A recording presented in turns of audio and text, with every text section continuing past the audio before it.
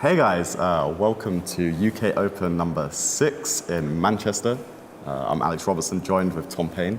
Hi, I'm really excited to be here. We've got a lot of players. This is a big UK tournament here. We've got around 400 players this morning.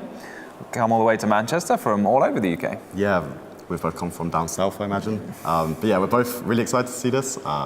We've got someone else joining us for commentary later in the day as well, a special guest. But yeah, I'm really excited for the tournament.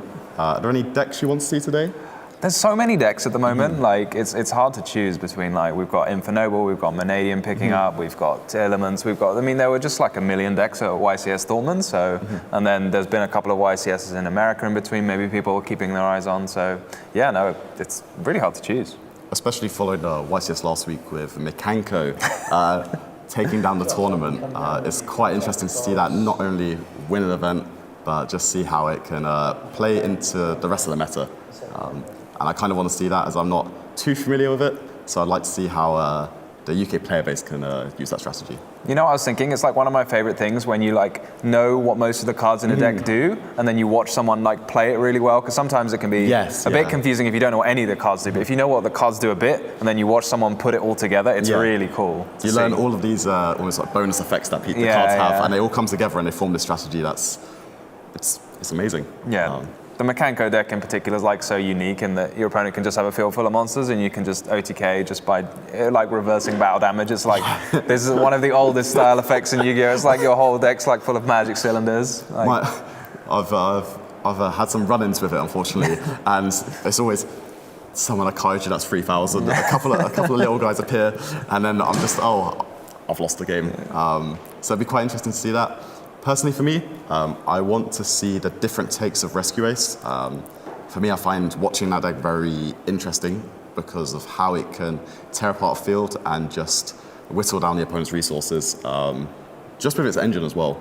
And then obviously, Turbulence sets 4 cards. And that's my favorite bit. It's the adrenaline rush. You like that bit? You're like, Turbulence. Turbulence set 4. That's all I want to see. I just want to see it set 4, the adrenaline rush. I want to, start activating them.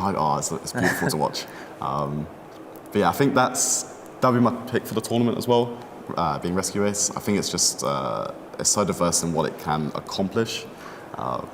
So for me, that's what I want to see take down the tournament, or what I'd expect to see take down tournaments. Yeah, I think that's a really solid pick. I like the way the deck, I think a lot of the main decks look very similar, but then what you can do with the extra deck with the main deck is really cool. Like you've just got a couple of monsters, you can summon an Ibli, you can summon some Firewall stuff, you can do basically anything. My favorite one is the Zold combo, especially just as it randomly tutors the new card SP Little Knight as a warrior monster to just climb into a Zold. And then it's really nice for resources. My favorite deck to watch, I think, is Telements, and I'm probably not alone in that. Like everyone loves it. Mill 5 again, and there's new ways to Mill 5 with Horus cards. Like you can do anything with Telements. You can achieve so much, and it starts off. You have those 5 cards, and then the second one card says, send the top 3 cards of your deck to the graveyard, send the top 5 cards of your deck to the graveyard. So many options open up, and it's just interesting to see what cards each player may put in their deck, be it the Shadows, be it the Destiny Hero cards. There's so many different cards they can use, and then again, similar to Rescue Ace, just tutor those extra cards out, and then create some kind of game plan from that. Yeah, I mean, it's also it's got some nostalgia for me, because some of everyone's favorite decks throughout throughout Yu-Gi-Oh! Are things like Malicious, things like Destiny Heroes, like Shadows. Things like Shadows, and you get to combine all of those even together. You get Beatrice, it's so cool. So that's why you can even summon Winder with it, just fusion summon. It's it's just absolutely wild what the deck can do. You can side deck Shadow fusion. If you want to play King of the Swamp, you can play King of the Swamp. Access I can't remember the name of it, the Dark World fusion monster. Oh Grapha. You can do so many interesting things. Got Grapha something Lord of something. But so yeah, we're just getting ready for our round 1 feature match. So we've decided to go with Danny Khan, who is the current UK national champion, the first Scottish UK national champion, as far as I'm aware. Nadir was very excited that it was the first, so I'm trusting him. When it happened, we were commentating, he was very, very excited. A little bit jealous myself. Couldn't quite get there when I made the finals, but I'm looking forward to see Danny play. And do we know what deck he's got? So we've got Danny's deck here, which is a Rescue Ace deck. Do you want to have a look at what the opponent's playing? So we've got someone of the name of Jack, who's also playing Rescue Ace. So we've got a Rescue Ace and Mirror match here, and we're going to see how that takes hold of the tournament. I think they're going to be very similar types of lists, so it'll be very much down to the technical play of the individuals here. So hopefully we can see why Danny was able to take down the tournament at Nationals. Yeah, no, I'm really excited to see, like, it's definitely a deck where it can go back and forth, because if you can push through that one turbulence, then all of a sudden the game's like flipped on its head. If the person going first, you'd think, oh, they've set 4, it's going to be great. But if you can push through a couple of interruptions and resolve your own turbulence, then all of a sudden, like... Yeah, I think, especially because of how the Rescue Ace deck plays, you've got cards like Heater in the extra deck, which in the mirror match, it's going to be so influential. You just get any of your engine cards, and then you can start making those pushes, you can get to the extra deck, maybe even resolve your turbulence. And as I said, when you resolve turbulence, it's an adrenaline rush, you're going to take the game, I think. So yeah. And what do you think of the new wanted cards? I think they're really... I think they're really strong. I would like to see if there are other strategies using them in this tournament. I know Rescue Ace obviously has quite a strong play with summoning the Hydrant, almost a focal point of the deck. So I think it's very good for this strategy. You did have a little bit of issues with not being able to see every single engine card. So I think these wanted cards, they really help unite the deck. Yeah, no, that was my thoughts exactly. Like, just having an extra, I don't even know how many extra ways this gives you to get to your Hydrant, but it's a lot, and it's also ways to do it without using your normal summon. Yes, exactly. And without, like, it's an extra way. A lot of times decks struggle sometimes if they have one really important card. So in this case for Rescue Ace, it was like the emergency. You have one really important card and your opponent has an Ash Blossom or one interruption for it, it can be really bad. But this just gives you extra ways to extend without using your normal summon, like just in addition to what you would do. Yep. So I think that's really important for any deck. I think it's very strong, especially just, as you said before, if that one emergency just was not able to resolve and get you into your plays, it can be really hurtful for your deck. And now you've got more ways to play through disruption, get to that Hydrant, get to that turbulence. I think it's very strong. I really like as well players taking the chance when you get a new card like Wanted. What's the one that summons from the deck? Yeah, it's Wanted Seeker. Seeker, okay. The people like, you can go on your Neuron app and search for all of the level 1 fire monsters and find, okay, which one do I want? I saw some people playing like Jet Synchron, some people playing the Infernoble Night monsters. Like, it's really cool to see, like, people, it really like tests your creativity. Yeah, it does, and I think that's a really, really cool part about the game. You have such a wide card pool. You have so many cards from like decades now. You can just summon like a level 1 fire monster from maybe 15 years ago that has a cool effect that will be able to take the event by storm maybe. Yeah, I used to love doing that whenever you got like a new card that you'd be looking for, like, right, so I need a monster with like this type, this attribute, this attack. I need a normal monster so I can summon it with unexpected die, all of this. I think that was my favorite bit of King of the Feral Swamp, King of the Feral Imp, sorry. Oh, okay. Where you could just add a reptile, right? Okay, There's so many different ones that you can try and choose throughout, especially when Danger Tsuchinoko came out. Oh, that's a reptile? I think it's a reptile. I never knew that. That's really cool. It does make sense. It's a snake, isn't it? Yeah. And obviously now with the new Battle in Boxer Dempsey, challenge yourself to include like any fire warrior. Yes, exactly. I think there's loads of really cool ways. We were talking about this before we got on today. But we're heading into round 1 now. Let's see who gets to go first in round 1. So we got Danny Khan versus Jack Hayes. So we're not sure who's going to be on the left or who's going to be on the right, but we'll see that in a moment. 40 versus 41. Oh, 41, that is a crime as far as I'm concerned. That is just not allowed. I think it's almost okay. He's playing a lot of cards to get to his Hydrant, that as Danny is. So hopefully he's able to see exactly what he wants to see. I've never entered a tournament with 41 cards really? in my deck. Never. What about never more than 41? No. It's got to be 40. It's got to be 40. As I said, if you've got some good cards in your deck, you want to draw them, you play 40. That's I believe Danny rolled an 8, and it looked as if he was going to go first. It looks like it. And here we see that wanted. In that quarter century rare even. Oh. So very good starter card. It's a quick play spell as well. Is it a quick play? I thought they were both normals, no, but so no. that one's a quick play, so you can play it in the draw phase. It's play around cards like Draw and Lockbird. That is a classic. I love yes. it.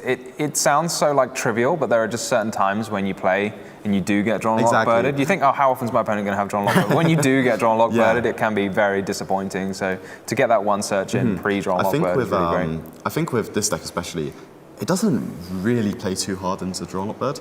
So having these cards, the wanted cards, they may add a little bit of play into it. But again, the quick play spell is so impactful.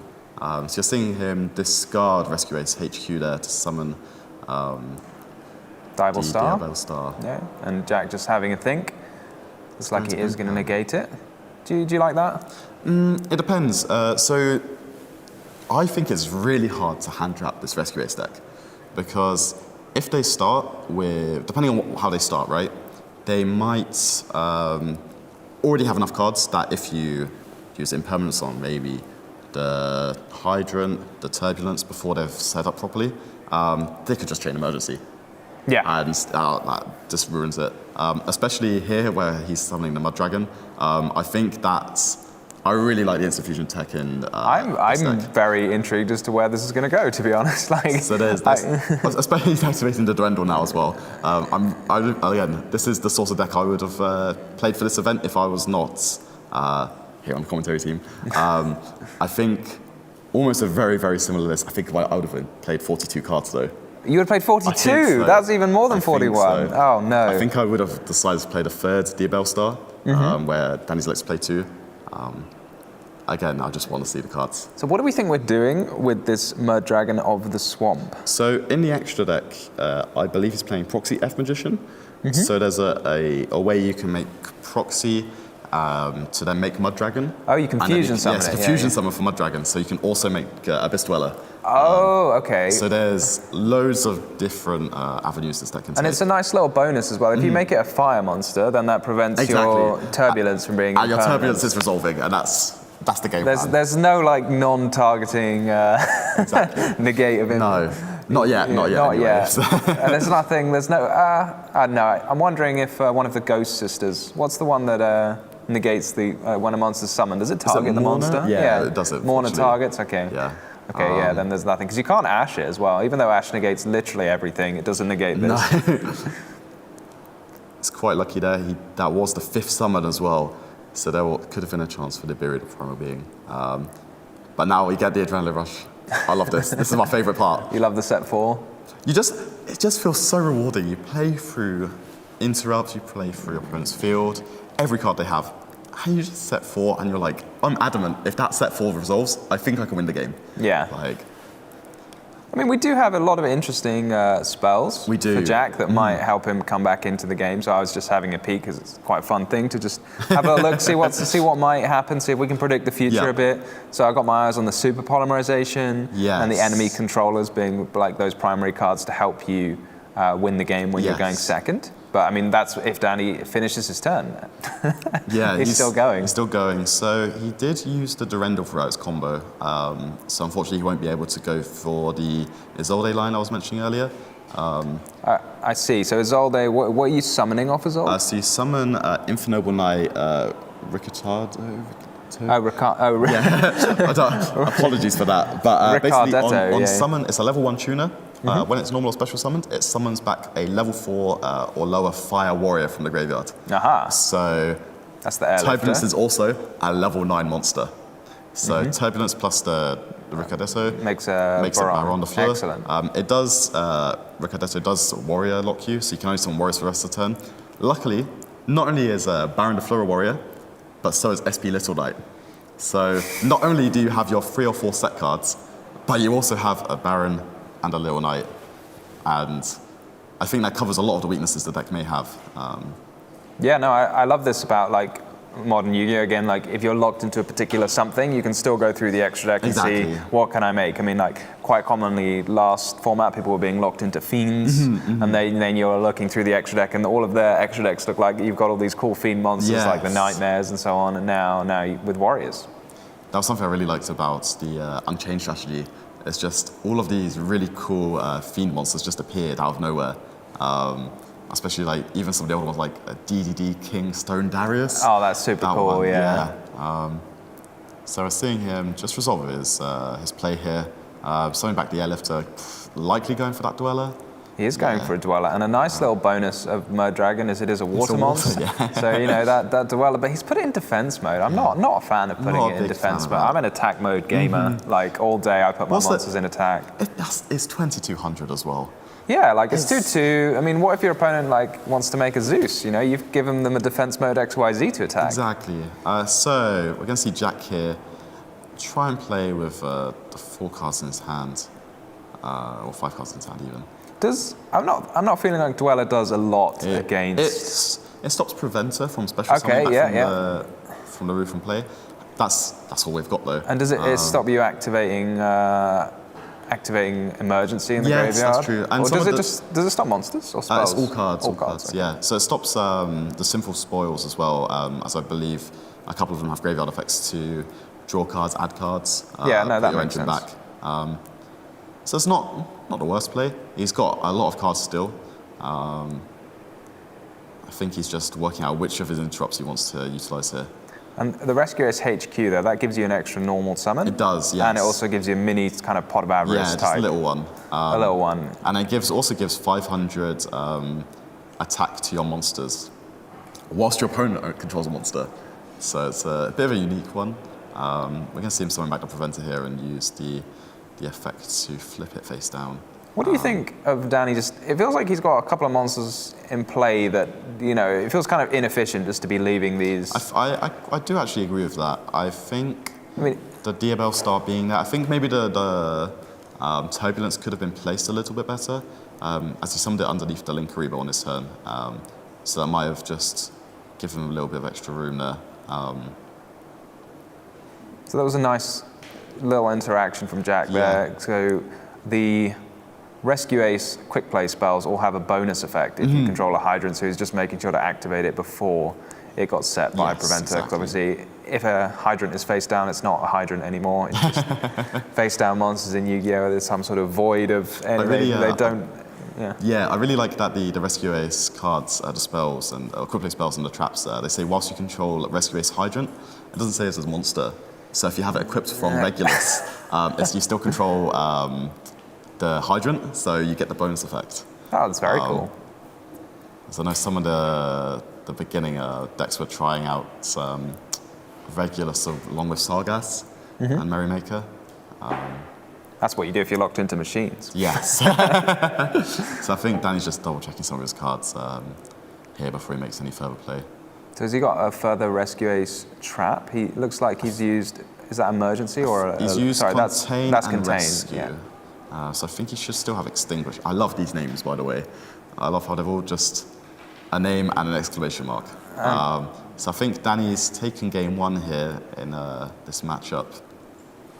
Yeah, I think a pretty solid game 1. Yeah, there's not much to say. Definitely has the advantage there of the dice roll. I think that's, you know, some games that's how it goes if you don't have those extra cards to help you push through. Because we mentioned the cards in Jack's deck that might be helpful when going second, like Enemy Controller and Super Polymerization. I think an Enemy Controller would have been very key there. I mean, an Enemy Controller to take the Turbulence and then that's really scary. And you force your opponent to deal with it. But not to be.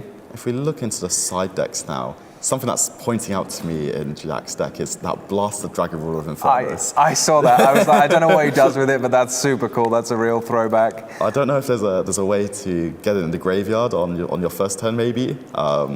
Who knows in his deck? There's so much you can do, but it might just be there to help go second. I really like seeing that. I mean, I wonder what the plan is. Who knows? But it looks like he's also citing Summon Limit, as well as Reinforce. So Reinforce is a very good card to help play into cards like Evenly Matched, as it lets you just reutilize some of your spells in the graveyard. This is a quick effect to remove itself from the graveyard to then set a Rescue spell. And then when you've got Hydrant, you can use them on the turn they're set. Oh, that's really cool. So another little interaction there. Yeah, Summon Limit is a card that I can see kind of picking up because it's one of those cards that if you're going first, it's basically useful against everything. Yes, You can just play. It's summon limit is a bit like anti-spell fragrance in that. I agree with that. You can play it in anything. You can play it against almost anything else. Just put it in your deck, and it's going to be annoying for your opponent. It depends to deal how with. worried you are about the high impact spell cards in the game as well. Maybe Jack has decided when he's playing the firewall cards to end on terahertz, right? Yeah. So it might be ending on terahertz. That's a spell trap negate. Yeah, because you can send Deceive Worm right to the graveyard, which negates a spell trap while you control a firewall of some sort. I think it's a link 4 or higher cyber. Okay, which terahertz counts. Yeah. So we're heading into game 2 now. I believe Jack will be starting. And this is once again an exact mirror match. And we can see there that Daddy's got 5 spell cards in hand. That's some good eyes you've got there. Yeah. In my head, if there's 5 spell cards, that's either really good for Daddy, or it's not quite good enough. Well, it means that Jack will be able to play through his entire turn however he wants. Sometimes, though, I don't know if you find this, you're like, if you're deep in the tank, you're thinking, right, I can play around this, I can play around this, I can play around this. You can sometimes get into your own head. Yeah, you go away from the dream combo that your deck's aiming for. Yeah, especially if you're playing against, Jack, he's on the feature match. First round, you might be a bit nervous, especially when you're playing against the current national champion. Easy to be a bit nervous there. But he looks pretty happy, I'd say. It seems like he knows what's he's doing his thing. Yeah. Something to prevent it early there. Just to avoid the hydrant from being targeted. I quite like that, actually. Yeah, because it can prevent us set your own cards? No, it's whilst there's another rescue ace on field. Oh, yeah, I see. So he's navigated around Infinite Impermanence there, Veiler. The only card I guess he has to respect somewhat is maybe an Ash Blossom and Joy Spring on an emergency. And are we afraid of Nibiru with the Rescuers deck? With how this line is being played out, I would be a little bit fearful. However, you resolve your Turbulence before 5 summons. That's the aim. Okay. And then, as I said, Turbulence, the game plan. Yeah, but we can't do a Turbulence before 5 summons now, right? Because we've summoned 4 times. Yeah, exactly. So we're going to see what Jack's going to go for here. He's having a look. He might have already opened the Turbulence as well. So, I mean, if not, then he can always get to it. He must have searched emergency off the airlifter. And that SP Little Knight. SP Little Knight, it's just one of the most unbelievable cards. Yes, because it's got it's such a powerful interruption, and you can also use it on your own turn in a situation like this, because if you were to get Nibiru, you can chain the SP Little Knight, and you won't get to resolve your Turbulence, but it's still a lot of pressure. It's still something you can get to keep the SP Little Knight and the Turbulence, which for a card that's already extremely powerful is just, you saw the Reinforce. I'm glad you knew what it did, because Danny definitely doesn't know. So I attended YCS Vancouver last month now, and I really wanted to play this Rescuers deck. And what sold me was this Reinforce, because it also gives your monster plus 1500 attack and defense. And for the first time you destroy a battle, it is not. And it's unaffected by some type of card effects, I believe, as well. So not only does it give yourself a wall, but it's also got this player against evenly matched. So set 5, that's quite strong there. How does it? So against evenly matched, you target your monster. So you before they've resolved evenly matched. So once they enter the battle phase, you'll activate your Reinforce, so it goes to the graveyard. Then once evenly matched is resolved, maybe you enter the main phase 2. Then you can reset you reset one of your spells, and then when you've got Hydrant there, it lets you activate it. That's very cool. So it's a little niche interaction. You can set something like Rescue. Ooh, Lightning Storm. That's quite impactful here. It's going to prompt Jack probably to chain every card he's got face down. So it's quite nice that you still get to... you still get a good amount of value, right? You can still get the Preventer out of the graveyard. You can still search a card from your deck. Oh, you can still use the Reinforce. The Reinforce. So you might want to hold the one of the spells potentially. Maybe he's going to reset the emergency or something off of it, just to give himself a little bit more value. Do you need a fire engine? Sorry, what, a hydrant even? No, Hydrant. I called him a fire engine. Oh, he did have the summon limit there. Oh, wow. So that would have been very strong if he was able to let it resolve. Danny's got to be very happy though with just the one card now. The number of negations he has to push through is just. So we know he's got the down. DFL star, and he's also now got an airlifter, or potentially even an impulse. Unfortunately, he did not draw the Mud Dragon there. That would have been phenomenal. The instant fusion. Can't draw the Mud Dragon. Yeah, instant fusion, sorry. Normal summon the Mud Dragon. That'd be really strong. I think in the Rescue Ace matchup as well, or like any Rescue Ace versus any deck, if they have a Mud Dragon on the field, it's actually very hard for you to interrupt them, just because almost all of your interrupts are targeting, and Mud Dragon prevents from anything, any kind of targeting. Yeah, I saw this because a lot of players were like hyping up the Pearly deck as an answer to the Rescue Ace, because you can use the field spell to prevent targeting as well. Yeah, again, another difficult match for that. However, again, Rescue Ace just has a lot of different tools in its arsenal to try and deal with that. So you were mentioning, Danny's hand, 5 spells. Yeah, you think it's very good now? Now it's improved. I did not see the reinforcement of the army. I think that will help Danny a lot here. What does the wanted spell or trap require you to have the Diebel Star in play? Do you think? It only sends a face-up monster, or face-up card even. Sorry. So yeah, if Danny doesn't have a face-up card, he can't send to summon the Hydrant from the deck. Okay, that's cool. Maybe you could have used the Little Knight instead, and then you can hold the Preventer for the next card. Because if he just normal summons a monster now, you can't Little Knight in response to a normal summon. But I think that's. You could also use Little Knight has to banish face-up monsters, right? Yes, yeah, only targets face-ups, unfortunately. Come on, Danny, put those further up. Doesn't he know he's on the feature match? And Infinite Impermanence, and I want to say that's the last got a lot of Turbulence. stars. That should be a Turbulence. You think it's a Turbulence? It looks like an ultra rare, so I don't think it's Preventer. Keen Eyes, I guess.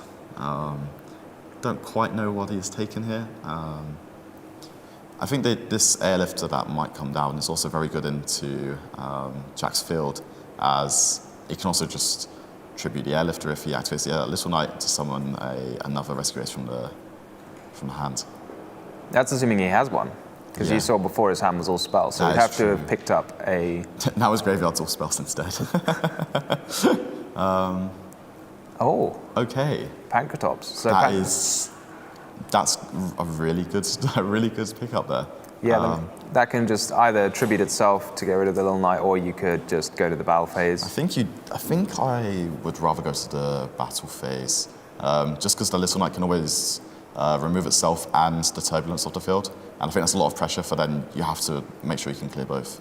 Yeah, and I don't think you're super worried about your battle phase this turn. Once you've used Pot of Prosperity, your opponent is going to be getting another turn at least. I mean, hopefully you will be able to make it so they don't do much with their next turn, but yeah, hopefully they do get one. They will get one. So we're going to see the airlifter come down. I think this is going to be Danny's just going to run away with the rest of the game now. He does still have the reinforce in Graveyard, Jack does, to maybe claw back a little bit of card advantage. Yeah, I'm wondering, does he need Hydrant to do anything with the reinforce or not? No, so the reinforce doesn't matter if Hydrant's on the field or not, but obviously you can't use whatever you But you then can't use the card. Exactly. Okay, so you get a bit of card advantage, but no way to interrupt Danny, and it looks like he's going to be able to do pretty much whatever he wants. Yeah, I think Danny's line will probably consist with making the Little Knight at some point to remove the Preventer, just so he doesn't get another card back from it. And then maybe using one of the traps this turn, set off with his Turbulence to deal with that, his opponent's Turbulence. So we'll just see how he navigates the rest of it.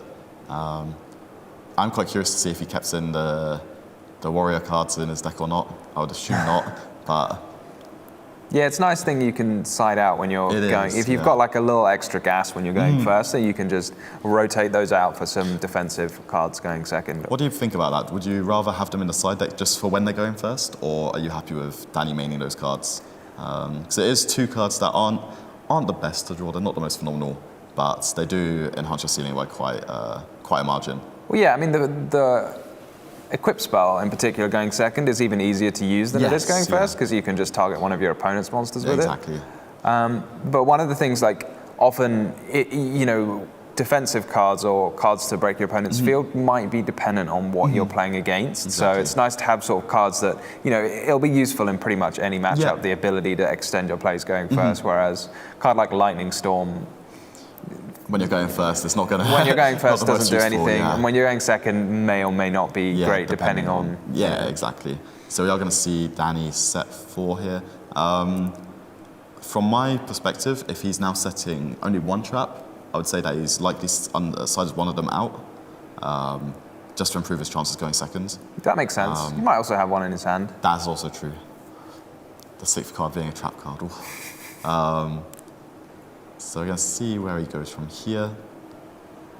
You're welcome to use one of the trap cards, right? Because you can just reset it with emergency. Exactly.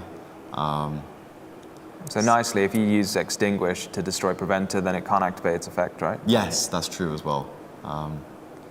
But it doesn't look like he's using Extinguish. That looks like, is that Alert? That looks like Alert. Okay. So there's, everyone knows Emergency, and then there's Alert and Rescue. Alert and Rescue, which I always get the wrong way around. So I always opened, I was trying to build my Rescue Ace deck. I could only pull Alerts. And at one point, I thought I had a Rescue, but I was lied to. I had like 4 Alerts. Oh, no. But we're going to see Danny pick up a card from his Alert here. Did you manage to find a friend who'd just pulled 4 copies of Rescue? I did find a friend that had pulled more Rescue than Alerts, so we were able to make it work in the end. But I'm going to see how he decides to finish off the rest of his turn here. Imagine a Pankratops not being tributed. Exactly. I've never seen this in my life. A Pankratops It's just going to be very strong as well. It's just going to stick around for the following turn. Yeah, because it is a quick effect to tribute and destroy a card. So, I think I would have liked to see Danny maybe use the Book of Moon's hype effect on that Preventer first, but I don't quite know what he's aiming for here. I mean, what do you want him to set? I think it just puts a little bit more pressure on that Turbulence, because it can't just go main phase 1. That's true, yeah. You have to commit to that flip. Because if you have to flip summon it, then your opponent can prevent her and put it face down again. Yeah. But it does make things easier to remove, right? Exactly. If they're face up sometimes. It just depends how Danny wants to navigate the rest of his turn. It looks like he's thinking about... He's thinking about what to target with the Little Knight, right? Yeah. And that's the Preventer gone. Yep. Quite like that. You got to remove Turbulence last, otherwise its effect would trigger. Exactly. Yeah. Oh, it does trigger here actually. Oh, does it? Yeah, because a card leaves his field. Just depends if he decides to trigger it or not here. Many options. Yeah. You could destroy one of Danny's 9 cards currently in play. Yeah, he's got a lot going for him. I think it's going to be very hard for Jack to claw back a victory here. Maybe this is the end phase if he's using Reinforce. Yeah, I'd say so. Getting the emergency here is quite nice. Gives you a way to play around effect negation on the Turbulence, assuming the Turbulence. I mean, the value of resolving Turbulence a second time is significantly lower than the value of resolving it first time, because you often don't have all of these one-off traps in your deck. Using the Pankratops in the emergency is quite nice there, as it just stops him or Jack being able to maybe summon a Preventer from deck, and then sends to graveyard and summon back one of his remove from play monsters.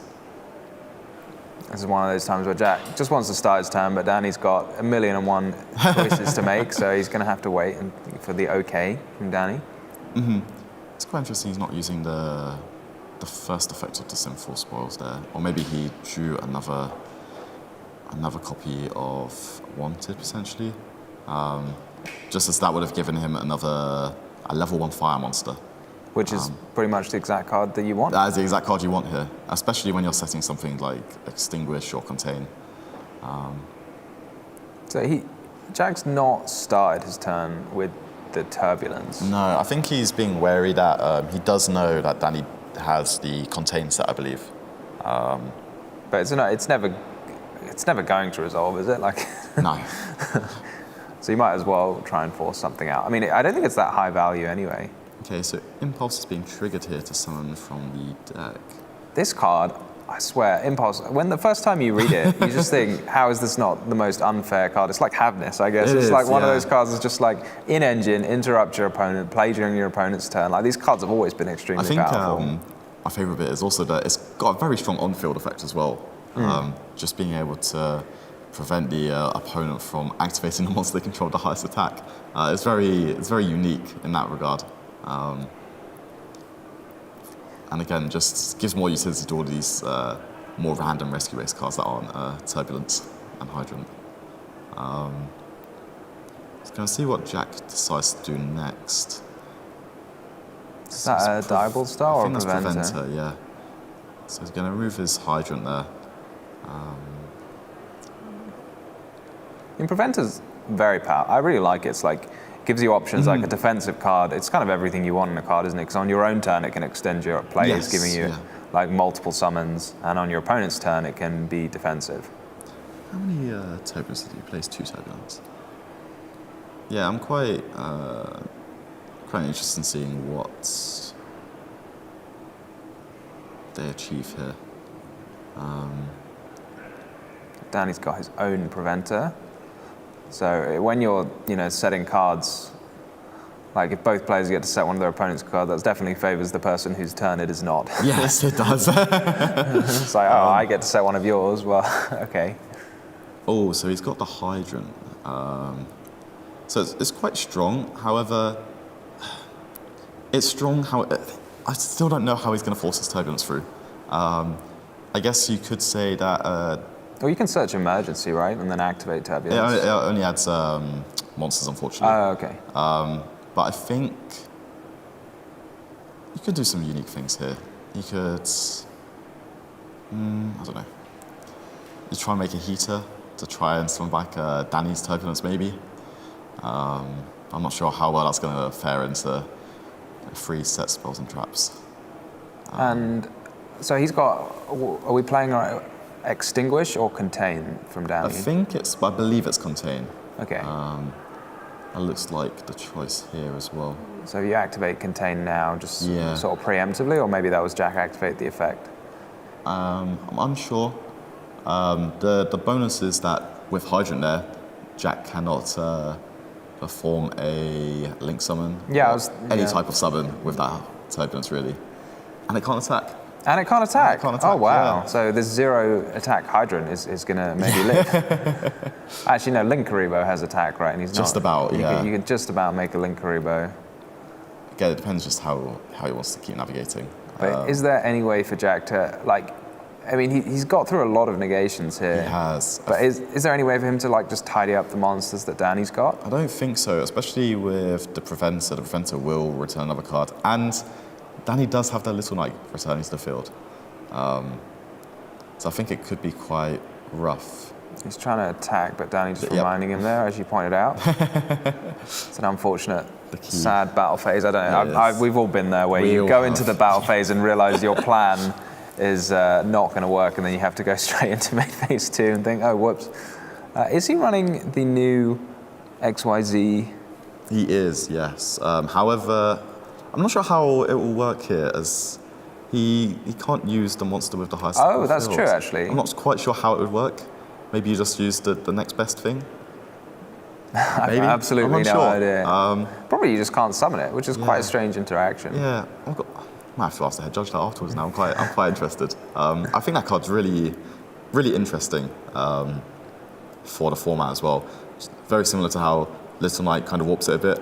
There's always that fear that maybe the more control style decks just summon the Typhon out, and it can be quite impactful. I mean, it's not Zeus. It's not quite Zeus. It's not quite Zeus. So I think your opponent bouncing one card you control to the hand feels a bit more fair. It does. Than Zeus, which is just when it resolves can completely change the outcome of a game, and it's a quick effect as well. I do quite like the bonus effects on it, where any monsters with 3,000 more attack cannot activate their effects. That's true. No turbulence is here. No turbulence. I find that quite interesting. So we can see Danny summoning the airlifter from Jack just chaining contain to the alert while it can still be targeted.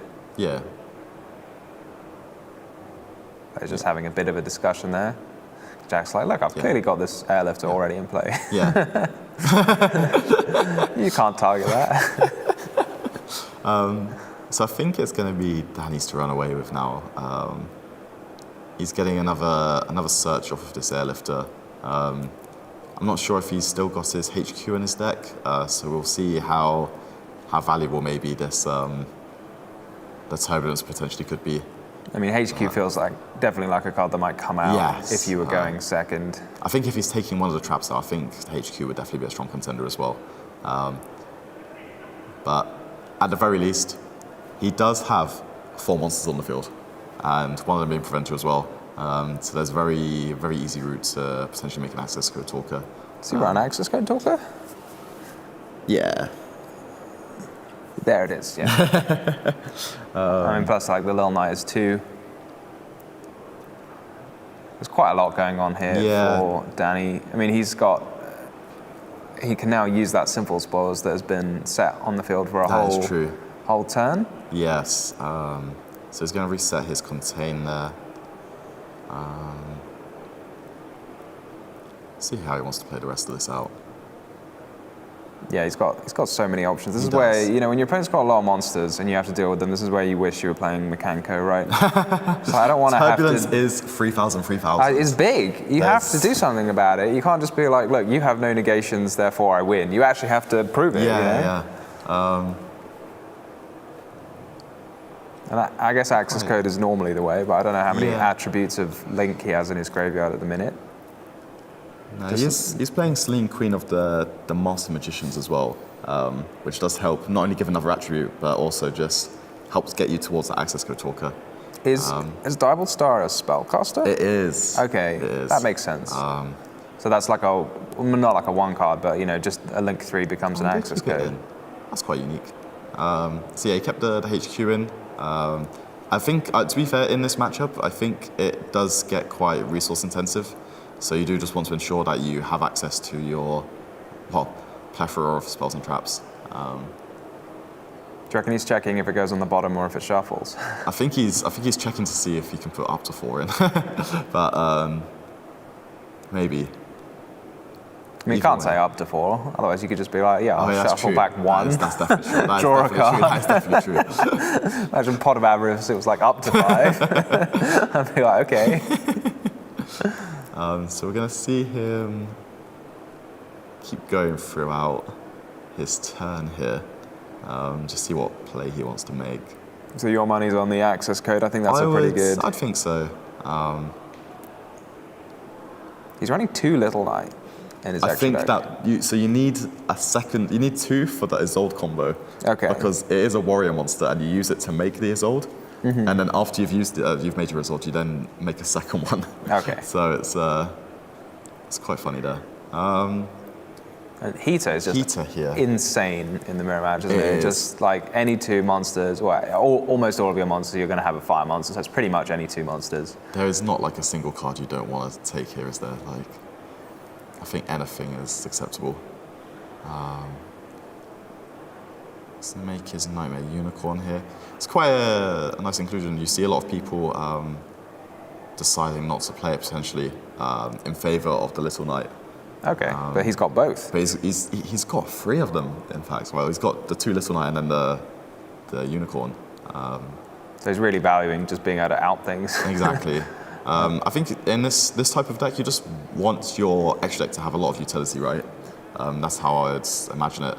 Because this is one of the few decks that doesn't have an extra deck that goes with it. Exactly. A lot of other decks, you know, they have their own specialized extra deck, which often gives you, you know, you're kind of locked into using those often. Like Pearly can't do that much outside of summoning Pearly cards. I mean, Tears kind of got its own extra deck, but it was so powerful that the best card got banned. But that's quite a unique extra deck as well, right? It's got so many different monsters it can summon. However, its focal point was around that Kit Colossus, the Rukalos, the Kaleido Heart. And here we just have the Hydrant, which is not really that useful when it's your only monster Now- defending units in attack mode. And now he's going for that turbulence as well. I kind of wish the Hydrant was summoned in attack position just so we could see it do 500 over the other Hydrant. But Yeah, let him know whose Hydrant is the boss. And there that we go. was So Danny's taking it down 2-0. It's a little bit time around as well. I think he played it quite well as well, navigating the matchup. He was in the situation that game where he didn't need to just try and force his turbulence through at the beginning. He could use all of his other resources to try and resolve it. And it wasn't even needed in the end. Yeah, I mean, that lightning storm we saw was like absolutely devastating. Yeah. So, I mean, I guess Jack might feel a little, because he has got the Firewall Dragon package in his extra deck. Yeah. So, which I'm guessing is in there specifically to prevent things like lightning storm and summon limit. So I'm wondering, he wasn't able to get there. what stopped him from making those. But either way, it works out in Danny's favour. Winning UK Nationals earlier in the year, maybe he becomes a UK Open champion as well. As we all know, that's the real crowning achievement. There's the national champion, but then there's the UK Open he's already won champion. one trophy. Might as well get another. But yeah, we'll be right back with an interview with Danny in a minute. So we'll talk to you guys then.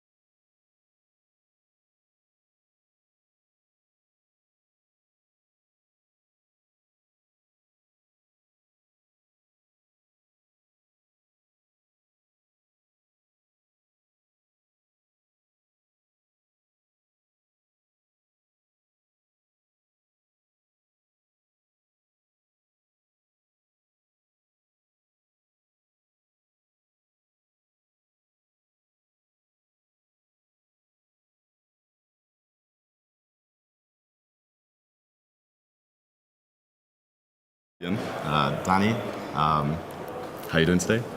So far, so good. So you won round one in a mirror match as well. Yeah. How does that make you feel? Was it a good start to your day? Yeah, it was a good start. Won the die roll, that always helps. Didn't know what he was playing. So my field was a bit not standard. You opened the Durendal, Yeah. so you couldn't go for the line. I was quite hoping you'd go for it, but obviously couldn't quite make it. No. You opened Instant Fusion as well. I think that is one of the best tech options you can make in the Rescue Ace deck. Just having access to Mud Dragon, and it just invalidates so many cards, going first and going second. Is there anything you want to talk about the games? I don't think there was anything too spectacular. The Lightning Storm game 2. Yeah, a bit sacky, but it's what it's there for. It's what it's there for. Yeah, I saw he had a summon limit as well, so I was like, glad that was lucky. Glad that went away. And I think game 1, you kind of just set up.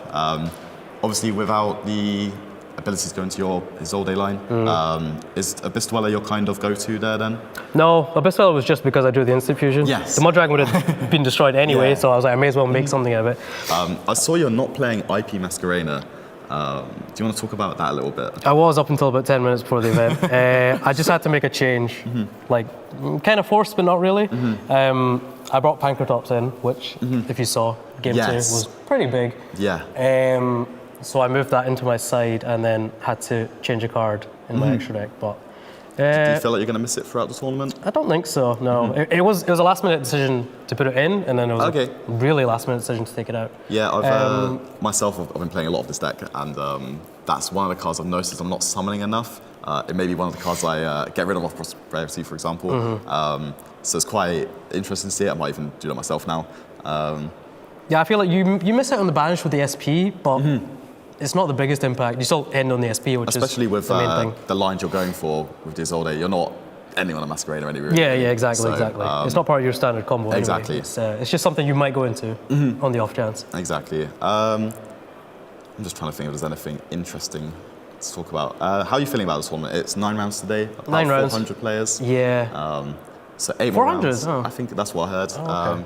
Roughly around that. So yeah, 8 more rounds. You feel confident in your deck? Yeah, matchup dependent. Is there anything you're quite nervous to play against? Pearly, I think. You think Pearly? Yeah, I don't know how represented it'll be, but I didn't really respect it in my side deck much. I think the IP is also quite important for the Pearly matchup as well, right? Yeah, it can be. Yeah. So we'll see how that plays out for you. Yeah, I was just kind of hoping that a lot of people would be on this deck and other things like maybe Unchained and Tier, those kind of decks. Yes, so I respected those more. I'm expecting those more anyway. Yep. So hopefully I avoid the Pearly players. Yeah, well, 8 more rounds to go. Are you confident you can win the tournament? We will see. We will see. Be more confident. You're going to win. I'm confident, but confidence isn't everything. You need a bit of luck as well. Yeah, I agree with that. But yeah, that's it for our round 1. We'll be back with round 2 shortly. Well done.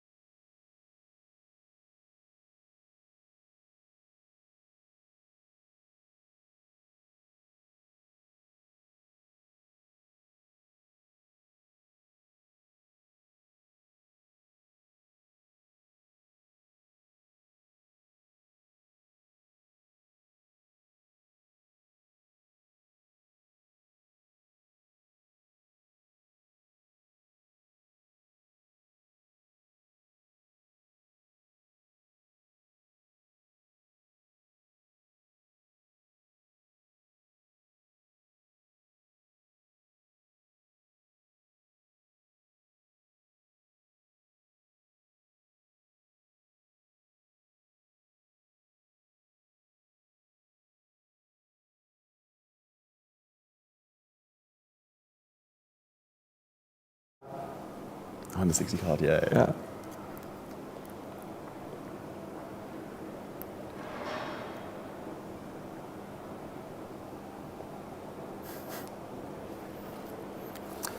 Hey guys, we're back for round 2. I'm joined with European champion 2022, Marcus Patel.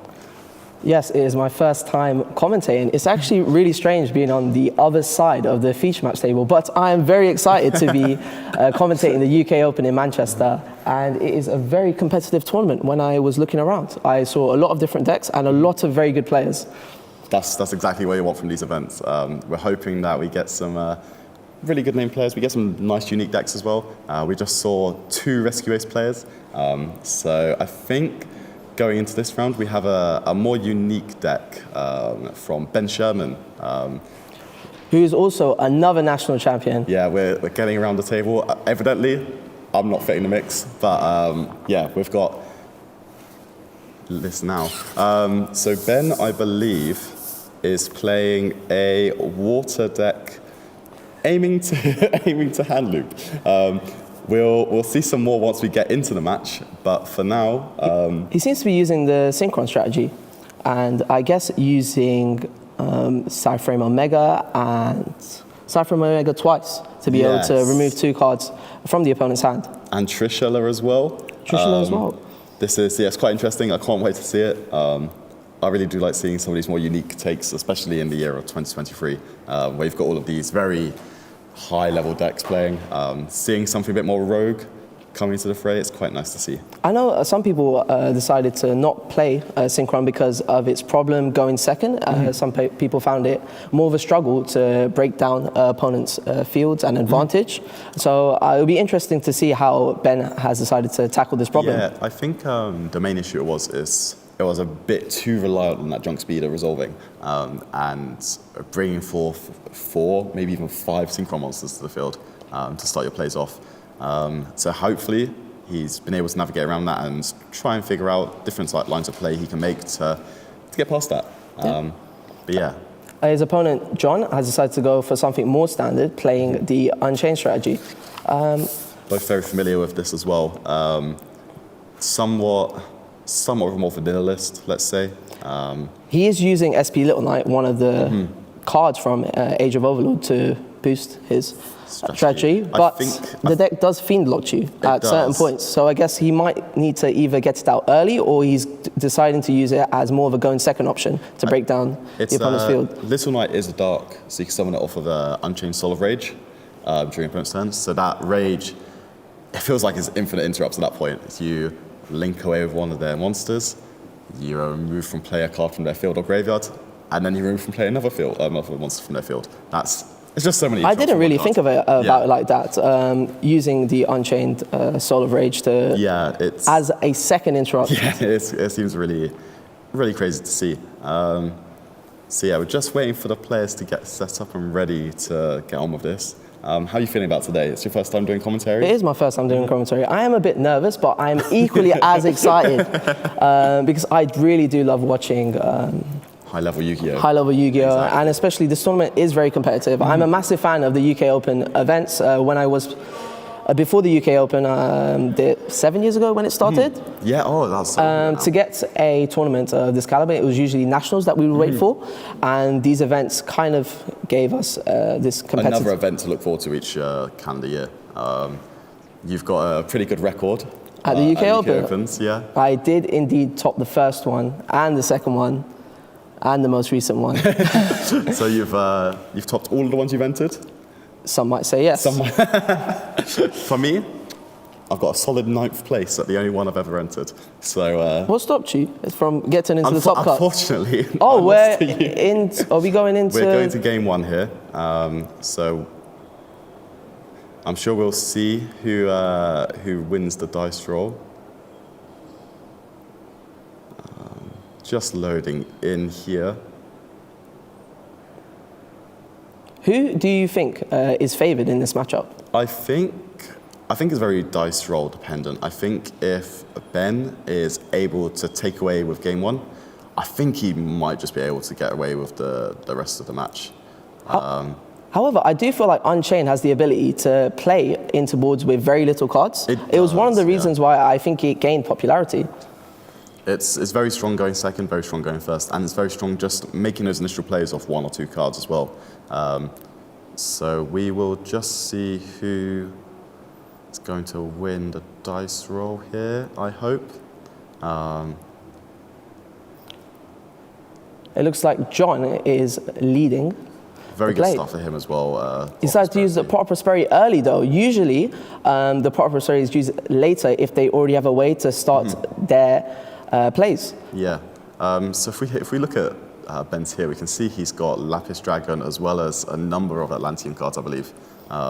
That's really interesting. Which I don't think is the best start for him. So we'll see how the Unchained player is able to navigate their turn. What kind of end field would you want to see from them? Definitely the DDD King or Wave Hiking Caesar, Rage, a Trap, I guess. It's a very good start. Yeah.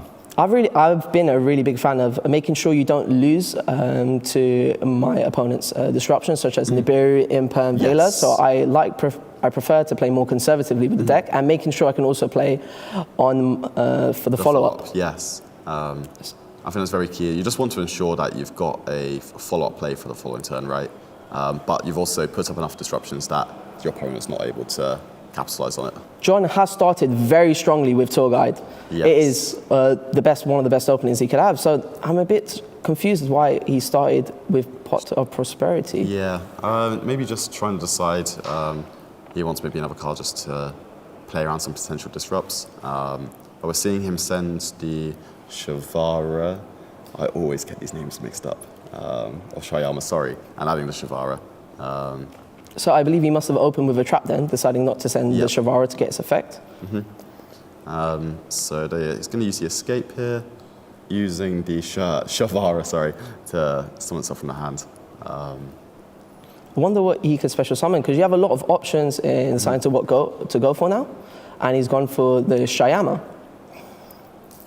So Sarama. So Sarama here is going to have the ability to set back one of the Unchained cards from the graveyard, and then on resolution destroy another card he controls. So we're going to see just how he wants to keep navigating. I am very, very, very interested to see just how Ben is able to navigate the rest of his turn.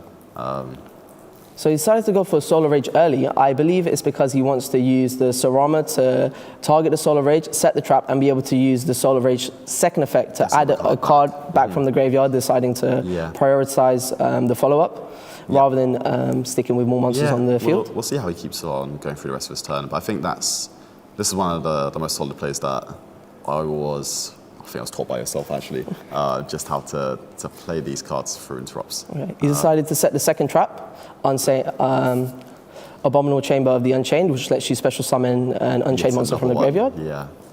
So he's destroying it with the, what's it called again? The Aruha, to summon another Unchained monster from the deck.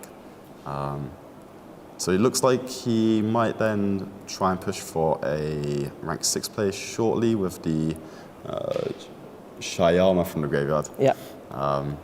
I believe the level 6 needs to be on the field. Yeah. Just thinking through the rest of his plays. Has he decided to go for a rank 3 play? Oh, it's really interesting. Okay, he wants to make the Machina X turn 1.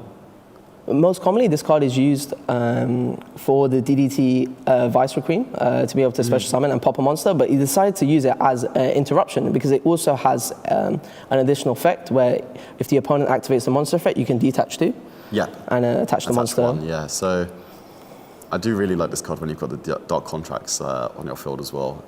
It just feels very free somewhat.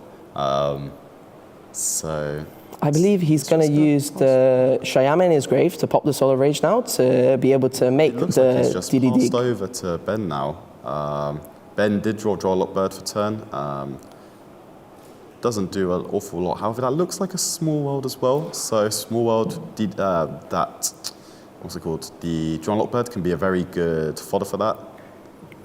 I'm a massive fan of Small World because it gives you more flexibility on how you want to build your deck. I'm a very big fan of it. You can remove some of the cards you can't use in your hand to be able to search for one of your starters while also getting a field breaker.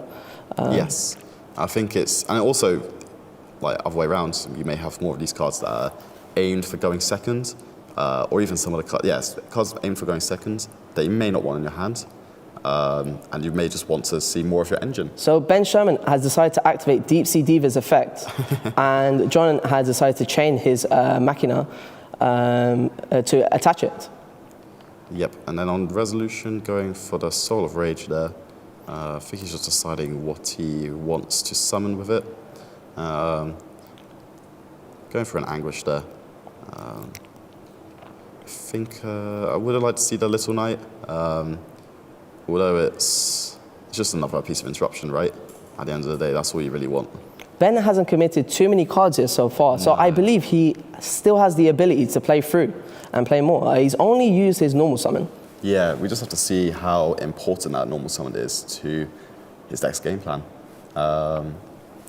But I believe he is thinking through his options with Small World, thinking through what card he has to reveal in his hand and what card to banish to make sure he has the right links. Yep. So we're going to see what Ben's next action is. Small World here, feeling very, very strong. It's going to Lapis Dragon. So that's a Water Sea Serpent level 5. Look at me go. We'll see what's next. So I noticed Ben has Veiler and Droll in hand, but he didn't need to use any of these hand traps to stop John playing. I think... Did he have a Veiler as well? Oh. I think he might have drawn it for turn. He decided to add the Assault Synchron, which can give him the ability to special summon from his hand, but I believe while it is in the monster zone, it locks you into only special summoning Synchro monsters from the extra deck. Yeah. Yep, so we're going to see what's happening next, and if he's got another way to extend. Assault Synchron being summoned here. I think he loses 800 life points, I believe. Yes. I guess Ben's next plan would be to try and special summon a non-tuner from his hand to then access his... So I believe that is Stardust Synchron. And on summon, I believe it adds... I can never remember the name of the card. I think it's Stardust Illumination, judging by his list. So he's going to start working towards his overall game plan. So the Stardust Illumination lets you send one Stardust monster from your deck to the graveyard, or if you control a Stardust monster or a Synchro monster dimension, you can special summon it instead. Yep. So I think he sends Stardust Trail from the deck to the graveyard. I think that gives further extension. As you can see, he's already had access to 2 Synchrons, so I'm not sure how powerful the Drunk Speeder would be. It looks like he has just passed back to John, who's going to just start by linking away.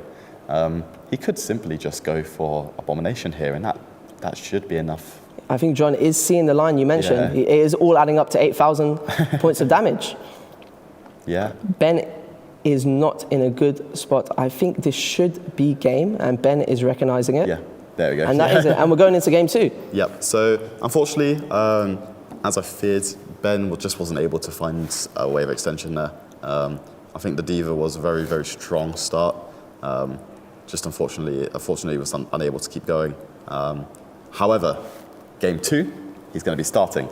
And when he starts, I'm hoping that he can run away with the game. It is a very powerful deck going first. Yes. And now I can imagine post-side, he can then remove the cards that he uses for going second and be able to boost his going first strategy even more. But we really saw the problem with the Synchro deck going second of how sometimes it is relying on the normal summon. Yes, yeah. And if the normal summon does get interrupted, you do struggle to get monsters on the board to keep playing. If you see in his side deck, the first thing that jumps out to me is there's a Mermail Abyss Megalo. That is a blast from the past. It is. Came out, what, 2012? Yes. So that's I want to say 11-year-olds. That's crazy to see it. Yes, another deck right now. I don't know if that's a going first or a going second card. I'm quite intrigued. I kind of want to know now. He is playing Atlantean Dragoons and Neptibus. Maybe it's to trigger these water cards in your hand if you do draw too many and you're unable to activate their effects. Yes, yeah. You can see he might side in the thrusts as well, potentially. I think that gives some more value if Ben's that gets maybe Nibiru, the Primal Beings. Just as I think if that card resolves, it might become a little bit harder for him to work. Also siding in the third cross-out designator and more copies of talents as well. So hopefully we'll see those cards going into game 2, and hopefully Ben will just be able to start getting on with his strategy. One thing that is amazing with this Synchro deck, I believe it can still play on the Droll and Lockbird, which is usually the go-to to try and stop the combo decks. I think so too, because Junk Speeder is a really amazing card. So Ben has just started. Thinking through, has he opened a way to play it? We can see a lot of... is that a Prosperity? I'm trying to figure out what the first card in his hand is. It's tuning. Okay, that's a very That good should start. be enough, I believe, to get him to Junk there, Synchron. I mean, not Junk Speeder. So I think his hand is Droll, Imperm, Cool by the Grave. Cool by the Grave, and Moon and Glacier. So we're going to see... Oh, he's also playing Moon and Glacier, so I guess that's where he's That trying helps, another to 2 cards there. discard more cards away from Yeah. John's hand. Yep. So does tuning it sends on resolution? Yes, Right? after its effect, he So we'll should... see what it's a cross out. His hand is okay. very good. Yeah. Considering he has the Cool by the Grave, he can kind of... So yeah, we'll see if John's got anything there. Is he going to normal? Oh, set the Droll and Lockbird. Okay, to activate Stardust Synchron's effect, it's a special summon. Yep. And he has drawn the that's Stardust Trail. Stardust Trail as well, yes. Now he has the cards to be able to go into his Synchro plays. Yes. So we're going to see where he decides to go on from here. So he's going for Excel. I can't remember his name. Excel Synchro Stardust Dragon. And the Stardust Trail, I believe, gets him a Stardust token when it is used as a Synchro material monster. Illumination. So Illumination is now going to be activated, met with an Ash Blossom. But Ben did have the Cool by the Grave to stop it. So he's summoning out a second Stardust Synchron. Now he can go into the Junk Speeder and is be that able level to 1 play token? for his combo, because the token was level 1. Okay, so he has now... There's a lot here. There's a lot that can happen. And now, given that John has activated the Ash Blossom, he already has less cards in hand, making it even easier for Ben Sherman's discard hand strategy to resolve. So I'm quite interested to see where he goes from here. So he's got 3 tuners. I believe Stardust Synchron's a non-tuner as well, correct? 3 very powerful Synchron monsters that have, each of them have additional effects in the graveyard. So, This is a card I haven't seen before. I remember this card, but I do not remember it. I think it is part of the Deep Sea archetype. Yep, so it's Deep Sea Prima Donna. Once per turn, you can target one of your opponent's banished cards, add to your hand, or special summon 1 level 4 or lower water from your deck, and if you do, add that target to This the is hand. really amazing with the Call by the Grave, because Yeah, that works really well with the Call by Grave, actually, doesn't it? And he has sent the Atlantean Dragoons, another blast from the Yes. past, and it was a very dominant card when Mermails was popular. Yep. Because it has a very powerful effect of being able to search for 1 Water Sea Serpent, I believe, from your deck to your hand when it is sent to the graveyard to activate a water effect. Yep, and then he's working alongside Deep Sea Minstrel there as well, to then, once again, look at John's hand, see what potential threats there are there. I know this is very strong if he starts with maybe the Deep Sea Diva play, and then, yeah, it removes him from play till the end phase, and now the Dragoons will also trigger. Like to see what he will add here. You also noticed that Ben did have a Moon and Glacier in hand. So, Yes. I'm sure he's going to pay close attention to his graveyard to make sure he has exactly 5 water monsters to be able to special summon it. So we're going to see how he keeps navigating throughout the rest of his turn. There's a lot of different angles he can potentially go to. There's a lot of powerful Synchro monsters he can special summon too. That is true. I guess he's used Excel Synchron's effect to special summon the Stardust and immediately afterwards Synchro summon with it. Yes. So we're going to see just quite where he goes now. So he could use the Neptibus, the Jet Synchron, and starts to make maybe a Baron de Fleur if he's playing it. I think he's just trying to decide quite where he's going. So the Water Synchro monster, Deep Sea Prima Donna, is a tuner monster. Oh, okay, that's cool. So a lot is happening here. So the Assault Synchron's going to reborn. Because the Excel Synchro was tributed, you can use it to special summon a dragon, I believe? Yeah, I believe it's a dragon. And then the Prima Donna, is then returning the banished card to the deck. And... So what we did notice, he did have an Cypher Omega in hand. So I believe he plans to activate its effect to then randomly banish one card from John's hand. Yep. So yeah, they're going to continue removing from play cards. We'll see if he then continues to special summon these Omegas, maybe with a Bestial Dispatter. Exactly. Summon it back. That has been the strategy that we've most commonly seen. Yep. Okay, I guess there is some technical difficulties with the stream. So here we are, UK Open 2. We're seeing Ben's strategy. He's now actually getting to play his game. He's getting to play the game plan he's aiming for. I would say it's fair to assume he's going to be able to run away with the rest of this. Yeah, it's very tough for John to play with such little cards in hand. And I think Ben also has perfect knowledge of John's hand because he used one of the Atlantean monsters. Are they Atlanteans? It's Deep Sea Minstrel. Deep Sea monsters, so he gets exactly. to have a look and see quite what's there. I think it's quite interesting he decided not to take maybe the evenly matched, as I think if that's the last card that John has, I think it's quite hard for Ben to then remain in the game. It feels very much like he's just aiming to remove from play the cards and then attack for game the next turn. I think Ben's gone for the option to try and remove the cards that allow John to play instead. Okay. So I guess he doesn't mind if John can clear his board, but John can clear Ben's board, but if John can't play, then Ben will be able to... Yeah, that might be true. So yeah, we'll have to see how that continues to play out throughout this game in a minute. For game 3, I think it does then become favoured for John as, well, he's going first. Yes. As we saw game 1, unfortunately Ben was just struggling to find the correct cards he quite needed just to take away, or to continue playing really. And with John's deck, especially if he might not be fearing all of these, maybe these potential hand traps, these disruptions from Ben, assuming it's quite a combo-oriented deck, he should just be able to generate the field he wants. And I think even just ending on the DD Wave Hiking Caesar might just be enough. He decided not to opt for it game 1. Maybe it might change. Now he's seen is against a synchro deck. It might change, and he might go for the rank 6. But Unchained can put many forms of interruption on the board, especially as we saw with Abominable Shaman of Unchained, being able to reborn the Solar Rage if it ever... It's lots of different layers to it, right? Exactly. It's not all just monster effects on the field. It's monster effects, some in the hand, some traps, some in the grave. It's really quite an interesting deck in that respect, and it's one I quite enjoy playing just because it's that multi-layered. That's one of the things I would look for in a Yu-Gi-Oh deck.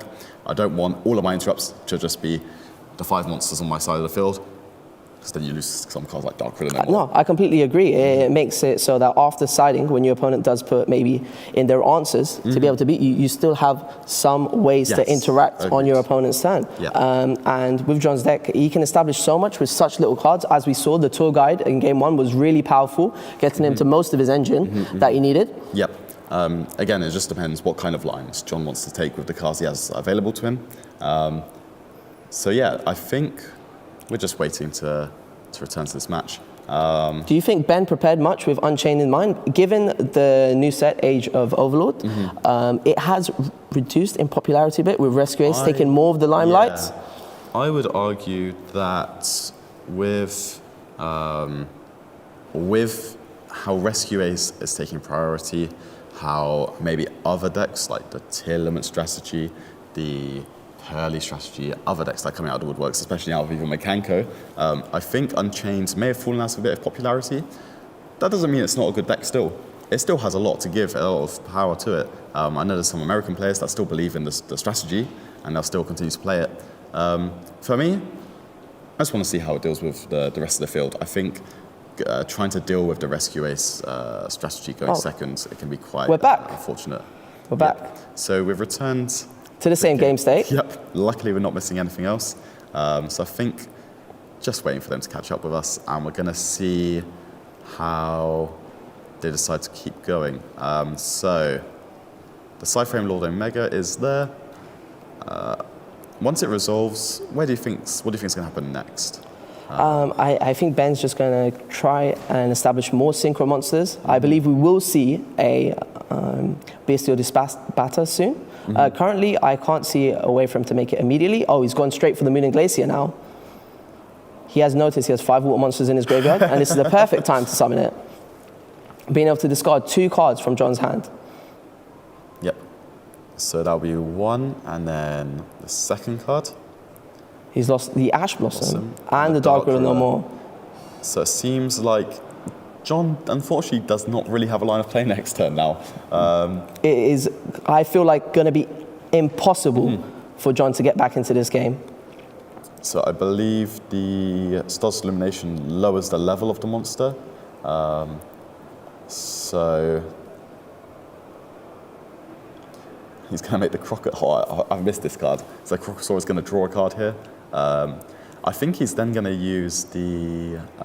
it lets you draw to the number of that use to synchro summon it. So I think that's going to target the Crocosaur and maybe summon a Trishula. Another level 6 synchro. Now... Yeah, so that's going to... Yeah, but it just looks like he's losing all the cards. It is, in fact, a water synchron deck. He is leveraging the water monsters to be able to discard more cards from John's hand. And now the Omega. Is he going to actually hold the Omega for John's main phase? I'm unsure. It depends if he wants to return a card to his own graveyard here. The card in the graveyard is Revolution Synchron. That can also bring itself back. And then you can turn that and the Crocosaur into a level 10 as well. Most There's likely, the Jet Synchron as well. I completely forgot about Jet. Yeah, most likely he would summon Bestial Disbatter, but he also has the ability to summon Baron de Fleur. And I think Baron de Fleur is just as good. I think so. I would agree with that. Given John has such little cards, he's used Trishula instead. Okay. Again, the Bestial Disbatter could actually just bring back either the Omega or even just the Jet Synchron here. Yeah, in fact, he has now gone for the Cypherem Omega effect here, and then I believe he's going to special summon the Omega and hold it for John's main phase. Yes, I believe that.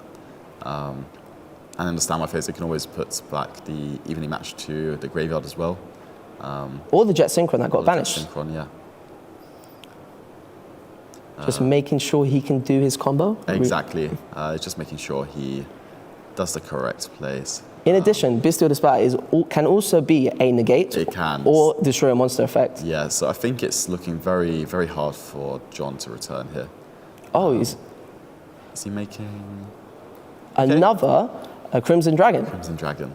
And Crimson Dragon's effect is actually a quick effect to summon from the extra deck. And I might argue Trishula here is amazing, being able to summon Trishula here on John's turn. Yeah, and John packs it up for game 3. Yep. So we're going to head into game 3 and see just how Ben is able to navigate going second. I'm quite interested to see just how his deck works, potentially post-side with more optimal, let's say, card choices for this matchup. But as we discussed, Unchained is a very resilient deck. It is a very resilient deck. So we're going to see just how John decides again, what kind of board does he want to make? Does he want the Wave King? Does he want Rage? Does he want maybe even the Machina X? So we'll see how he decides to develop his field and yeah, just kind of what route he wants to take. Looking at their side decks, do you think John would put the Drownlock Birds in? I'm not sure. Potentially, given what's there. He's seen Small World as well. So Small World for say, like any of the Stardust monsters or anything, it does hinder Ben's play quite significantly, I'd say. He also saw the tuning. He did see the tuning as well. So I think it's not terrible. I'm not sure if it's the best chance. I think I would put the Nibiru, the Primal Being, going first. might be a little bit unconventional, but I think given the nature of both, not only Ben's deck, but also John's deck, you get a lot of advantage, especially even if the Caesar leaves the field or something else, you can then add more cards for follow-up. And I think you just want that extra safety net, right? Exactly. I'm a very big fan of Nibiru going first because it is so difficult to ask your opponent to remove all your interruptions, and to be able to do that under 5 summons, sometimes you don't have the luxury to be able to choose how you want to play your turn. And even if they say they prepare for the Nibiru, there's just a chance they're not able to then deal with other interrupts you have. And I think that's one of the highlights of that card. To deal with Unchained, I am a massive fan of using like the Bestials or cards that are able to take my opponent's monsters. Currently, Ben does not have any Bestials in his side deck, which makes it more difficult. The reason why I'm a big fan of Bestials is because you can banish a dark in the graveyard, such as Soul of Rage, and something like Druiswim can use this effect when it's sent from the field to the graveyard to deal with the DDD High King Caesar. So essentially, you get a 2-for-1 trade. I agree. But he does have the Frost and talents. So you can also steal the DDD King High King Caesar and negate the Soul of Rage. He does have a lot of cards just to try and push through going second. Going into game 3 now. Most likely seems John has elected to start. And we can see maybe a not so strong hand. Actually, I can see the DDD Dark Contract. Dark Contract to trap, Droll and Ash Blossom as well, I believe. I thought that was a tall guide as well then. I was like, ooh. So if John is able to play, he has a lot of cards to back up his field. Yeah, from what I could see, Ben did have a Nibiru in his hand, as well as a Triple Tactics talent, which those are both very, very strong and phenomenal cards. So we're most likely going to see the DDD Machina again, and this is what it is most commonly used for, to be able to turn the DDD Vice King Requiem into the XYZ, and Machina has an additional effect where you can shuffle back a Dark Contract from the field or the graveyard to destroy a card. It gains this effect because when it is overlaid on top of DDD Vice King Requiem, the XYZ monster on top gets that effect. Oh, he decided not to opt for it and destroy his trap card, but instead he's going to try and link away with the Fiendish Rhino. Yep. I think that's fine here. Escape is a really good interruption going second as well. Being able to destroy one card on the field, and as we saw, interacting with a normal summon, it has been pretty effective so far. I think John getting a little bit confused here, but he's going to resolve his Fiendish Rhino Warrior and his Yama. See what he decides to summon off of the Yama. Most commonly, you send the Shavara to the graveyard to be able to set an additional trap, but last time we saw him send the Shayama. So we'll see how it goes. Yeah, I want to see just how he decides to navigate it. So he sends the Shayama again? Yep. And as the Shavara? So I think this time, we'll see how this respects the Nibiru here. I think it's going to be a little bit harder on him in game 1. So he's going to destroy the trap card, summon Shavara out. Using Escape to special summon again. Usually the way Unchained plays through Nibiru is that they try to hold something like a Shayama Engrave to be able to destroy, and then use a Yama's Graveyard effect when something is destroyed to special summon a Fiend monster from the graveyard, and this way it gives you the option to keep playing if you do get a Nibiru. Yep, so we're going to see just how he keeps on going here.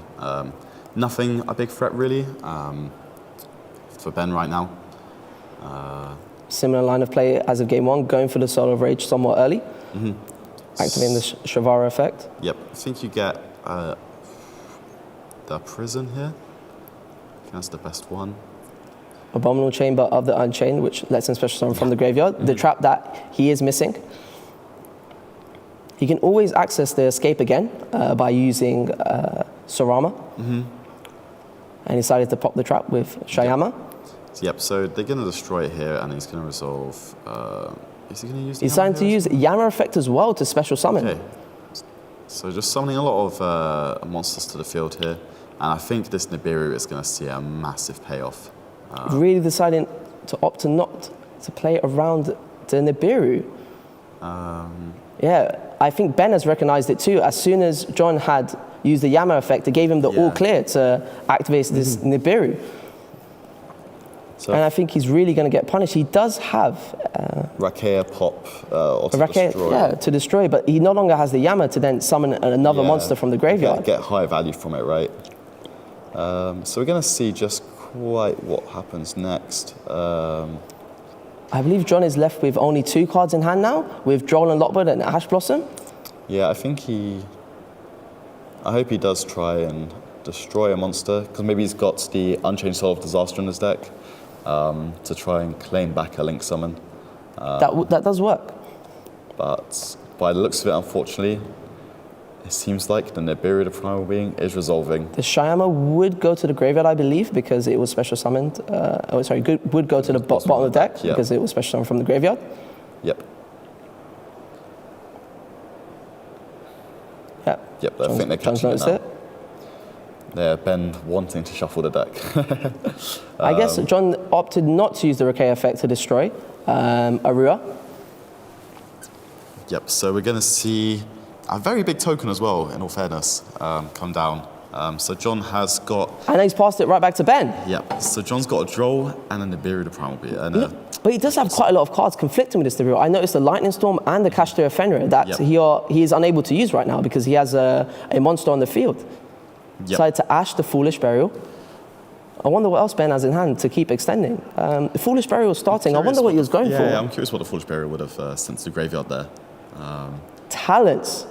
He might opt to draw. Oh, Steel, is this going to be game? The token is very big. I would like to say over 8,000, and that is the game. That's amazing. With only 2 cards, he was able to end the game. He decided to not show how the Synchron deck can play going second, but instead use the token he special summoned to John's field to attack for game. That's beautiful, I can't lie. Just seeing the token being taken and switched to attack position. I think John must have been slightly frustrated with how he played that. Yes. So we'll speak to Ben afterwards just to get his thoughts on his overall opinion on his deck as well. Former UK national champion Ben Sherman as well. Again. So yeah, we'll see how it goes. Good luck to Ben throughout the rest of his tournament as well. Hopefully he can get some more games that go like that. Yeah, I would love to see the Water Synchro deck progress deeper. I'm sure it will catch many people off guard. 100%. If I was playing that match, I definitely feel like I would have caught a little bit off guard, especially just with how it plays. The Deep Sea package, very, very strong in my opinion. Just being able to get Minstrel, get all of these additional cards that look at the opponent's hand before you actually commit a lot to your play. As well as Moon Glacier. Yeah, it's something very different. I'm sure if you've played with this deck before, you would be a bit unfamiliar on how to actually interact with it because he has additional powerful cards such as the Deep Sea Diva, Atlantean Dragoons to make sure you can keep on playing. As well as then just reaching that junk speed at the final hurdle before you get into your real play. So yeah, we're going to take a little break just as we wait for Ben, and then hopefully we've got a post-match interview.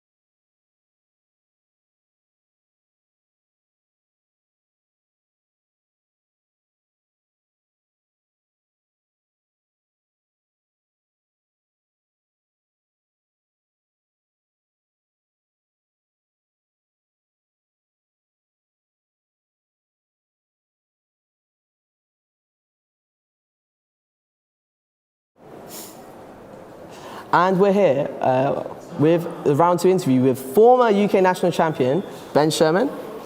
I'm joined alongside former UK national champion, Marcus Patel. We have quite a lot of them on stream so far. But how did you feel going into Unchained after losing the die roll? Because I thought it was very tough for this deck to try and beat the board. It can be game 1 because you don't have as much going second stuff. You've got a couple of hand traps here and there, and you just got to sort of play through stuff. But he ended on Caesar with like a bunch of materials, so it's kind of hard. Sorry, not Caesar, Mac and X with a bunch of materials. It's kind of hard. I'll play through a bit, see what happens, and then gives me a gauge of how he's going to play as well for the following games.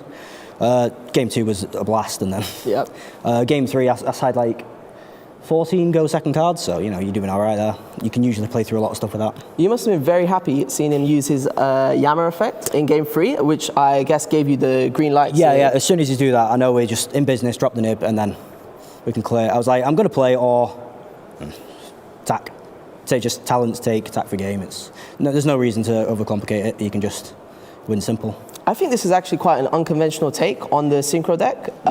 What made you go for the water monsters? So a friend of mine had figured out a combo using Deep Sea Diva and Assault Synchron, where you hand loop for 6 cards using Crimson Dragon in their draw phase. And I refused to play it unless I can do a combo off 1 card. I managed to figure out a way using just Deep Sea Diva, but it uses 3 Goyo Defenders, so that's why there's 3 Goyo Defender in the list. Yeah, I can imagine if you decide to not play hand traps into your deck, you're very vulnerable to losing all your hands. That's why we have the cross-out designators, call buys, that sort of thing as well. And it can play through a bunch of hand traps. As you've seen with the Deep Sea Minstrel, it actually look at your opponent's hand. So that allows you to rip things like Nibiru's or spare Veilers they've got. It's quite strong, quite robust in that sense. How do you feel going into the tournament? I feel hilarious. I'm just there to have a good time and make people have a bad time. Oh, that's great. Well, best of luck in the later rounds. Hopefully see you maybe in the finals. That'd be nice, yeah. Yeah, that's Cool, cool. easy. Yeah, I didn't get to do so normal Diva on its own, loops 4, ends on Barry.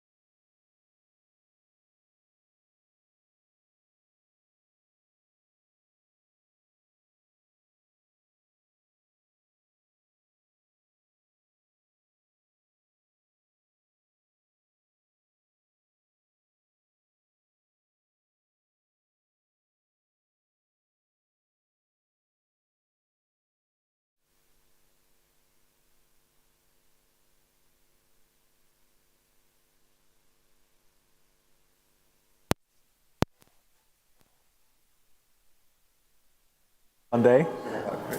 So we've got here a very fun matchup. So between the rounds, while Marcus and Alex were commentating, I was scouting the top tables. Well, top tables doesn't mean too much in the first rounds, but I was having a good look, and we've managed to find a Sky Striker deck, which Marcus is very fond of. I've heard, It is one of my favorite decks. It is the deck I did indeed win the UK National Championship with, and I really do love all the cards and the whole mechanics of all of them. The spell cards, the Link Monsters, Array.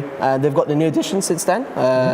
They've got Rose and Zeke. And I think they also gained Azalea in the Battles of Legend pack, which is a very powerful card. So you've been keeping up with all the new Sky Striker cards? Somewhat. I feel like SP Little Knight, obviously all the decks are running it, but it feels like a tailor-made Sky Striker card. Just such a great way of using two monsters to annoy your opponent. Curtis has decided not to go for the SP Little Knight, which might be a bit different. Controversial.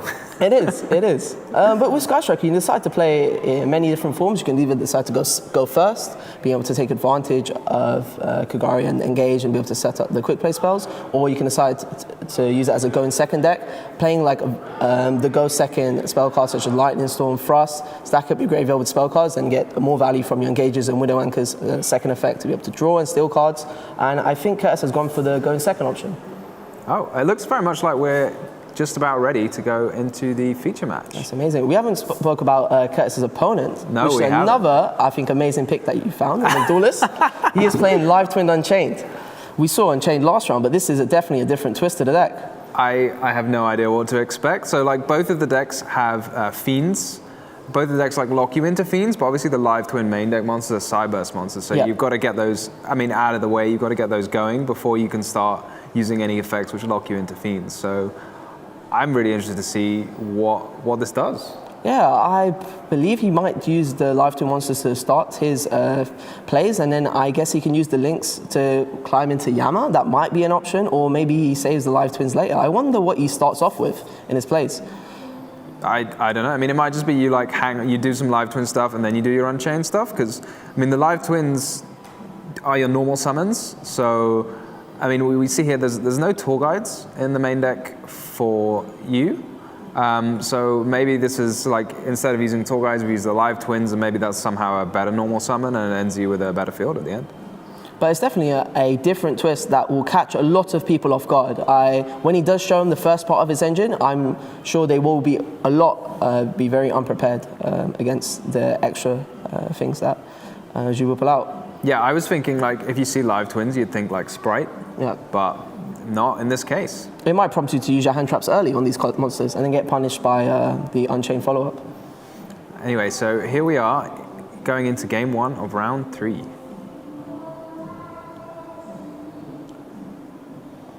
And we see the players. I don't know if they've rolled the dice yet to see who's going to go first. But this is interesting. One of the funny things about, as you mentioned, Curtis probably angling to go second, given he's maining those Lightning Storms and Ragekis. If you want to go second, you kind of want to lose the dice roll, which is kind of a weird mechanic. Very true. Because you don't want to let your opponent know that you want to go first or second. But it's also very tough when your opponent does ask you to start, because you don't know if they're trying to OTK you or if they're trying to crack your board. So you don't know if you're going to be still in the game for turn 3, so do you decide to keep some of your resources in anticipation, or do you decide to put everything out there to make sure your board can't get cracked? He decided to start. He's been lucky enough to start with a Live Twin engine. Yeah, it's kind of terrifying, to be honest, when your opponent lets you go first, isn't it? It's what's the plan? Interesting. Did the Imperm come down on the Kisa kill? Yes. Rather than the normal summon? Yes, I can't remember what it started with. It looked like a normal summoned, Lilla? So I'm a bit confused why you wouldn't just Imperm the Lilla, but now we're going to see the surprise factor from Zhu. Zhu was unable to pop an Unchained Spell or Trap card. If he did have an Unchained Spell or Trap, he would have been able to advance even more. He's turning now the Unchained Link and Shavara into Yama, because the Unchained Link is also a Fiend. Yeah, that's really interesting. Because if the Imperm had just come down on the first Live Twin monster, that would have prevented this line from happening. But I mean, as you said before, like who's expecting the fact that it's a fiend to be relevant? Like probably you'd be more worried that your opponent's going to use like a Sprite starter or something and make a gigantic rather than some of the Shavara make a Yama. But now this is pretty much just like full Unchained combo from here, isn't it? And she has everything he needs. He's really selling his Live Twin deck given his sleeves. You would think when he starts with the Live Twin monsters, given his sleeves, you would think his whole deck is Evil Twins. Yeah, I'm always like I have respect for players when they like turn up and they're like, I'm gonna have the sleeves of my deck. I'm like, is this a bluff? Is this not? And they're just not. No, I love this deck. And the playmat too. Yeah. You're just like, why would you tell your opponent what you're playing? It's simple. Like I love it. I'm here.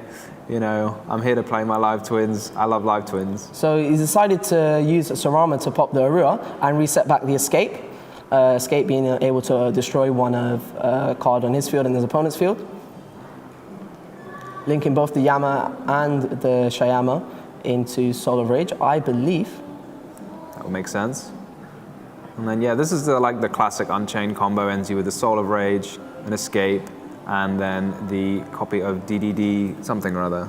DDD High King Caesar, yeah. There we go. So, you knew that one. So as we saw in game 2, you have the option to pop in the Link monster instead, and this way you are able to use Soul of Rage effect Engrave to add back the Shavara, which lets you play around anything that will try to target the High King Caesar. So I know if your opponent is able to steal the High King Caesar, it actually prevents the Soul of Rage from triggering. And especially other cards, like if he is able to pop one of his back rows, High King Caesar is actually very good into the Unchained board. Yeah, it's quite a dynamic sort of board of interruptions, isn't it? You've got the High King Caesar, you got the one pop with Escape, and then the Soul of Rage can come back. So it gives you interruptions in quite a kind of layered way. I don't know if any of them really like affect the Sky Striker deck all that much, like because the Sky Striker deck just wants to activate spells really, and nothing negates spells. I feel like Curtis's deck is somewhat built to beat this end board. He is playing Raigeki and Lightning Storm, and we are seeing the Raigeki here played just now.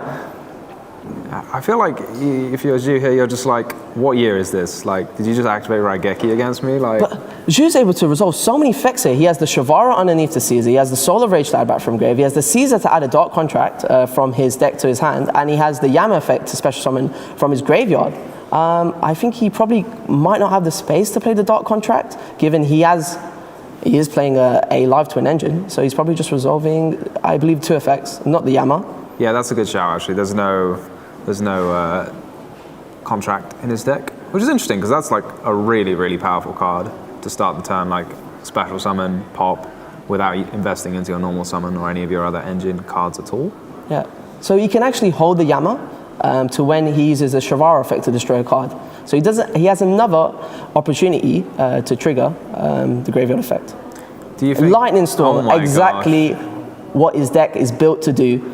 Clear the opponent's board and then get the benefit of the additional effects of the Sky Striker spell cards, which give you more card advantage and more interruption when you have 3 or more spells in the graveyard. But as you know, the Unchained deck, even their spells and traps being destroyed will trigger their effect. So yes, so it's not the hugest deal for Shu. I mean, it's not great, obviously, but like, it's not the end of the world. Like normally you'd think Lightning Storm, 3 back row, this is absolutely awful. But he's going to get to summon 2 monsters and trigger the Yama if he wants to.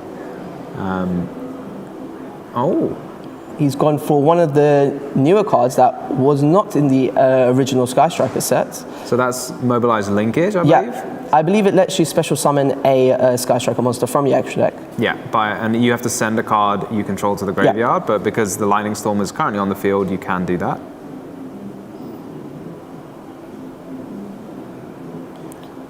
Has he? I think he's also decided to chain the Shavara to destroy one of the back row, to be able to special summon from hand, and now he's going to use both the traps effects. I think this is a really good opportunity to summon Rakia, and he's also used the Yama. Yeah, the Sky Striker monsters now without Ray in the graveyard, a bit more fragile than they would normally be.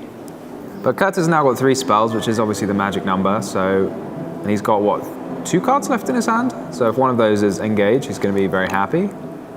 This Soul of Rage also being able to go to SP Little Knight might make it more of a trouble for Curtis to break through into this board. Yeah, I'm really interested to see what the last two cards are for Curtis. Like, pretty clutch. I think I can see one of them is Ash, but maybe that's my eyes. It might be a Rose as well. Had a light background. Yeah. Even after playing the Regeki and Lightning Storm, the field that Zhu has is still powerful. It's really funny. Like, you wouldn't think this was a field where your opponent had just activated a card to destroy all your monsters and then a card to destroy all your spells and traps. I mean, given this, do you agree? Like, maybe he should have done it the other way around. Activating the Lightning Storm first and the Regeki, I think, yeah, that makes more sense to me as well. But the issue with activating the Lightning Storm first, then the Regeki, he would then keep the Sharara trap, because the Sharara would go to the graveyard later, and then he would get to reset the trap, but he would not be able to activate the trap. Yeah. That's what I was thinking. Like, it's not super important. Maybe Curtis feels more confident playing into the monsters, because we have cards like Afterburners, Widow Anchor that are able to steal Zhu's monsters, so maybe he's happy. We see Zhu also have the Ash Blossom as well on the engage. I think this is a very tough spot for Curtis now.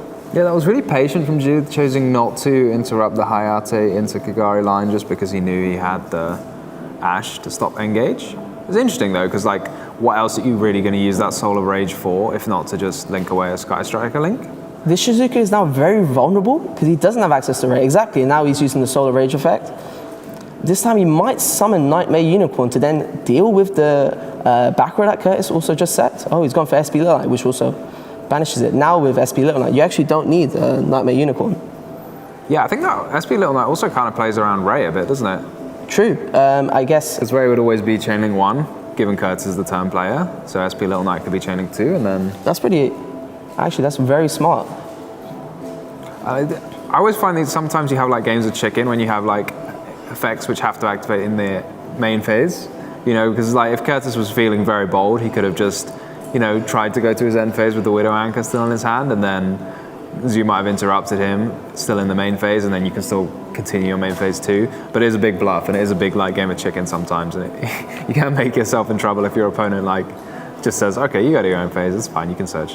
Yeah, sometimes you always need this extra time to think and figure out the sequencing of just not only your cards, but also your opponent's cards as well.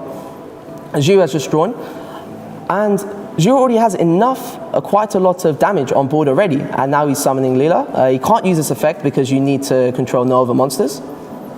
He can't link summon either, right? Because the arrows of Little Knight are just left and right. Yes. But has he got 8,000 almost? Little Knight's 16, I want to say. Yes, and Arua's 13. Arua's 13, so that's 8,000. Unless we're playing around calls. No, he's missing, I believe, 1,000. Oh, no, Lila is 500. So he's missing around 600, I want to say. Is Shivara 2,000? Yeah, Shivara is 2,000. I thought it was 2,400 for some reason, all right. So if Zhu is able to get 600 more points of damage, I don't think Curtis has anything to stop him from not losing his life points. He has no back row, he has no monsters, and I don't believe he has anything in hand that could prevent him. Yeah, I think we're just going to see a simple link up into one of the evil twins, and then that can summon the other one from the graveyard. Yeah, exactly. And then that should be enough damage, unless Zhu's not played anything weird like, any Pot of Prosperity or something, so... That is the benefit of the live twin cards, is that when you have an established graveyard, you can then you only need one name to be able to climb up into Kisakyo and Lila. And yeah, as we're seeing, he's summoned Trouble Sunny, and he has enough damage on board, with Trouble Sunny's attack being 3,000. And that's it, and we're going straight into game 2. So like, Curtis there, what did you think of that game? Because I feel like if you're the Sky Striker player, and these are the powerful cards you've included, Raigeki and Lightning Storm, to help you win games going second, and it didn't really feel like they achieved very much. They didn't. Zhu was able to gain back the card advantage she had lost, essentially, from getting Raigeki and Lightning Storm, because the cards replaced themselves. So yeah, I mean, that's like one of the things in like modern Yu-Gi-Oh! Like, so many cards are just going to replace themselves. Even spells and traps nowadays, which is kind of not something you expect. Like, often if you have a bunch of traps and they get destroyed, they're just kind of gone. But even now, the Unchained spells and traps, they get free monsters. So, I mean, maybe it wasn't like a super ideal hand for Curtis, but I mean, I guess you let your opponent go first and do all of the things they want to do. So that's the kind of field you're going to be facing a lot. I can imagine Curtis would feel more confident going up against something like Rescue Ace, where they put loads of, where they set loads of spell and trap cards. Maybe they are able to establish one Omni negate such as Baron or Firewall Terrors that we've seen recently, and Regeki be able to force through one negate, and then the Lightning Storm just comes through, trading with 5 cards, and they have a very weak board that allows, that allows your Sky Striker monsters to. Yeah, that makes a lot of sense. So I'm just having a look at the side decks too. What do you think of the side deck for Curtis? I'm seeing there can be only one, which, given the Unchained deck, is primarily a Fiend-based deck. I mean, there's a couple of Cyburst monsters in the main deck, but I don't think they're going to do much without linking up into Fiends, so that seems like a prime candidate coming in. With the deck can only be one, Curtis might opt to go first if he believes the card is strong enough to help him secure the win. As we saw, going second wasn't that amazing for him. He even saw the cards he needed, but it still weren't enough to beat through the field that Zhu had. The Bestials, I noticed that he does side, I think are very good into Zhu. Mainly Druid Swarm. Druid Swarm is probably the best one because it can trade for one of the darks in the graveyard while also dealing with, let's say, the High King Caesar on the field. I love there's one copy of Anti-Spell Fragrance in the side deck for Zhu, which could be like a complete blowout if he draws it. But He has a Dice Food? That is very uncommon. I don't even know what that does. Do you have to roll a dice and destroy one of your opponent's spells or traps or something? Is that? There's a couple of cards like that. There's a card called Dice Try. Do you know what that does? It's like a counter spell, and you like flip it and you roll a dice, and if you get the right number, you negate it. That's that card. All that imaginary Yu-Gi-Oh. Yeah, it's not a good card. And so I guess Zhu has decided is going first. Curtis has opted to let him start again. I think there can be only one is like very reasonable deciding even going second against Unchained. I don't know what you think about that. I wonder what Curtis is thinking in his second attempt to try and break Zhu's board. He's had the same opening where he started with. He's done the same thing again, where he's let his opponent get to resolve the effect of the side. I'm kind of intrigued by this because I feel like giving your opponent a Fiend, like we saw what happened last time, that you can just use that Fiend as a link material, whereas using a Cyburst as a link material is a lot harder. Yeah, and now we're seeing a similar game stat as we saw in game 1. Zhu establishing 2 Fiend monsters on the field. This Ash, I don't think does enough because he has quite a lot of resources already, and the Abomination Prism helping Zhu extend it even more. Yeah, I think that would have been pretty hard to play through if just, if you didn't have anything else, but with the Abomination's Prison now, he's going to be able to set another trap probably, and then go ahead and search maybe a Shavara from the deck after link summoning Yama. But I believe so too. It's when you have a lot of engine, sometimes it's actually the best thing to see if your opponent's using like these trading cards in their hand, like Ash and Impermanence, because that way your engine, like you can just, if you got excess engine and it effectively just takes cards out of your opponent's hand, you're really happy with that because you're still going to end with the field that you wanted. Whereas if, Curtis had something, and this is just the way the hands line up, right? If he had something like evenly matched Lightning Storm, whatever, that can trade with a lot of cards, whereas Ash and Imperm here have just traded 1 for 1, but Zhu's still going to be able to accrue quite a lot of advantage anyway. Yeah, going into Curtis' turn, Zhu only has to try and beat the 4 cards he will have in hand, which is, I don't think it will be enough to what he's going to establish. Do you think Zhu will remember Kissico Frost this time? I don't think he had a. Did he not have a chance so to you have trigger it? So for Kissico Frost's effect, I believe you need to have an evil twin monster on the field. Oh, and he didn't do that last time. It was linked off. It was linked off. Gotcha. I'm just saying that because I always forget it. Like every time. No, it's very easy to forget. You're concentrating on other things.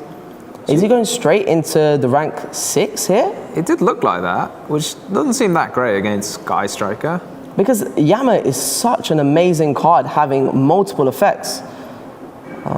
This is he can't link summon anything? He can link summon. The Kizuko has an arrow underneath. Oh, it's got a down arrow. Okay. Oh, yeah, it's down and right. Sorry, so he's gone for the Soul of Rage. Deciding to keep the Kizuko on board and maybe, like you said, to be able to resolve the Frost effect because now he has the condition of you reckon that was his plan? I'm going to draw a card. I feel like Yama could do a little more here, no? Yeah, maybe he was taking your advice and could hear us all the way up here. Oh, he's using Shavara's effect when he's sent to the graveyard to be able to set an Unchained Spell or trap from his grave. And he's popping it straight away with Shreyama. Shaman's like such a powerful card. I like the fact that it was included in a couple of tournament decks as well. Yeah, it's very amazing, and people sometimes also forget about its on-field effect. To destroy a fiend on the field or set a face-down card, and to destroy one spell or trap card your opponent controls, and it really helps playing through something like Rescuers where they set multiple spell and trap cards. It's one of those cards that's like, it's so good, even if it didn't have a second great effect, it would still see a lot of play. I think so too. There's a lot of decks that try to send cards from the deck to graveyard, and when cards like Sham are sent, they have additional card advantage. And has Zhu passed turn with what he currently has? A Soul of Rage and a DDT High King Caesar with 2 materials under it. Get a bit deja vu here. Regeki again. Will it be better this time around? The Soul of Rage will most likely add the Shavara back from grave, and I guess this is probably Zhu's best chance of using Yama. Maybe he might hold it. So he's just kind of declaring his chain links. It's good to keep a cool head here because there's quite a lot of chain links and it might be easy to miss one. Because he's got the Yama if he wants it. And the Soul of Rage. It doesn't look like he's activating the Yama. So I'm pretty happy with how he's decided to do this, because now when you add back the Shavara from the graveyard, you now have the option to choose when you want to destroy your monster. So now he can summon this Yama whenever he wants while he has a card on the field. That's very neat. So that's kind of like one interruption, maybe, just with getting the Soul of Rage back, or is there anything else you can do with it? Currently, I think that's all he has. From the trap, you can special summon Unchained Abominable, I believe. The level 8 monster lets you discard a card. Oh, Lightning Storm again. This doesn't feel like it's a very high value Lightning Storm, but I guess he might just want to get the spells into the graveyard. And he's not going to be able to activate it in the future, is he? So. Yes. But yeah, as we see, it just forces your opponent to use Shavara, but that doesn't seem like worth a card. But I mean, I guess you can't do anything else with it, can you? So can we see a second Regeki coming down? That would be very funny. But Curtis only has 2 cards left in his hand. At this point, he really needs to see a card that will let him get into his Sky Striker Link monsters. I mean, the talents cards would be amazing. Like, yes. Sorry, they're both tactics, they're not both talents. But one of those would be ideal here, right? Yes, and exactly as you called it, he has triple tactics Frost, and now he has 3 spells in his graveyard to get the second effect of Engage, which lets you draw 1 card from your deck. Like, Thrust is the reason that when I saw Thrust, I was like, oh, can we put this in Sky Striker? Because it just seems so cool. Like, imagine a card that puts a spell in your grave and searches Engage. But Zhu did have the Drolan Lockbird, which I think turns off all of Curtis's following plays now. He only has an Engage in hand and 1 unknown. And yeah, he's passed straight back. The Drolan Lockbird was very strong here.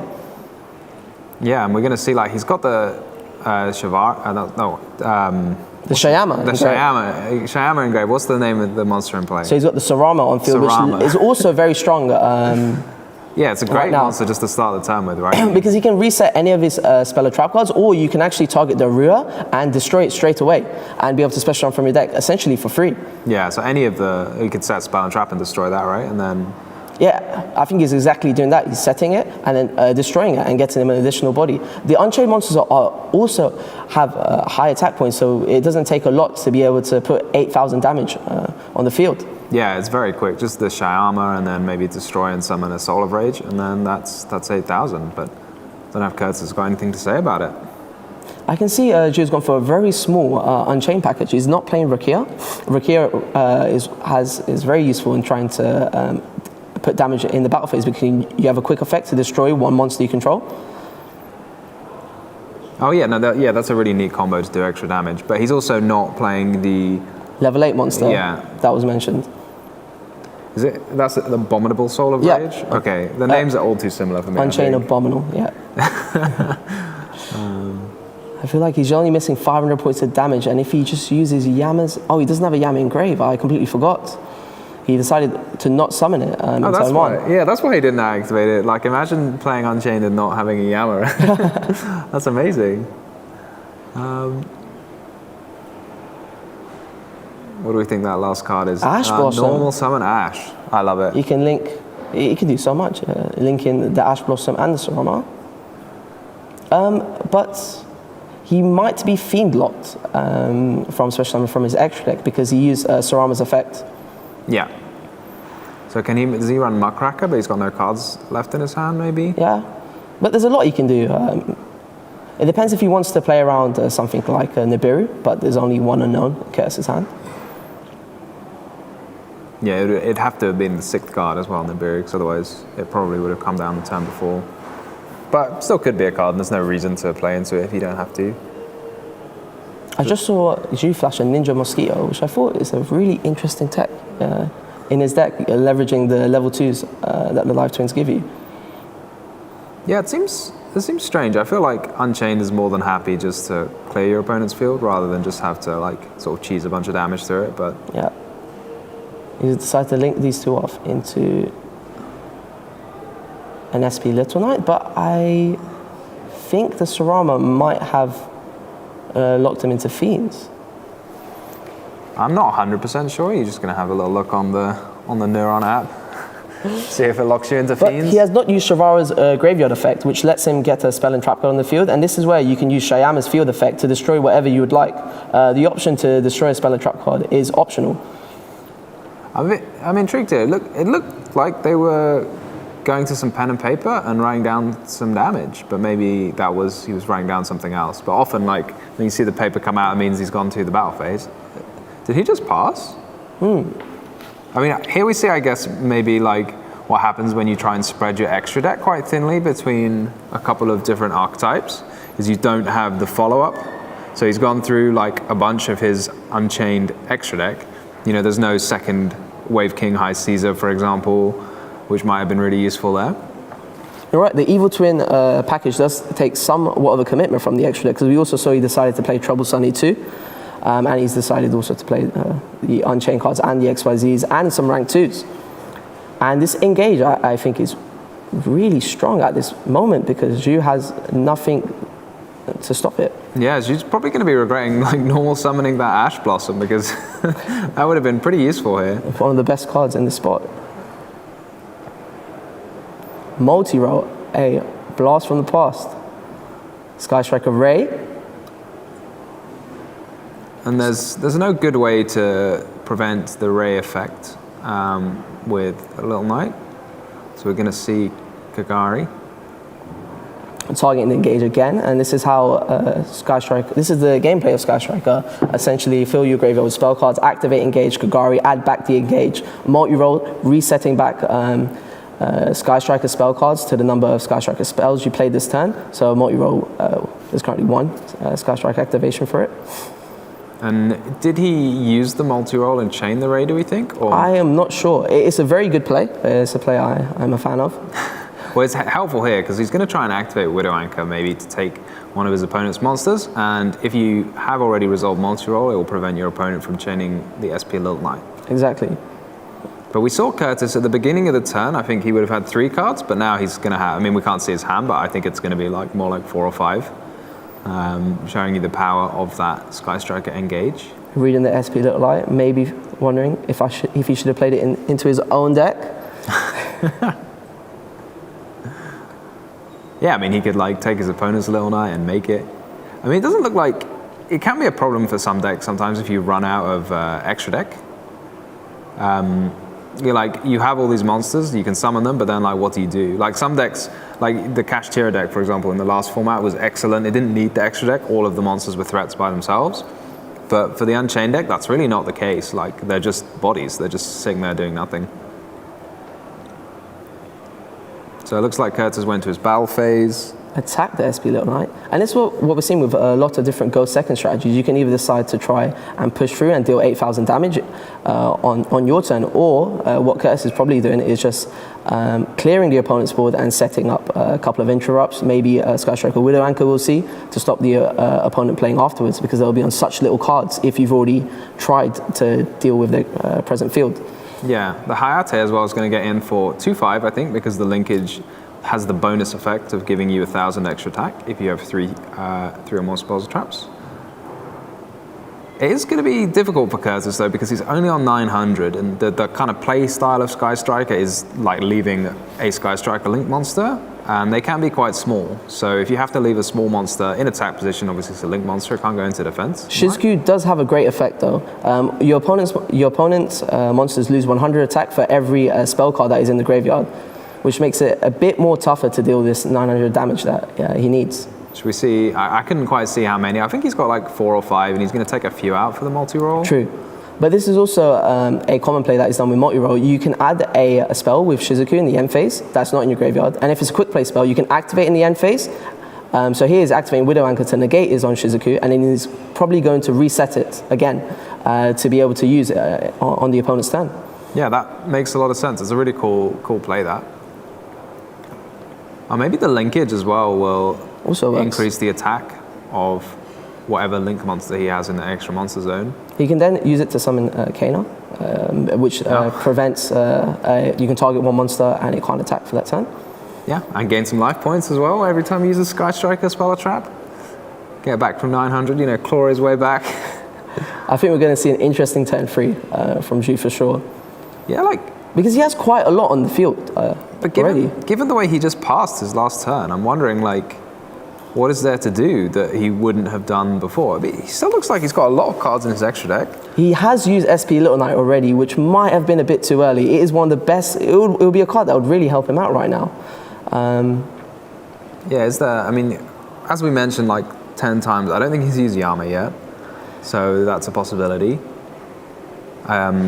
But yeah, other than that, I'm interested. He might not even have that many monsters, unchained monsters left in his deck to summon, because he's not used the Sarama effect. Link summoning. Are we finally going to see the Unchained Soul of Yama?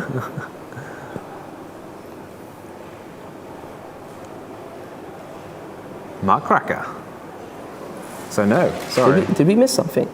Is there a Yama already in the graveyard? Surely it would have been banished by now. Maybe he sided it out.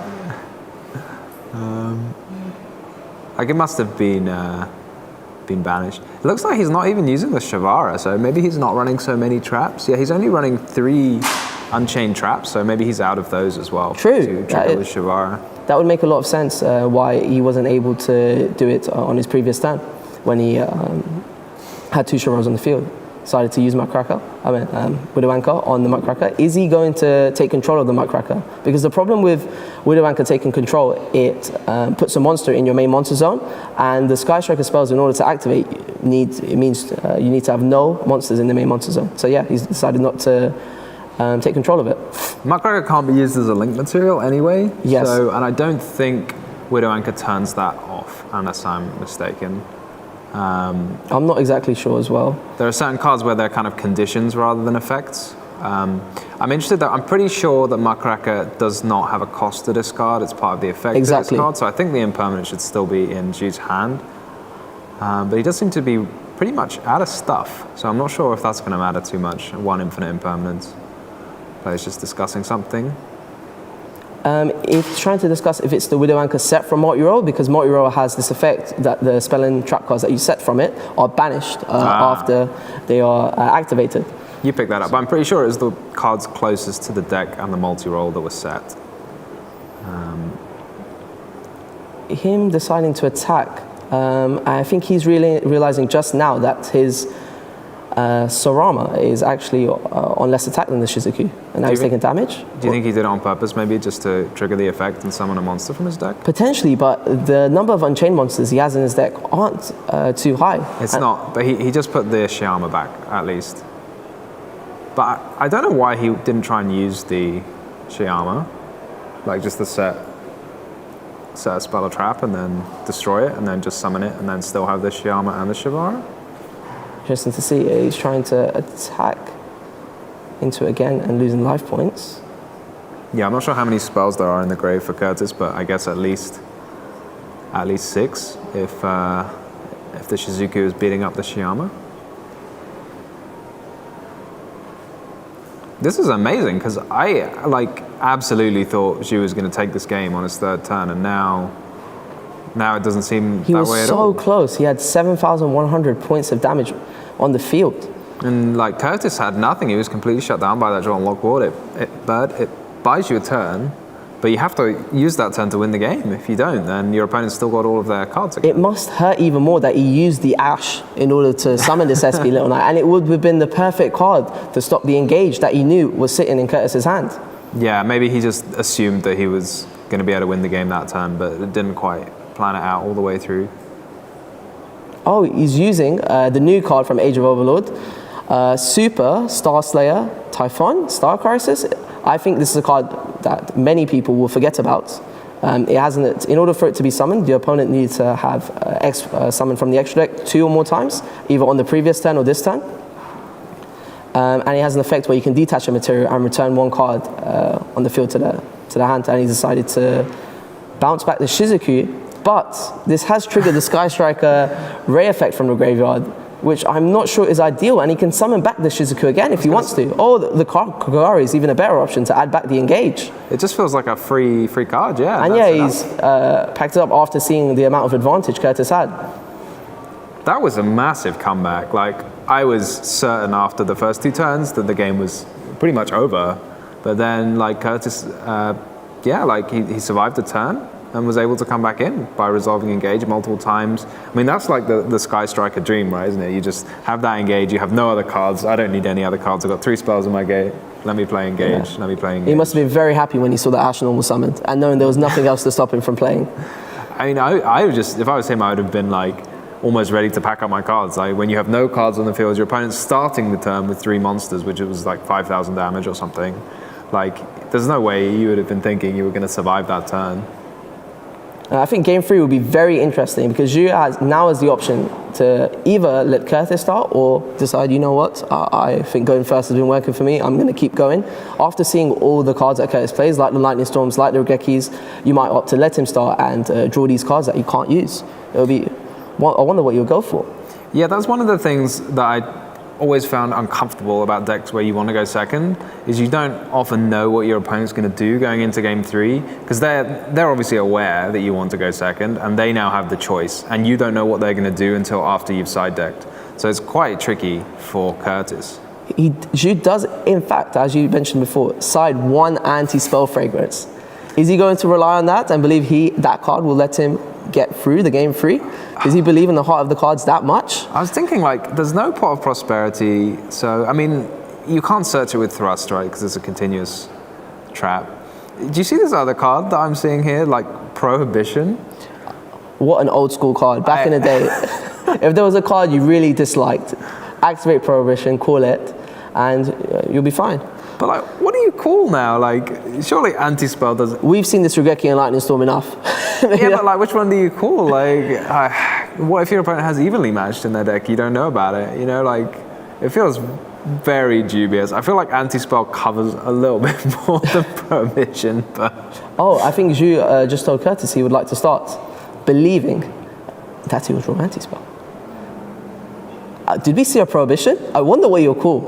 It's going to be tough for us to figure out. We're not going to know, yeah. How's your lip reading? Like... If he does win this match, we can ask him in the interview what he was planning to call with this Prohibition. And he started strong with the Live Twin normal summon, Kill.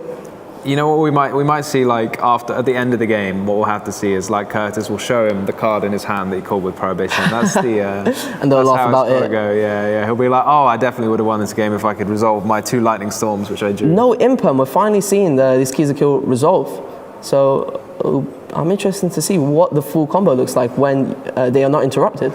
Leela, summon back Kill, which will let him draw a card because he controls a Leela on the field. Is that just a different art? That's Leela Treat, is it? The graveyard. It is somewhat like the Kill Frost, where it has a graveyard effect. It's called, Leela Treat. Is that new? No, it was in the original package. I think it has an additional effect while you control a Evil Twin. It's just not as popular as Frost because I guess the effect isn't as good? When you start with Kizuko, you have to summon the counterpart. Summoned a Leela and he has to summon a Kizuko monster. Yeah, don't people normally just summon the other Leela rather than having to put an extra treat in your deck? I guess he's opted for the bonus of the treat. Yeah, but I'm just wondering what that graveyard effect is. Because I think most people don't bother with it. Yeah. Rather, like, it's not worth the potential of drawing it to get that bonus graveyard effect. But I think it's more common where it is not included into the deck. but he's decided to special summon Trouble Sunny and tribute its effect straight away to summon back both Link monsters. And now we're seeing the synergy of the Evil Twin cards and the Unchained cards, special summoning back Kizakill and Leela, and Leela's effect, Evil Twin Leela's effect is if you control Kizakill, you can destroy one card you control, and he's destroyed his Abominable. I like that from Curtis because he was probably thinking exactly the same thing I was because I've not tried it before. It's like, can you pop your own card with Leela? Like, let me just check. On turn 1? Yeah. And now he's turning both the Shavara and the Link monster into a trap. And I think now we're seeing the full power of this deck because now he has the Kizakill to use on his opponent's turn, and he's summoning a Yama and doing the normal Unchained combo. So yeah, this is a bit like the way people were using the DDD package, the contract, and then you would get to pop your own card as well as get a free fiend to start link summoning with. So this feels like a very similar kind of thing. But this way you're going to end with a Kizakill in play, and he's already got a draw as well. So yeah, I'd be pretty happy with this if I was you. It seems pretty cool. But the disadvantage with this, instead of the Dark Contract spell cards, is that this does use your normal summon, whereas you're not able to pop your Unchained monster you'd like to summon with the Machina. Do you think Curtis is side decked in Nibiri's? I think from what I've seen so far, Nibiru would be amazing into this deck. Most of the time when you see someone playing with the Evil Twin cards, they make a gigantic sprite, which can be problematic. I was going to say, like, Unchained has got his way to play around Nibiru with the High King Caesar, and Live Twins have got their way to play around Nibiru with Gigantic Sprite. But when you put the two of them together, there's no way you can play around Nibiru, which is quite funny. So he's used Sarama's effect to special summon Shayama and decided to pop itself. But if you use this effect, I don't believe you're able to special summon from deck. Yeah, if you pop, it says they can't be destroyed by their own effect, right? To get this one, yeah. So I'm not sure how this Shavara got onto the field. Maybe the table judges just mentioned that now, or maybe they're mentioning something else. I'm also wondering, do you think he discarded for Muckracker to bring back Kizakill? He discarded for the Muckracker effect. He special summons Shayama. Because you can't use Kizakill because he already... Oh no, he controls a Kizakill. Okay, he can do that, yeah. Because he already controls the Kizakill Frost, so he wouldn't be able to use Lilla if he had a Lilla in play, but that was Kizakill he used, okay.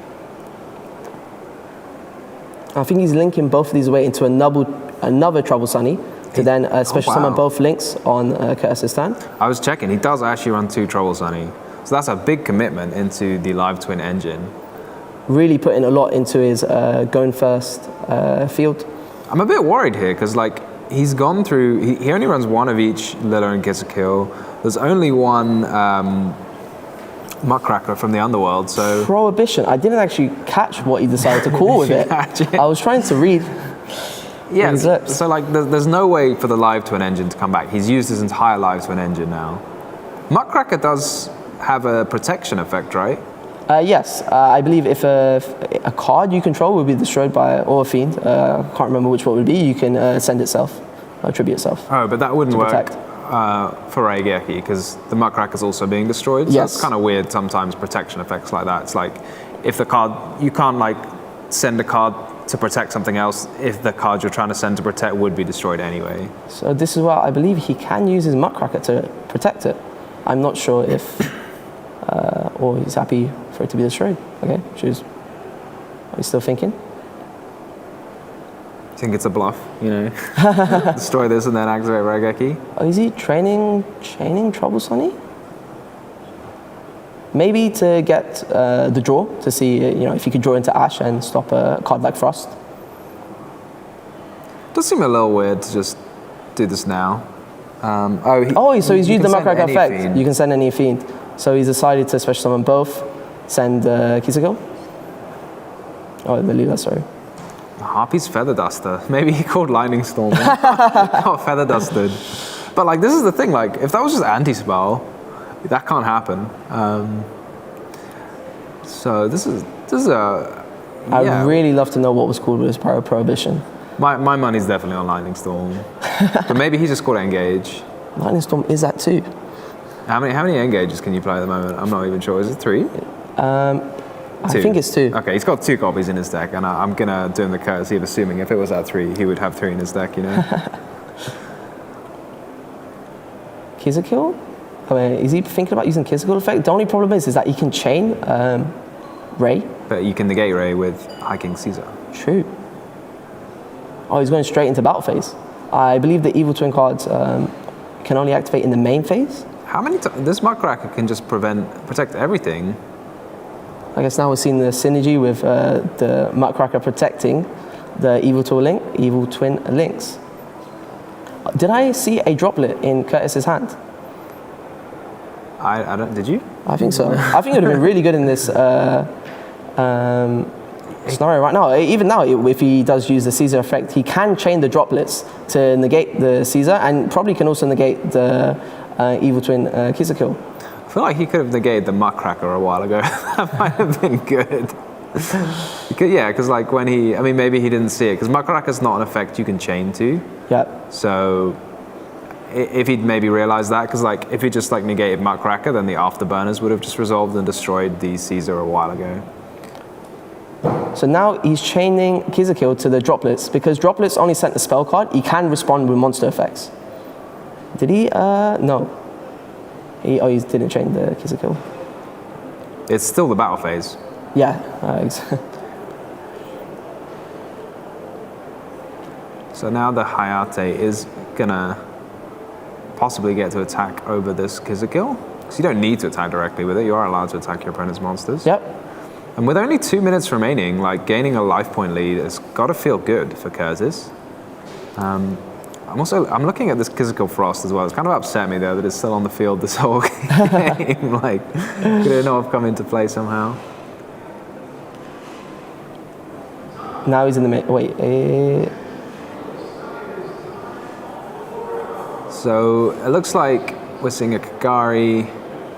You're just debating whether he wants to use the Kizakill. He gets a pop off of it, but the Ray would just come back. I believe he now has 3 spells in the graveyard. I saw a Feather Duster, the droplets, the Hornet drones that were discarded off the droplets. This Engage is now letting him draw another card. He's now trying to, I believe he's going to activate more Sky Striker Spell and Trap cards because he decided to go for multi-roll. He can also decide to use multi-roll's effect here and maybe, for example, use the Widow Anchor on the Kizakill. Shizuku, set 1. Doesn't feel like he got his own engine rolling, but this doesn't feel like a lot, You've still got 5 monsters in play at the end of the turn. So I guess before Curtis can go to the end phase, Zhu is trying to use Kizakill effect to summon the Leela and destroy the multi-roll.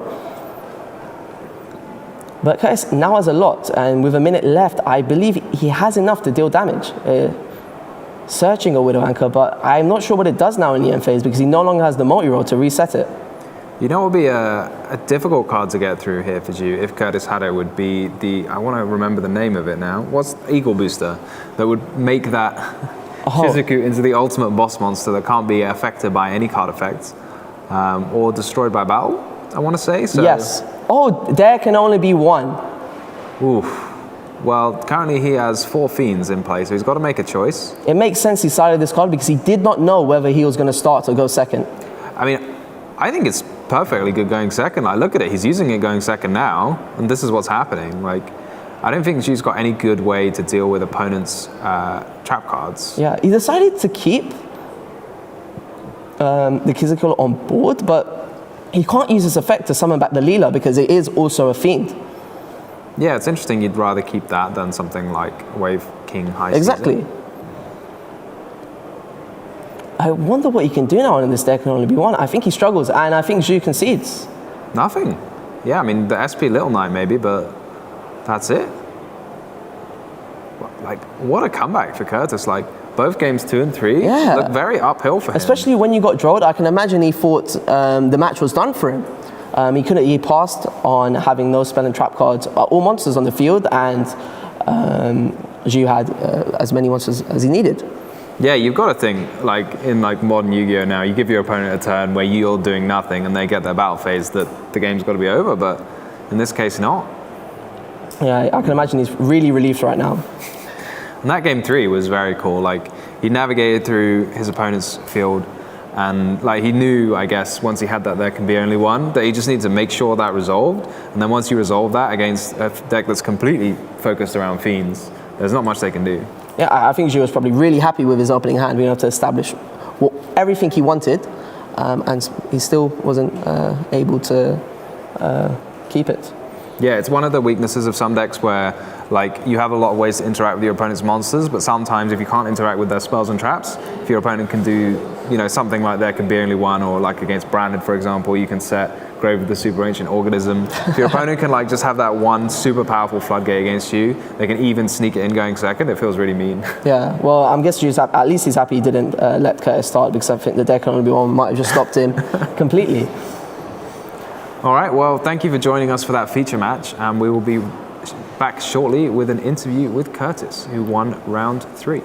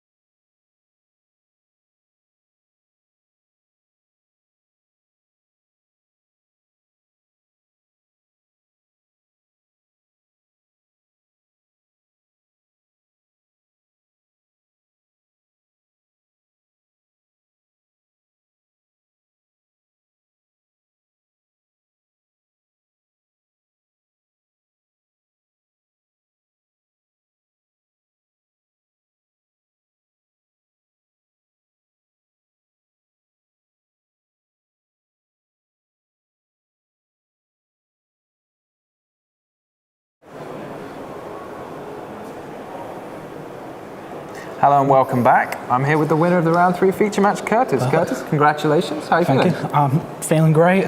Didn't expect to do this well, to be fair. I thought X2 drop, wake up at 5, X2 drop, that'll be me. No. No? 3-0? 3-0 at the minute, decent. Is this the first time you've been in a feature match? Yeah, first time. Nerves are like through the roof at the minute. Did you enjoy it or just like nervous, happy to get out of the way? I was happy to get out the way, but it was nice thing to have done. And did you say you got up at 5 this morning? Did you get to train here? One of my mates drove me here. He's dropped at the minute, so he's emotional support. He's cheering you on. Yeah, cheering me on from sidelines. And is this your like first big tournament, or have you been to other big tournaments? Not my first big one. I've been to like UK Nats last year and the one before. And I guess you're enjoying it.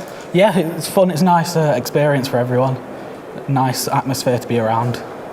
And have you been playing the same Sky Striker deck, or have you been bouncing around? I played it for a bit when it came out. Dropped it when Engage got banned. Engage came back to 2, and I was like, yeah, I'll pick it up again. And I've been playing it since. I've been dabbling in other decks, but I just haven't been doing as well. And how did you feel about like building your deck for today's tournament? Do you feel like, what did you think about when you were building it? I just thought about what cards I had in my binder. I didn't have enough money to go out and buy the decent, like what I needed, so I just built it on what was in my binder with my mates, and worked out well.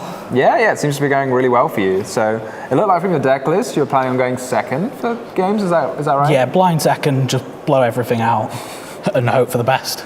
And you've been enjoying that. I mean, it's got to be quite satisfying activating Raigekis and Lightning Storms. Oh yeah, game 1 Raigeki, game 2 exact same thing. Felt amazing. Feel bad for the opponent, but game's the game. Yeah. How did you feel like after game 1? It looked like you had the Lightning Storm, you had the Raigeki, but there was still too much from your opponent? Yeah, when game 1, I'm pretty sure I misplayed. I haven't played against dogs much. I had no clue what to do. Game 2, I didn't have any starters, and then the draw on the Thrust really hurt. I'm just glad he didn't have OTK me. Yeah, I was wondering, like, because we were looking at it and we were thinking, surely he'll have 8,000 damage. I mean, what were you thinking? I was thinking, yeah, this is it over. Like, I'm done. It would be a quick 2-0, but no. Yeah, but he even normal summoned the Ash Blossom, so you never. Yeah, that was weird. Like, yeah, and then game 3, like, that can be only one. Did you expect to go first or second? I did expect to go first, to be fair. Like, Strikers is the way I'd built it was going first. It does pretty much nothing. Like, it's set 1 back row maybe. Depends on how good the hand is. So that's why it was sided in. But it still seemed very good going second. Yeah, it was really good going second. Saved me the game, I think. For sure. So what other people have you played against today? What are the matchups? So game 1, match 1 was Runic Spellbook. Spellbooks? Yeah, it was pretty fun. Well, for me. A lot of spells going around. Runic, Spellbook, Sky Striker, all the lots of spell archetypes. All the spells. That, and then played against, what was it?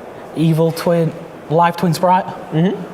And that, my opponent bricked. It's just, it's how it is. Happens sometimes. Yeah. So 2 live twin decks in a row. You must be feeling pretty happy against those decks. Yeah, pretty. He did play it at some point, so I kind of know what they do. But sometimes is what it is. And are there any decks that you feel like you want to play against, or any decks you feel like you want to avoid? What's your thinking? I want to avoid Tears. I just, in testing, never win against them. But that's about the only one. Okay, but other than that, you think you'll beat everything? Yeah, easy. Easy. That's the way. I mean, you made it look very easy. Yeah.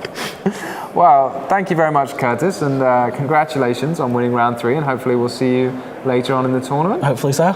All right. Well, that was our interview with our round 3 winner. So stick around for our round 4 feature match.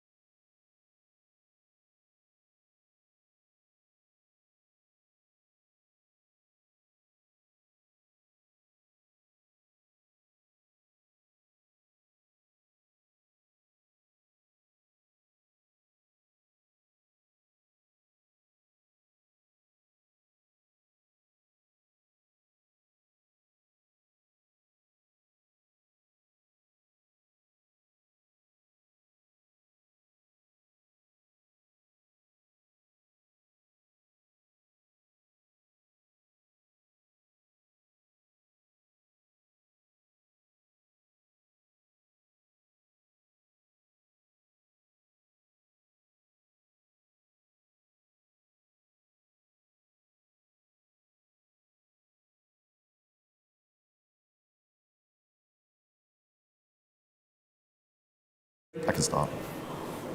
Round 4.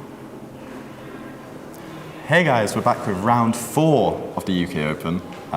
We've got an interesting match today. I don't think we've had either of these decks just yet. So we've got Infernoble, featuring some battling boxer cards, versus the tier limit strategy.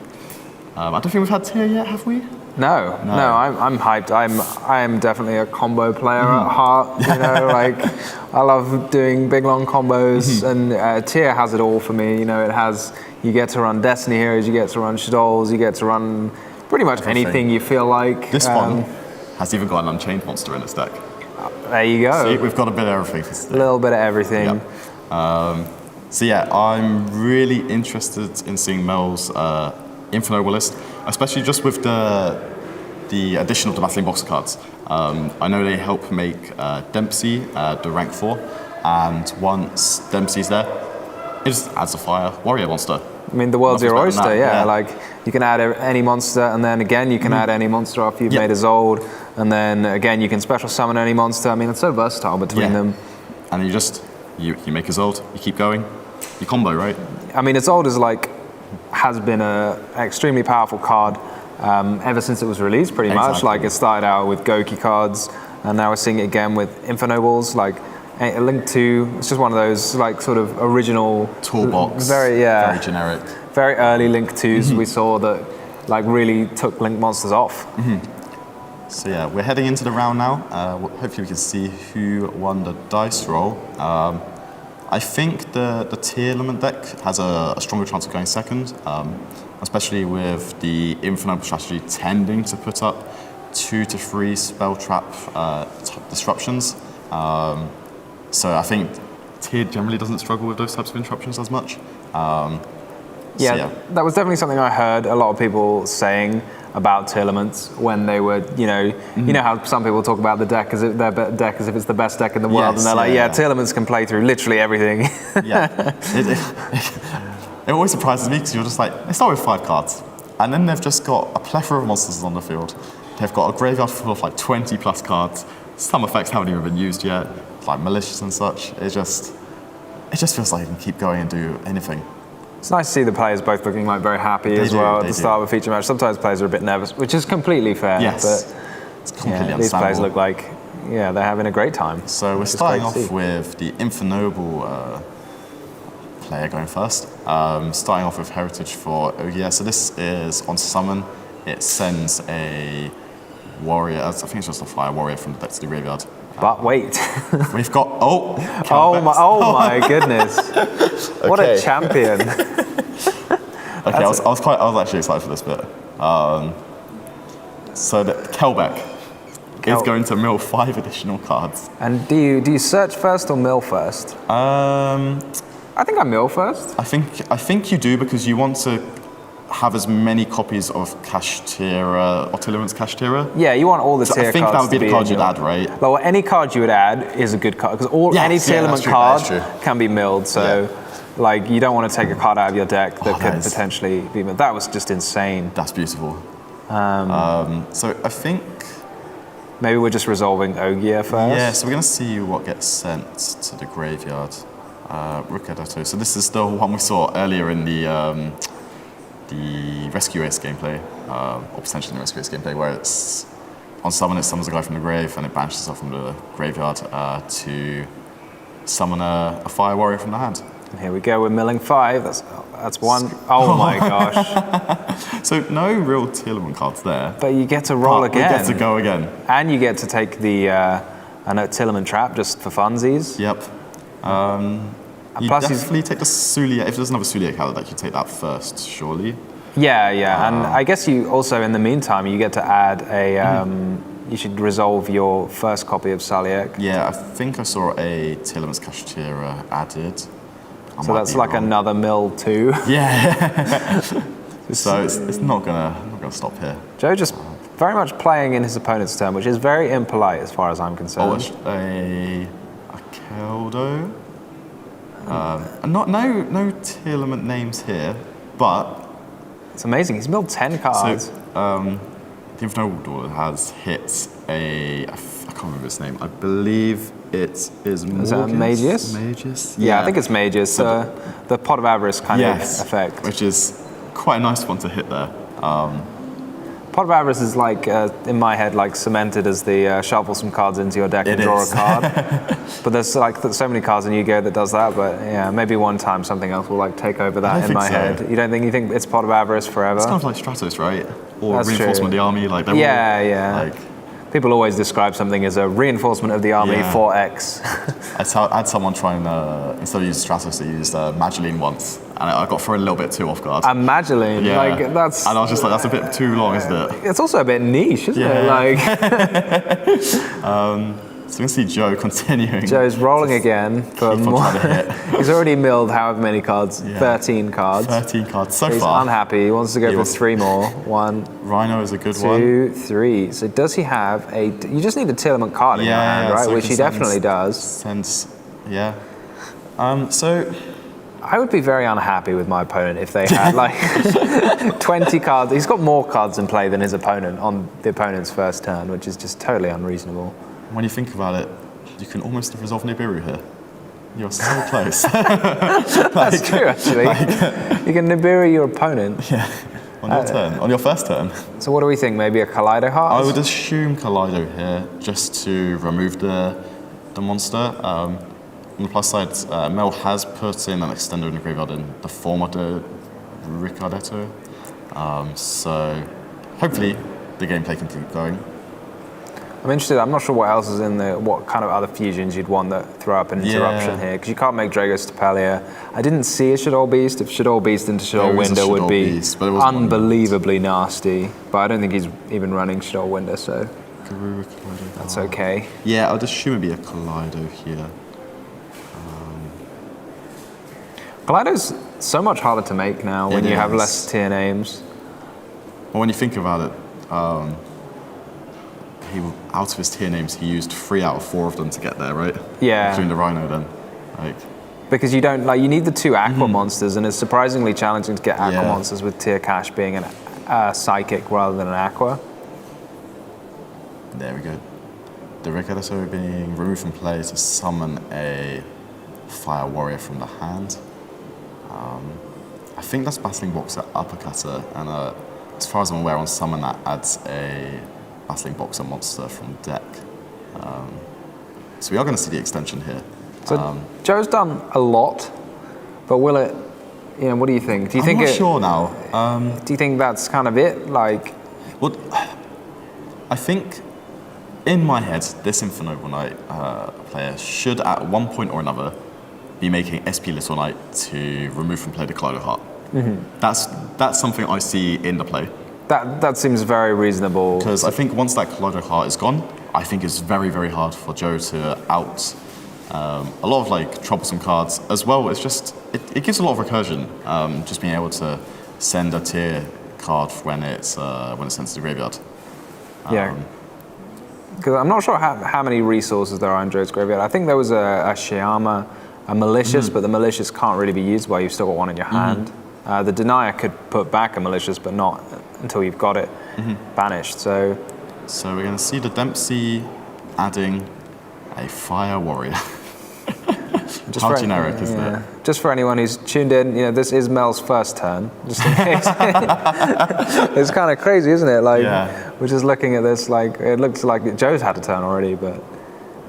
It is actually the first turn of the match. 7 minutes in.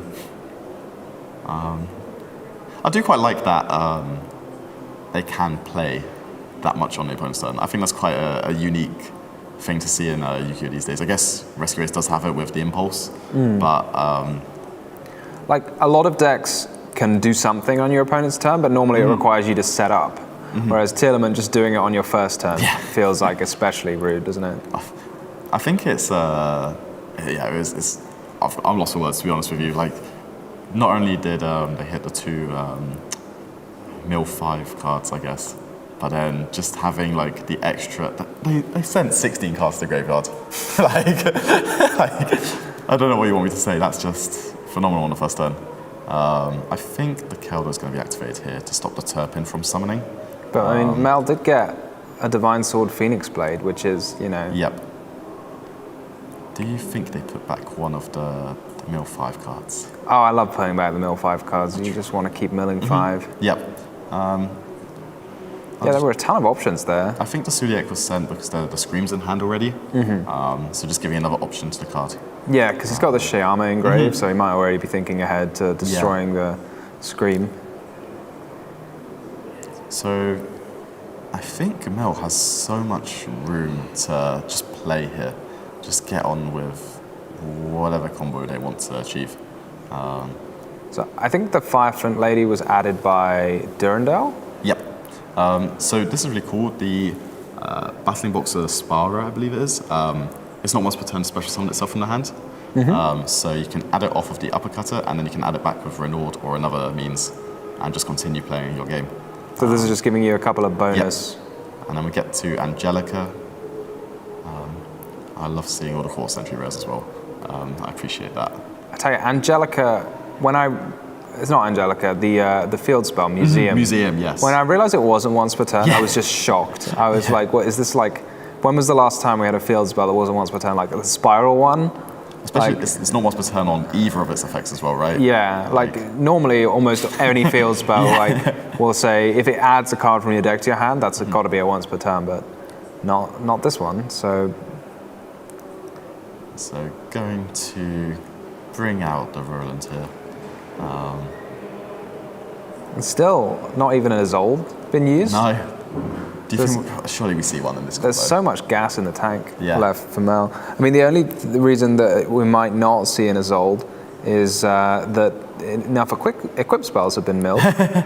Because we saw, we did see, we saw 10 cards leave the deck. Yeah, because the Durandal's gone, as is the Divine Sword Phoenix Blade, so only 2 left.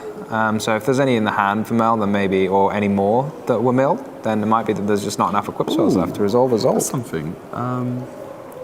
They're not playing the Angelica's Ring? I can't remember its full name. Yeah, I think it's just Angelica's Ring, yeah. But that card, that's a phenomenal card. It is a very cool card. Spell Negates are great. It's a Spell Negate, and it's really good because it defeats cards like Dark Riddle No More, Super Polymerization, even Droplets. And I think that's just like a necessary means in decks like this, where it's just such a combo deck.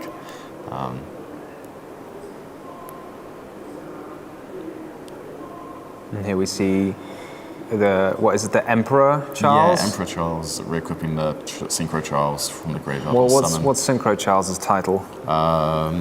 It is Infernoble Knight Emperor Charles. He's Emperor as well. But the next one is just Emperor Charles the Great. Emperor Charles the Great. Okay, he's upgraded his. He's got like a a description. The Little Knight resolving there, as anticipated.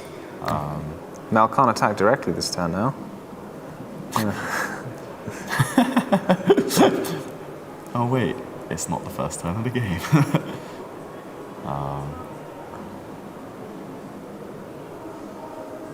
So what other powerful interruptions are we going to see from Mel after this? Oh, that's a Baron de Fleur. Okay.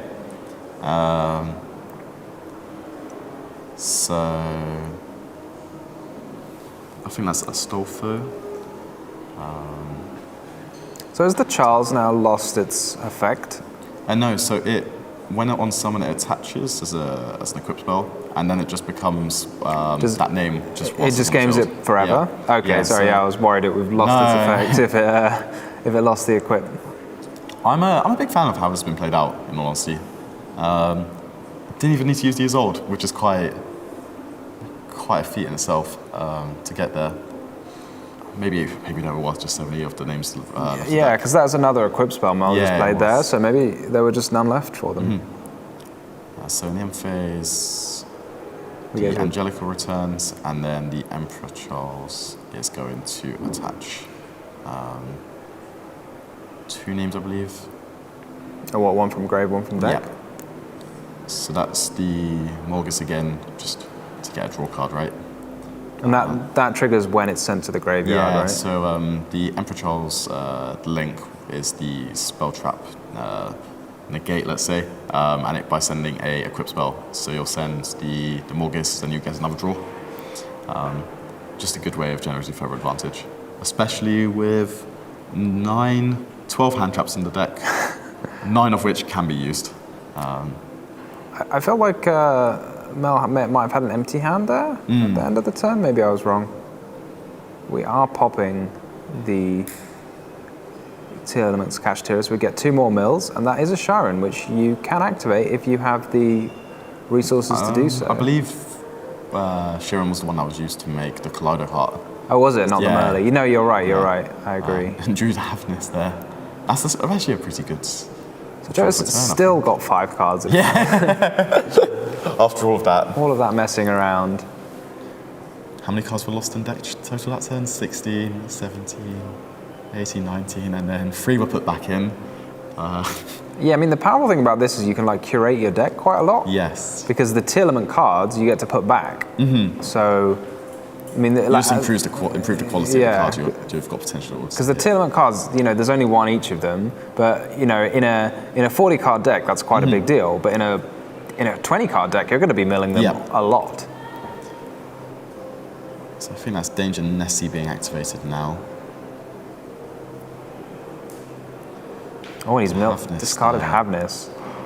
With the Havness there, what do you think can summon? It's only really Garura, possibly Mud Dragon there. I was going to say, I really like Mud Dragon, and there's also the Destiny hero, what's his name?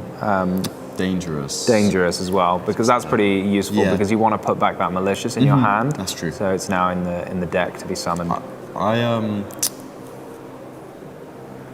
I had something great to say, then I've lost it now. It'll come back. It'll come back when I need it. I like the idea of Mud Dragon especially because it turns off targeting effects. So it deals with the Little Knight there. Yeah. I don't believe it deals with the Grayson Patrol's destruction effect. Oh, that's non-targeting. It's non-targeting, yeah. But or the Baron negate as well. Yeah. So there's a lot. That's cool. There is a lot of disruption there when it doesn't look like there should be. There's a lot going on, isn't there? Because Yeah. Joe's got a lot of stuff going on. Mel's got a lot of interruptions, so it's going to be up to both of them to sequence everything Just carefully. navigate the field and see what's next. So the Havness is activating. I mean, there's also just like Garura as well. You could make. Because just getting a fusion into your grave to later make Draco's Tapalia is not bad either. Yeah. Tons of options, really. So the nice thing, the only reason I was thinking of Garura is because you want to shuffle back that Sharon into the deck. Exactly, yeah. So we'll see how it goes. And the potential of getting yourself another draw is not anything to be laughed at. So the hand is still... No, he's changed his mind. Was the Deny milled as well? Yeah, Denier's been milled. So, yeah, shuffling back. Maybe maybe. Surely you'd get back the Malicious in your hand, yeah. Okay, there we go. Right, so Joe now going to summon the Destiny hero Dangerous. Probably no more Destiny heroes that he wants to pitch, so just going to go ahead and banish a Malicious probably next. Yeah, I'd assume you just want to try and force through some form of Beatrice line. I think it's going to be hard to try and achieve through the Little Knight and the Baron and everything else that's going on. Yeah, but you got to do something. Yeah, you have to try and force it through. Make your opponent sweat a bit. So... He's also got that Trivikama, Yeah. which can add a Perla Rhino as well. So I believe the Charles can negate the Trivikama in the graveyard. Just it negates a spell trap card or effect. That's very cool. But you can also just negate the Perla Rhino. You could also just negate the Perla Rhino, yeah. Always a bit safer option, isn't it? Yeah. Is there any spell and trap destruction that Mel's afraid of? Because the Shyama kind of threatens some spell and trap destruction as I well. don't think so. It doesn't seem that high value, does it, to destroy any of the spells and traps? Feels quite low impact. Has Joe's deck ended up upside down? It might just be the graveyard at this point. The Trivikama's the graveyard, right? Yeah. Yeah. I feel like he's got to make sure to use the... Do you need a Destiny hero to use the Denier? I believe so. So if he wants to use the Denier, it's got to be before he does any XYZ summoning here.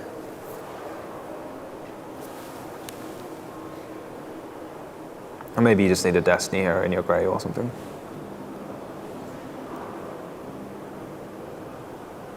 It is in the graveyard as well. Okay, that's so, yeah, fine then. It's not such an issue. I really want one of these days someone playing the Tillaments deck to have a Burning Abyss monster to special summon if the Beatrice is destroyed in a situation like this. I would love to see that actually. Because I'm guessing it's going to get negated and destroyed by Baron. I would assume as much. So I'd assume, the Polar Rhino is likely target here. Mal's still yet to use an interrupt, as far as I can see. Yeah. Oh, the Droll Lockbird. That's even more powerful, really, isn't it? That's a great interruption. Yeah. I'm intrigued, because the Danger monster resolved a while ago. Why wasn't the Droll used then, do we think? That's true. Potentially maybe they just wanted to resolve their Morgus to try and get another draw and recycle some of the resources. But they've given up on that idea. Yeah, I think trying to, or trading the Polar Rhino for that it seems like it's good enough. Yeah, but I mean, you could have just used Droll.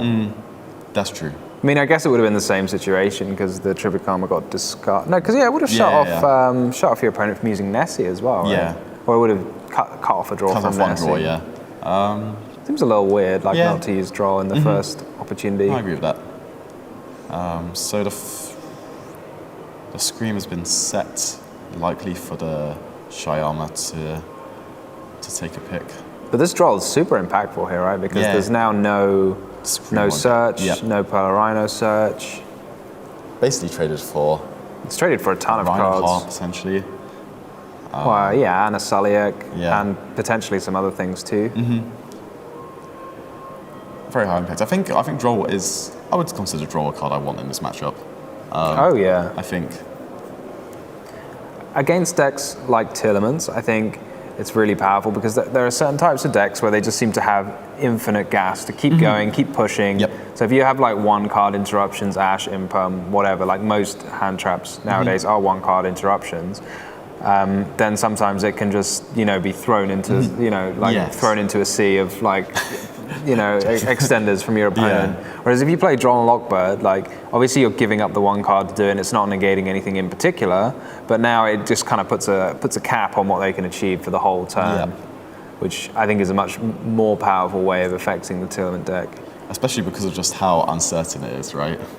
Just how uncertain the Tillament turn can be. It can be maybe you just make a fusion monster, or maybe you do everything like Joe did on Mel's first turn. Anything can happen, really. So it looks like we are going to resolve a Beatrice, which, I mean, I guess you can just negate anything that gets sent with Baron anyway. Not that it's you could just let whatever happens through as well. I think I think it's kind of odd. So I think the Charles, or the Roller Liquid to the Charles, and then the Beatrice. Okay, so I think the Beatrice might get destroyed in Resolution. No, no, you're right, actually. Yeah. Okay. Oh, maybe it destroyed Shyama already was used as a link material for Dark. Okay. Yeah, there's so much going on. There's so much going on. I thought I had a minor heart attack that I thought I saw an Amano Wato, but I think it was just an ultimate rare Tillaments Rhino Heart. I don't think there's going to be an Amano No, Wato. there is definitely not. So then... As fun as it would be to play a Mano and then a Raigeki. That's the dream. So everyone's lucid dream.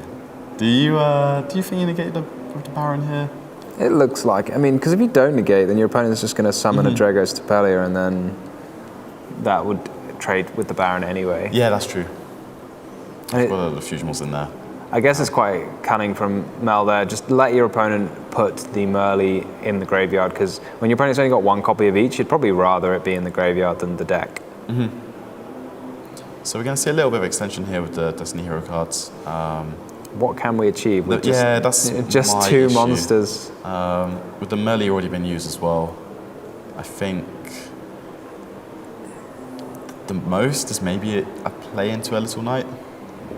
That's true. Little Knight is possible, but it doesn't feel like it's going to do much. Yeah, Mel's got a small army over there. To potentially just put everything into attack mode, right?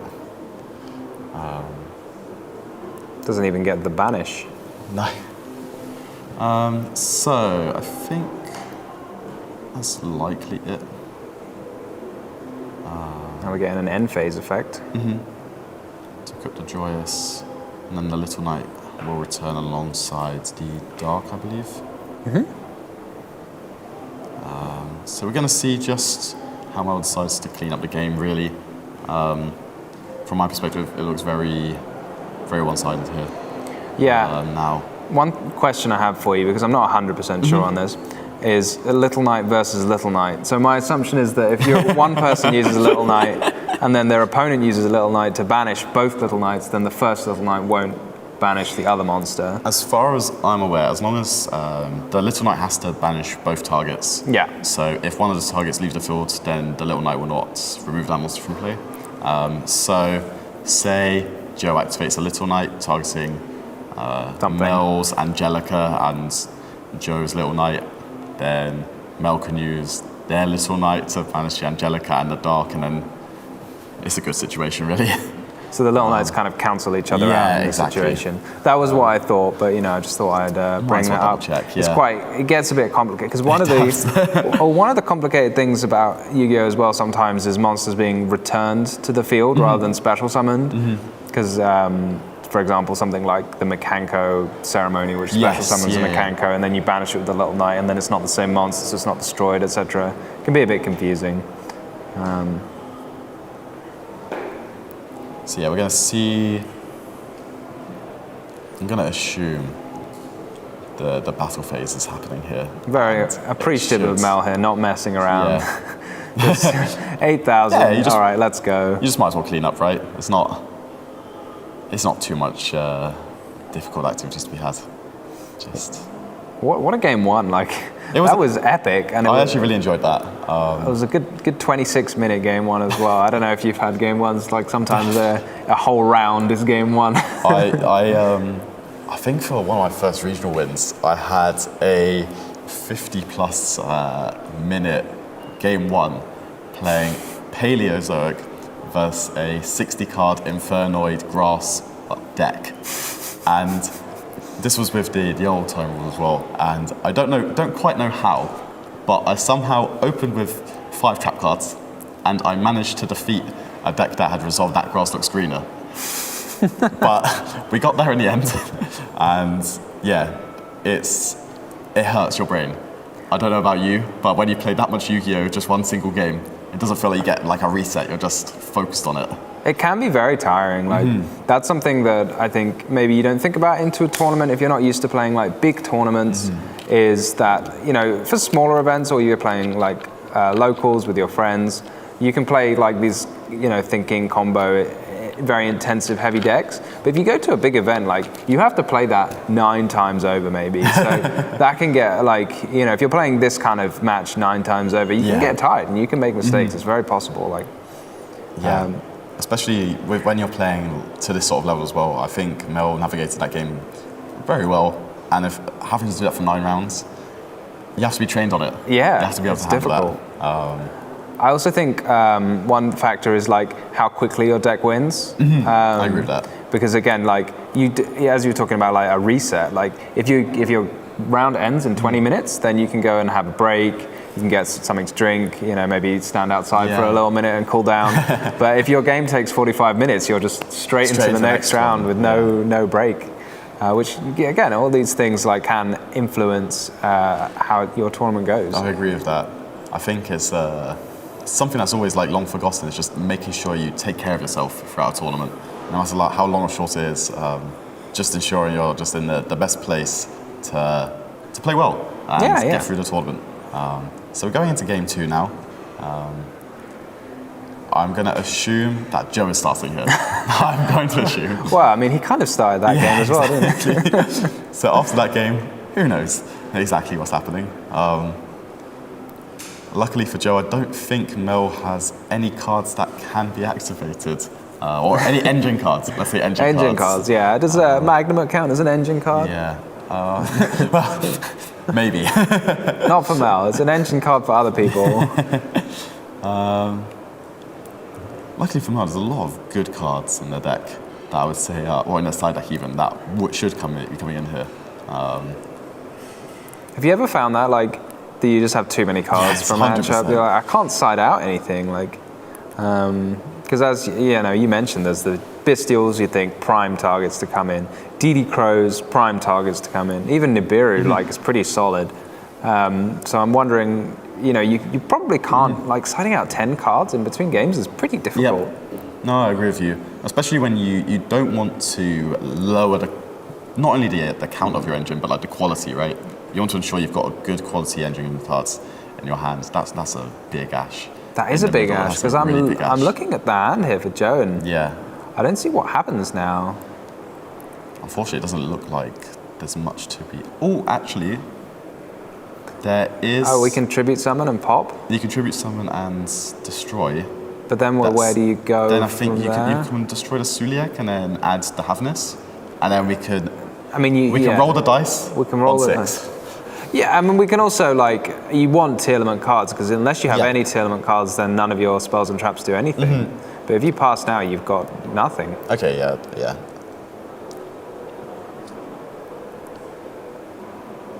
Mel's got to be very happy with this. Just like a single Ash passing the turn for Joe. Especially as I think they have another copy of Ash in their hand as well. So even if they did have the Havness or anything, that shuts that down. I love. I like Ash on the Perla Rhino. I think it's kind of correct, because if your opponent adds Sharon, it's probably something you want to Ash anyway. Yeah. So you rather just don't have the name right. Yeah, you take the chance that they have Sharon in their hand, and I think it makes sense just to play it. I think it's very similar into if they have the Rhino Heart as well, right? Because Rhino Heart, you don't particularly want to Ash, but if they have like Rhino Heart and Scream, I think that's where it gets a little bit dicey, and the game could start to pull away from you, right? Yeah, I think Ash against a Tillman deck in particular, like, it makes sense just to throw it early, because when your opponent gets rolling, it feels like there's no like one critical point, so you just start it early. They just hit critical mass, right? Yeah, and it's away. It's away. I really like this battling boxer engine. I do as well. Gives you a rank 4 and 2 monsters to make an Isolde, which is really powerful. I'm definitely considering picking these cards up now. I've been wanting to try the Infinite strategy, and Mel has given me a good enough reason to try it properly now. So I do also like that they're starting with the lines into Angelica, just because the fill spell is so absurd. And it's so convenient, I think, like the setup here where you get a Battling Boxer and a Reno to make it, because you can make a Zolb with any 2 warriors, whereas Angelica's slightly more difficult to make, which does seem a little unfair considering the relative power of the cards. But feels like his ult should be more difficult to make. But that's the way it goes. So, dumping the Terp in there, going to add back the Phoenix Sword, likely equip it and then use the Turpin effect to summon itself back. I think this is going to be a very similar play to game 1. I think maybe respecting Nibiru as a card as well. Making the Charles Reynolds or Roland to equip. I think popping one of the face downs is kind of asking for trouble a bit. I think I would just remove the Nessie. It just makes it easier for you to attack the game. That's how I would see it in this situation. And I don't think I would want to ever target one of those cards. In my head, it's not an infinite impermanence, right? Yeah. It's 100%. Not that type of card. So it's likely just a Tillam's card that if I destroy that, it's not going to go well for me. Yeah. I don't think any self-respecting Tillamans player has infinite impermanence in their deck going first. That is also true. You're just not a Tillamans player at heart if you've got, like the soul of the Tillamans player is my entire deck is engine. I will mill. You can't mill it. If it's not a good mill, it's not a good card. I agree with that, like Testament as well. I think you just want to see good cards in your hand, and then you just want to start sending those cards to the graveyard and make sure that every time you do, it's a good hit. Going up into Charles here, I think this is going to be an avenue to OTK. So we can use the Joyous, right? Yeah, well, I think also just being able to museum someone back Yeah, like Charles sorry. as well, right? Yeah. Like, it gets very... I mean, I don't know how much attack the Dempsey has, actually. Do you know? In my head, it's at least 2,000. All right, then. In my head, it should be. And if not, the Divine Phoenix Sword is going to help. Oh, there we go. The 300 buff. And how big is the Emperor? Is it 3,000? I think they're both 3,000, Okay, yeah. so 3,000, 3,000, 2,000 is 8,000. And I think we're already past Nibiru, so I guess you might as well Yeah, you might as well just summon it keep up. going. We're in for a penny, Yeah. in for a pound, right? Now we're going to go. We're gonna go. Maybe, are we seeing Isolde? Our first is old. Nope. Okay. Doesn't that stop you from It attacking does, directly? Yeah. That might be a slight oversight from Mel there, unfortunately, but I mean, I don't think it will make a huge impact on the outcome of the game, but giving your opponent an extra turn seems yeah. like a strange thing to do. Yep. And still no Isolde. I'm waiting for it. Do you think you try to Baron de Fleur on the set spell trap, or do you just hit the Polar Rhino here? I think I'd be hitting the field spell. I don't see, it feels like just unnecessary. I mean, I guess you could guess like it's likely Crime or Sulliek. I don't know if you would set 2 Sullieks. I think the thing here is like having the Charles to negate. Oh, that's well. that's tidy actually, Yeah. yeah, because Charles has got a spell and trap negate, which I guess you weren't going to Yeah. use otherwise this turn. So I think Mel has just decided to navigate around going for the kill. Yeah, I feel like it would have been very, Then we might be missing something as well. very There's always clean. potential. Well, I mean, the Little Knight prevents you from attacking directly. Oh, sorry, somewhere before the Little Knight, sorry. Maybe like one of the Battling Boxer cards or something. Oh, that's possible, yeah. But I think either way, it's a very formidable field here. Yeah, I mean, given Joe passed his last turn, like, you don't need that many negates to deal with a pass. Probably mean he'll only have one live card at most, right? Yeah. So we can see the Foolish Burial Goods drawn for turn. I guess with the Trivia Karma gone, I think the only really good target would be Sulliek here. Do you think this is just a bluff? Yeah, definitely. It's a good bluff, I like it. Do you want to negate my Sulliek? So I think you can search? It's a bit weird, because there's always like the fear that maybe like a hard-drawn Rhino Heart or something comes after that, right? That's true, that's So true. I think there's a little bit of an argument to be had. But there we see the Foolish Burial Goods. And then I think it's just going to be end of the show for here. I've no idea how much attack Angelica has, but I'm guessing it's enough. I want to say 2,400. Okay, well, it needs to be 400 at least. So. We got there. We got there. Well, okay. I'm happy with that. I really like the gameplay from the Infernoble Knights there. Especially navigating that very tricky turn 1 in game 1. Where both players played. Yeah, I think it was like just keeping a cool head, because at the end of the day, after everything Joe did, it was just like one removal. Which is surprising considering he milled like 13 cards. So you could say he was unlucky, but he was quite lucky to hit the Kelbeck in the first place. Yeah. So, you know, that's kind of the way the cookie The odds aren't crumbles with always the in your Telemans favour, right? deck. You know, you roll it. We can't all be Yugi. I couldn't imagine Yugi playing this deck. I think it would be a bit unreasonable. I mean, it depends where the show goes. Yeah. But either way,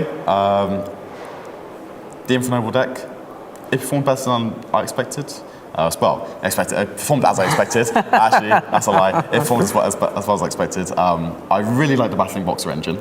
Yeah, I thought it was very cool. After seeing that, it it was definitely a lot better than I expected, especially as Spara. It can always be an extender. You can always try and go into a Dempsey line if you don't see the uppercutter as well. So I think it's good. I really liked it. I liked the deck. I do want to query why they chose not to play the Angelica's Ring. Maybe it's just another card you just don't want to draw right. So just trying to mitigate those losses. But yeah, very clean deck. Unfortunate for Joe. Yeah, for that game two. He used all of his luck in game 1, and then going into game 2, he was like, I mean, it was possible that he could have attributed some of the Shalma. I'm not sure how far it would have gotten him. Yeah, I think it wouldn't have got as far as we wanted, just because unfortunately Mel didn't have a second Ash.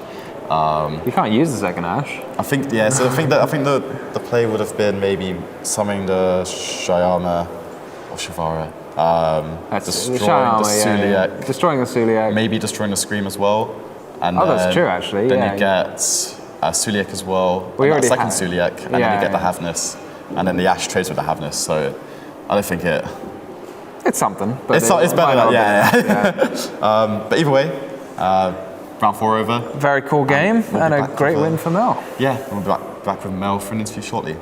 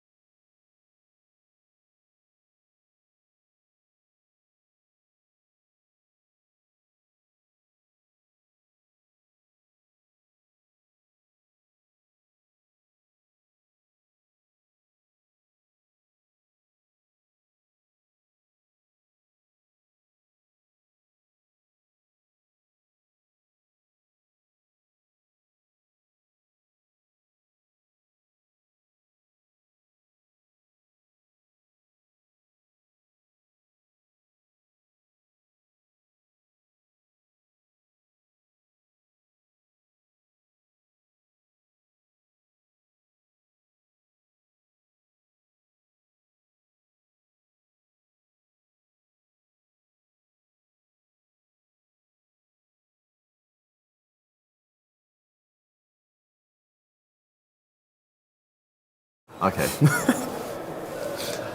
Hey guys, we're back with the round 4 winner, Mel. Congratulations. Thank you. And yeah, I wanted to feature you mainly for Infinite gameplay, but I was pretty confident that you would know what you're doing with the deck, and you did not disappoint. So we had a bit of a roller coaster game 1, where the Havness resolved, and the first card was the Kelbeck. How do you feel at that point? I haven't won a die roll all day, and the moment I do, my opponent goes Havness, no Kelbeck. I thought for sure it was game over. Yeah.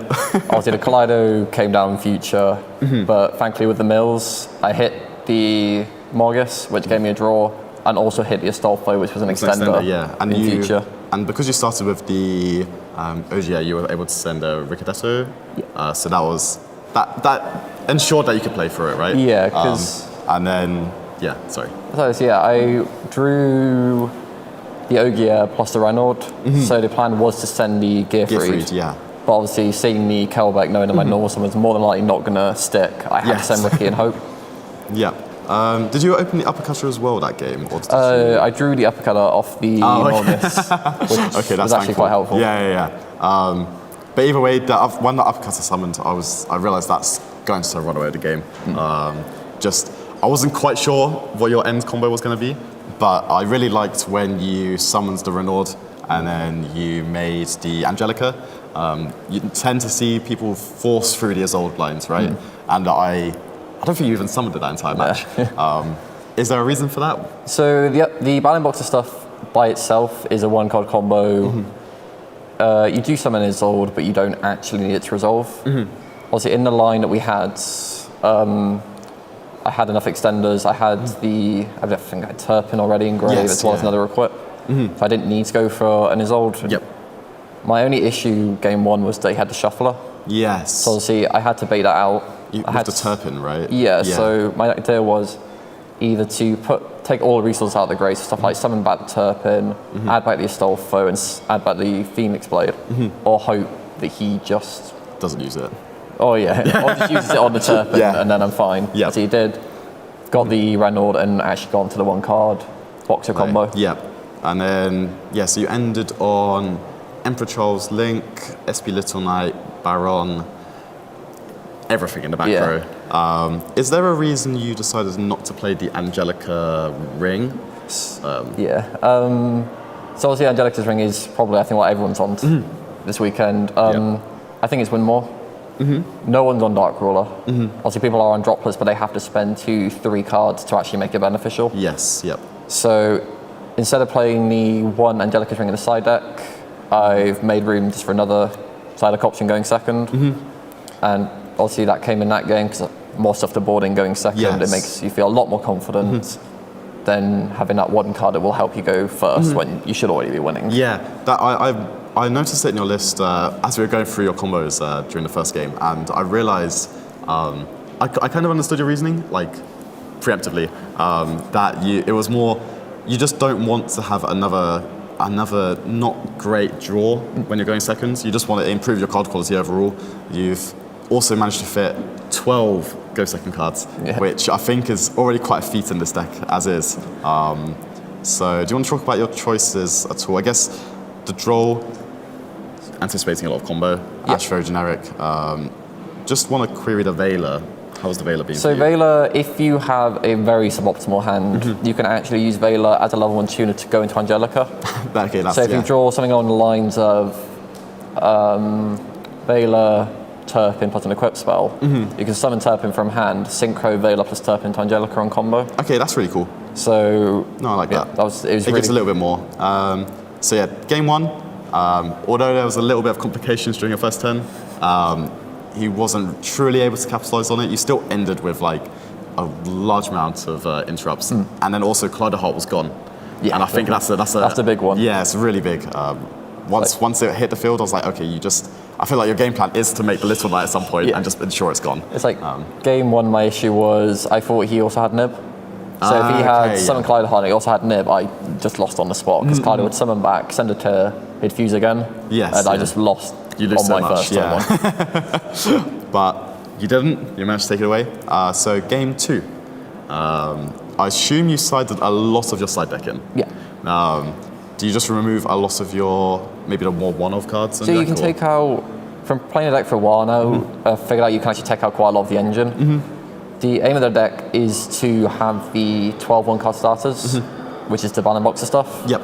Other than that, you can take out as much other engine as you need. Okay, that's really cool to know. So yeah, you sided a lot of cards. Unfortunately, you didn't have the greatest of start. Did you ever consider ashing anything else in the play, or were you just, once you saw the Pearl Rhino, just... So yeah, I saw the Nessie, discarded Trigger Karma. I was like, I have to ash Pearlerino. That's all I can ash. Yep. So as he gets it, he sets 2. I'm thinking both of the sets are obviously super. I think it's Super Poly plus a Tear Trap. Okay. I didn't use Charles to pop. I think the name of the thing, I didn't use Charles to pop the set card. Yes. I popped the Nessie instead. I think I was anticipating at that point the sets were dead Tear Traps. So I just didn't go after them. Yep. It did work out because that's what they were.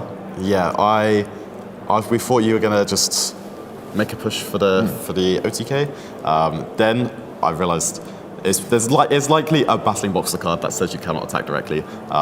So you ended up finishing out your combo very similar to game 1, I believe. And then, yeah, unfortunately, Joe just didn't have any cards, and you were just able to win.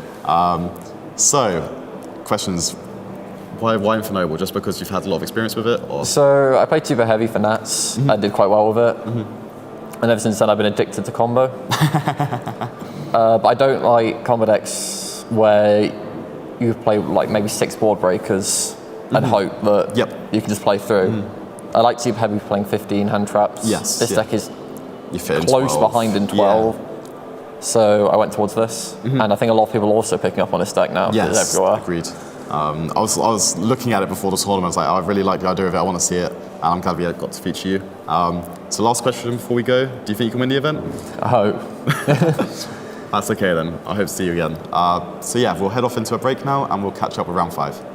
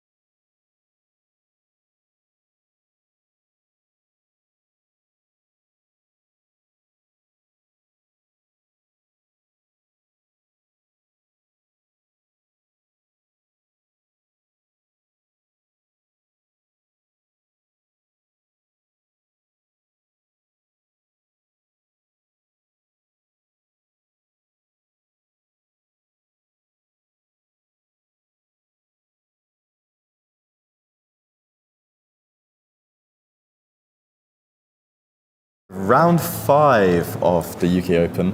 We have an interesting feature match ahead, once again joined by Marcus. Yep. Do you want to go over our match? Yeah, it's another deck from the past with a couple new additions. We've got Salaman Great, not one, but two.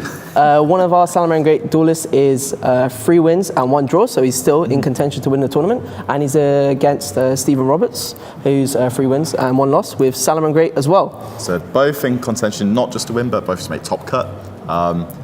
We've been looking at that list for a few minutes now, and they're quite similar. They are very similar. Very similar. They've both got some unique takes. I forgot to mention, my Salaman Great player has got Crossout Designator. To negate Nibiru, which will probably be a very impactful card in this matchup. I can imagine. It negates his entire deck. You are right. So yeah, we're getting ready to go into the game now. Who do you favour right now? Both have an equal chance of winning. But you're right, the one with Crossout Designator has a massive advantage. Yeah, I think the Crossout Designator, I just realised. I think they will be shocked to be playing the mirror match and might not have the cards. Yeah, exactly. I think when they realise it's the mirror match, it's going to be a phenomenal experience. So yeah, we're going into game 1 now. We'll see who has won the dice roll shortly. This deck has definitely benefited a lot from the ban list. Before, quite a lot of these cards were restricted. So yeah, I believe Gazelle and Circle have both been as 1 on the fully limited list, alongside Stalio being forbidden. All of these off the list now, and now here we are going into the game 1. Let's see who is going first even. By the looks of it, it looks like Ural in red. Starting off with Circle. Did he activate? Did he activate in the draw phase? I'm not sure. I hope so. But we'll see. You can see Stephen chuckling a little bit there, realizing it looks like he has got 2 hand traps and Salaman Great Sanctuary in his hand. I guess Euro didn't catch Stephen chuckling. He still doesn't know. He doesn't know. So yeah, we're going to see this resolve and see what it gets. I think it should be a really interesting matchup because I think both players are able to break each other's fields. I agree with that. Unfortunately for Stephen currently, it looks a little bit off with his hand because he doesn't seem to have many engine cards going for him. He has got the copy of Possible Desires in his hands to help get him there. But yeah, we see Ural adding Spinny. Ooh, so as a Salaman Great player, when you add Spinny off Circle, that's a good sign for your hand and your overall quality. Most of the time, the Circle is used to add Salaman Great Gazelle, but I believe he might have it in hand. Gazelle is one of the stronger cards in this deck. We might see it get revealed here just now. Yeah. So he's gone for Baylink, Chain Link 1, Salaman Great, a Gazelle, Chain Link 2, and it has the ability to send 1 Salaman Great card from his deck, and it has been effect failored. Stephen knows exactly where to use his interrupters. Do you think he should have got? I think I would have gone with the Impermanence there, just to play around cards like Talents and Thrust. However, these two are playing the exact same deck, so we'll see how they navigate the rest of it. So he has gone for Spinny effect, which says you special summon it from the graveyard if you control a Salaman Great monster, and he's going to summon the formerly banned Stapelio. Stalio. Mirage Stalio. So, do you think you should Impermanence here? Knowing that Salaman Great Raging Phoenix is such an important card for the strategy. I think Stephen's gameplay is to try and stop Euro extended with more monsters, and he's hoping Euro doesn't have any more ways to link climb. We're going to see how he continues to navigate the rest of his turn. I kind of hope there we might see like a Will of the Salaman Great or something along those lines, but we'll see. We'll see what's next.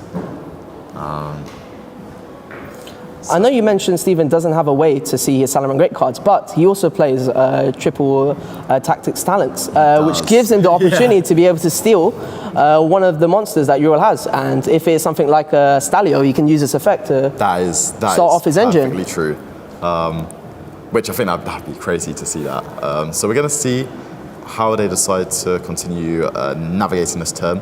Obviously being hit with 2 hand traps is quite impactful. So we're going to see, what do they decide next? I think they're just discussing something with a judge currently. From what we know, he can decide to link both of these off into Sunlight Wolf. Yes. And then add back the circle. But he does have more plays. He decided to go Signet Mining, being able to add any Cyberse monster between level 4 lower. Yeah, I think I would aim for maybe like a Jack Jaguar here, because with this, he can definitely try and reach towards making a Raging Phoenix and then relinking it using the Salamangreat Sanctuary to try and get to himself to one of those impactful trap cards. Definitely. Salamangreat Foxy also has a graveyard effect. Yeah. It says if there is a face-up spell and trap card on the field, you can discard one Salamangreat monster from your hand and special summon it from the graveyard. And if he adds something like Jack Jaguar, Jack Jaguar can also special summon from the graveyard. So yeah, we're going to see how he goes. Don't count Steven out just yet. And exactly, he did add the Jack Jaguar, like you predicted, Alex. We do love a little bit of Salamangreat gameplay here. Even more so when there's two of them. So we're just going to see how they continue going. Activating the field spell, so now you can activate the Foxy effect. So because he has a face-up spell and trap card. So I would imagine we see a Sunlight Wolf. Sunlight Wolf here. Surprised he did not link off with the Mirage Stallion just yet. Maybe wanting to keep that round for next turn, but we never know. That might turn around to bite him. I guess he's using Jack Jaguar's effect to put back a Salamangreat monster in his graveyard, special summon the Jack Jaguar, and using Sunlight Wolf's effect to add a monster from his graveyard to hand. Yola has done quite a lot through 2 hand traps. Through 2 hand traps. I would still assume he's going to end up getting towards that Raging Phoenix play. However, we don't know what other cards are in his hand as well. Exactly. He might still have further interrupts with other hand traps, or maybe he's already drawn one of his Salamangreat trap cards. Traditionally, the Salamangreat Sanctuary was used to link off the Sunlight Wolf, to link summon Sunlight Wolf again, to be able to use the effect to add a Salamangreat spell and trap from graveyard to hand. But now, with the addition of the new rank 4, link 4 Raging Phoenix, you just don't need to do that. You can circumvent that entirely. So we're going to see how this goes. 3 more cards, or 3 cards left in Steven's hand, sorry. Yeah. Going to link off for the Raging Phoenix here. I think he's just double checking his options before he makes that second copy. This card fits the deck strategy really well. Being able to search for any Salamangreat card in your deck is really amazing. Before, they had to use a Salamangreat Gazelle to send a spell and trap card, then use Sunlight Wolf's second effect to add it back to hand. But this way, they can add it straight from deck to hand. And I think most likely you'll go for Salamangreat Roar, which negates a monster. I guess he's going for Rage here. If I was Steven at that point, I think in my head, he's got Roar already. Potentially. However, when you think about it, that Rage is destroying up to 4 cards on the field as well. It's just so hard to play through. Very true. I'm so used to playing against this deck when they were ending on Sunlight Wolf and only destroying 2. And they both have a cheeky giggle, noticing. So he's going to resolve that to add the Gazelle. Steven playing with 4 cards. I think he has got the opportunity to play here with I think the possible desires to come down next, especially if, or maybe not. We're going to see this Gazelle activate. The Balinx does protect himself against the Salamangreat Rage. Balinx has a graveyard effect that you can banish it from the graveyard to protect your Salamangreat monsters from destruction. So I think here, if you're Steven, how do you really navigate this? Because you need to get that Balinx in the graveyard as soon as possible. Yeah. But you don't want to hinder yourself from making the plays you want to as well.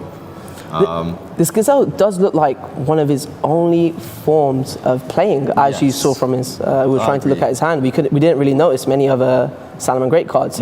Usually, we special summon the Salamangreat Gazelle from hand if a Salamangreat monster is sent to the graveyard. But in this scenario, he had to normal summon it, which isn't ideal. Yeah. So with this, I would like to see just how this continues to play out. I'm sure Steven has a game plan. He has somewhere he's trying to aim for, especially knowing that that's a Rage set. Yeah. Pot of Desires. So I think here, just trying to draw any card, really. I think he has quite a lot of good draws. I agree with that, in all honesty.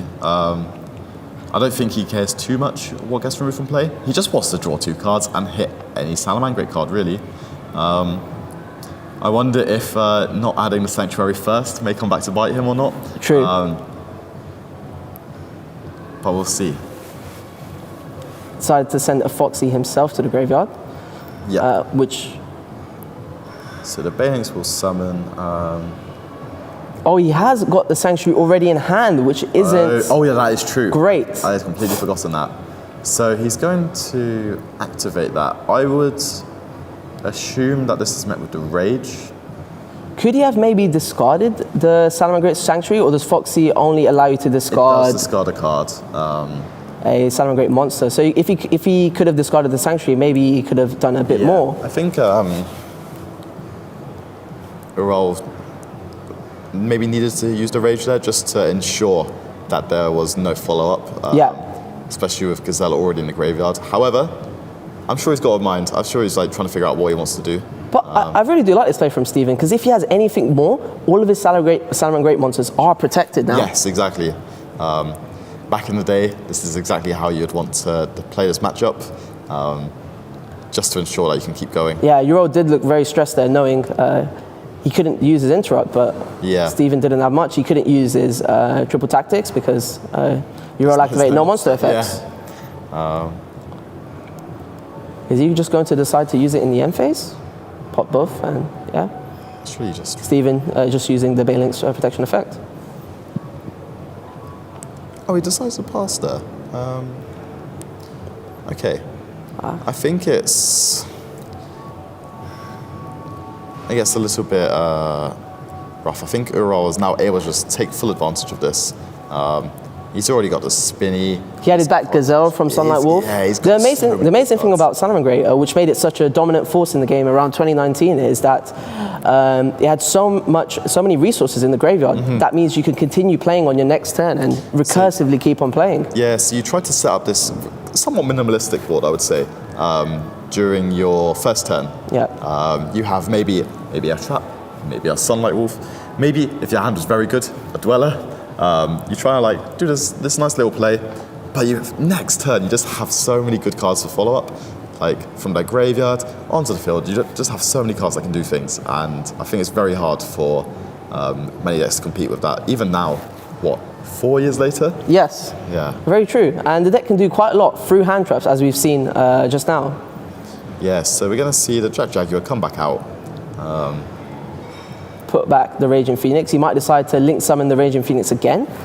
Yeah, I could see that entirely. Just gives you another resource, right? You just want to keep garnering more and more interrupts. I wonder if Ural will decide to play around in the Burial Department, trying to put 8,000 damage on board with trying to summon 4 less monsters. Yeah, so I do want to see what he does next. Does seem to be making another Banelings potentially. I would assume to trigger that Gazelle.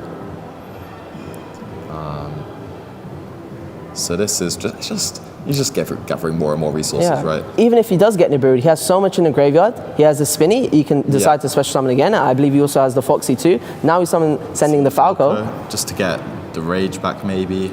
So Falco's effect is when it's sent to the graveyard, you can set a Salamangreat Spell or Trap card from your graveyard to your field. Yeah, so here we're going to see the Raging Phoenix come down once more. Using Sanctuary's effect just to link into it again. Yep. So he's going to see it one more time, add another card. I believe Steven had a Veiler in hand, an Effect Veiler. I think I might have, maybe I missed it. So he's got Talent's Rage, one unknown. Has he decided to add Circle to his hand? I'm not sure. I couldn't quite see it there, unfortunately. But we're gonna keep going. I'm assuming maybe the Spinny is to come soon. The most common way for Ural to deal damage is through Axis Code Talker. Yes. The original Cybers. I would say that this is my favourite Cybers deck. And we're gonna see Ural climb up. With Link Decoder, okay. Yeah, so he's gonna, I would assume the Transcode Talker is to come next. Yep. just going to summon back either the Splash Mage or the Link Decoder. Yep. Then the transcode to summon back the Splash Mage. I believe the Splash Mage would have to be on that arrow next to the transcode. We'll see if it does matter or not. But either way, it does look like it's a very good position for Ural. It's just deciding to go straight into that access code talker. 5-3 access code talker that does get met with an effect Veiler. Yep. Understandably, like. Technically, he would have needed to activate the effect Veiler after the effect resolves. Yeah. Access code talker has an effect where your opponent can't respond to any of its effects. So yeah, we're just going to see what's next. I really wish they were playing Heater in their decks. I think that'd be really funny to see. It would be amazing. Yeah, it would be really amazing. Being able to special summon back your opponent's Gazelle, just turning any 2 fire monsters. Especially his graveyard effect, being able to search anything. Yep.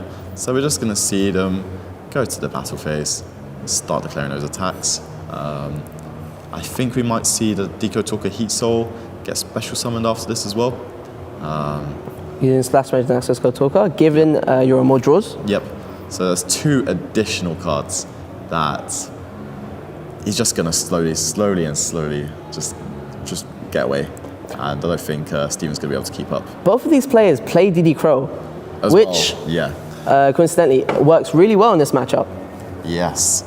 Doing a lot of things, like if Ural drew one, he would be able to then remove from play Steven's Bailings in the graveyard to make his Rage just get so much more value. Exactly. Same thing as we saw in turn 1, Steven could have used the DD Crow to banish the Spinny. Deciding not to make the... Steven packs up. There's just too much advantage that Ural had. I guess he probably saw his next draw and thought it wasn't enough. It was not good enough to get him the game. So we're going to see them head into game 2.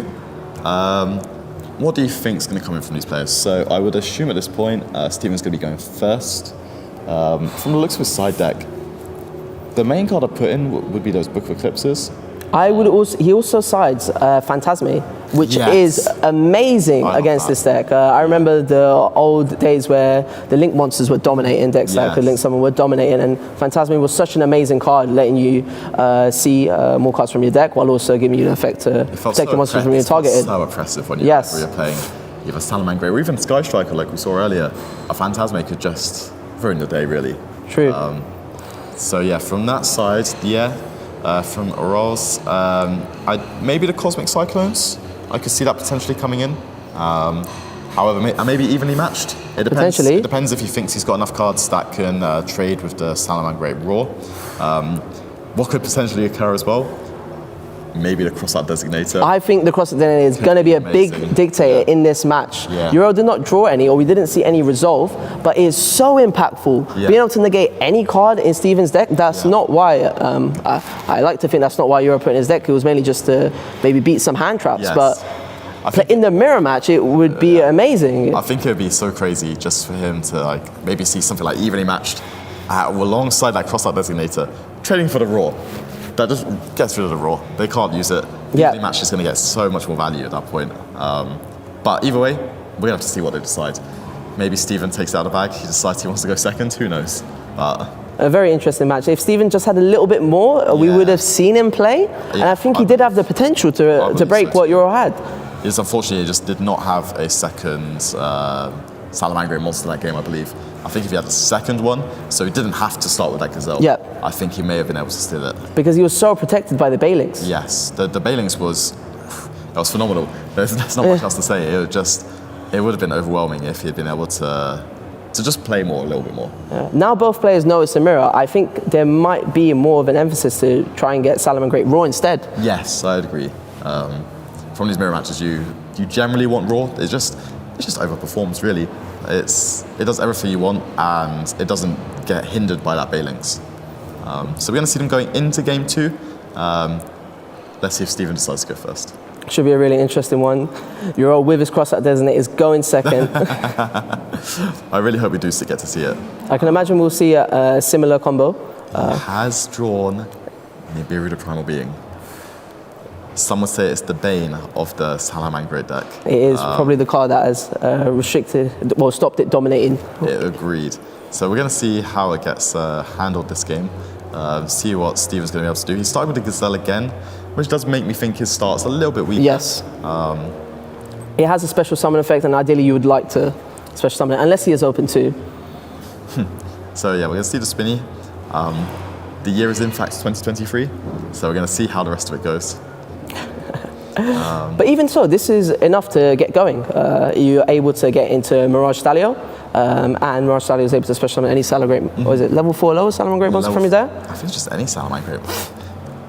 And I would need to check, but I think he can even summon something like Beat Bison.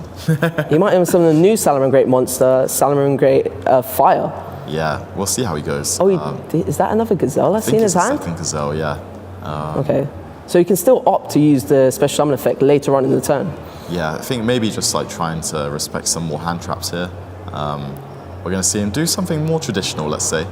Now we're linking in to the Baylinks. So we're going to see what's next. What do you think he's going to do here? Can he get up to that Salamangreat Raging Phoenix? With using the Gazelle in hand, yeah, he can actually. Am I missing something? I feel like he's missing one monster to get into the Link 4. Yeah, I think if he uses the Gazelle in his hand special summon at one point or another, then I think he'll be able to just about get there. This Nibiru, however, is going to be massive. Yes. Currently, I don't think Steven has a way to stop it, and I don't think Steven has a way to continue playing a given. No. We have to wait and see what happens next. But I think this Nibiru is going to be game ending almost. So he's decided to go for Sunlight Wolf. His other option might have been Sunlight Wolf. He couldn't go into Splash Mage because the Mirage Stalio locks you into fire monster effects, I believe. Do you think he might Nibiru here?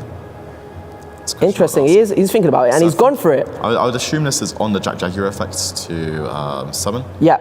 So he does not get the ability to. Is it special summon to a zone? Yes, it doesn't summon to a zone, but it still it resolves as much as possible. So it will be returning the monster to the extra deck. Okay. However, this Nibiru is still going to be very good here. Yeah. And Euro being an expert Salamangreat player, knowing exactly when to Nibiru. Exactly. I guess the weak opening with normal summon Gazelle gave him a bit of an opening there. Yep. So we're going to have to see how Steven adjusts to this. He still has 5 cards in hand. So very true. That is very true. And as we saw in game 1, he does play talents. So being able to go talents and look at your opponent's hand might swing it back. So he is going to do the Gazelle here. So let's see where he goes with this.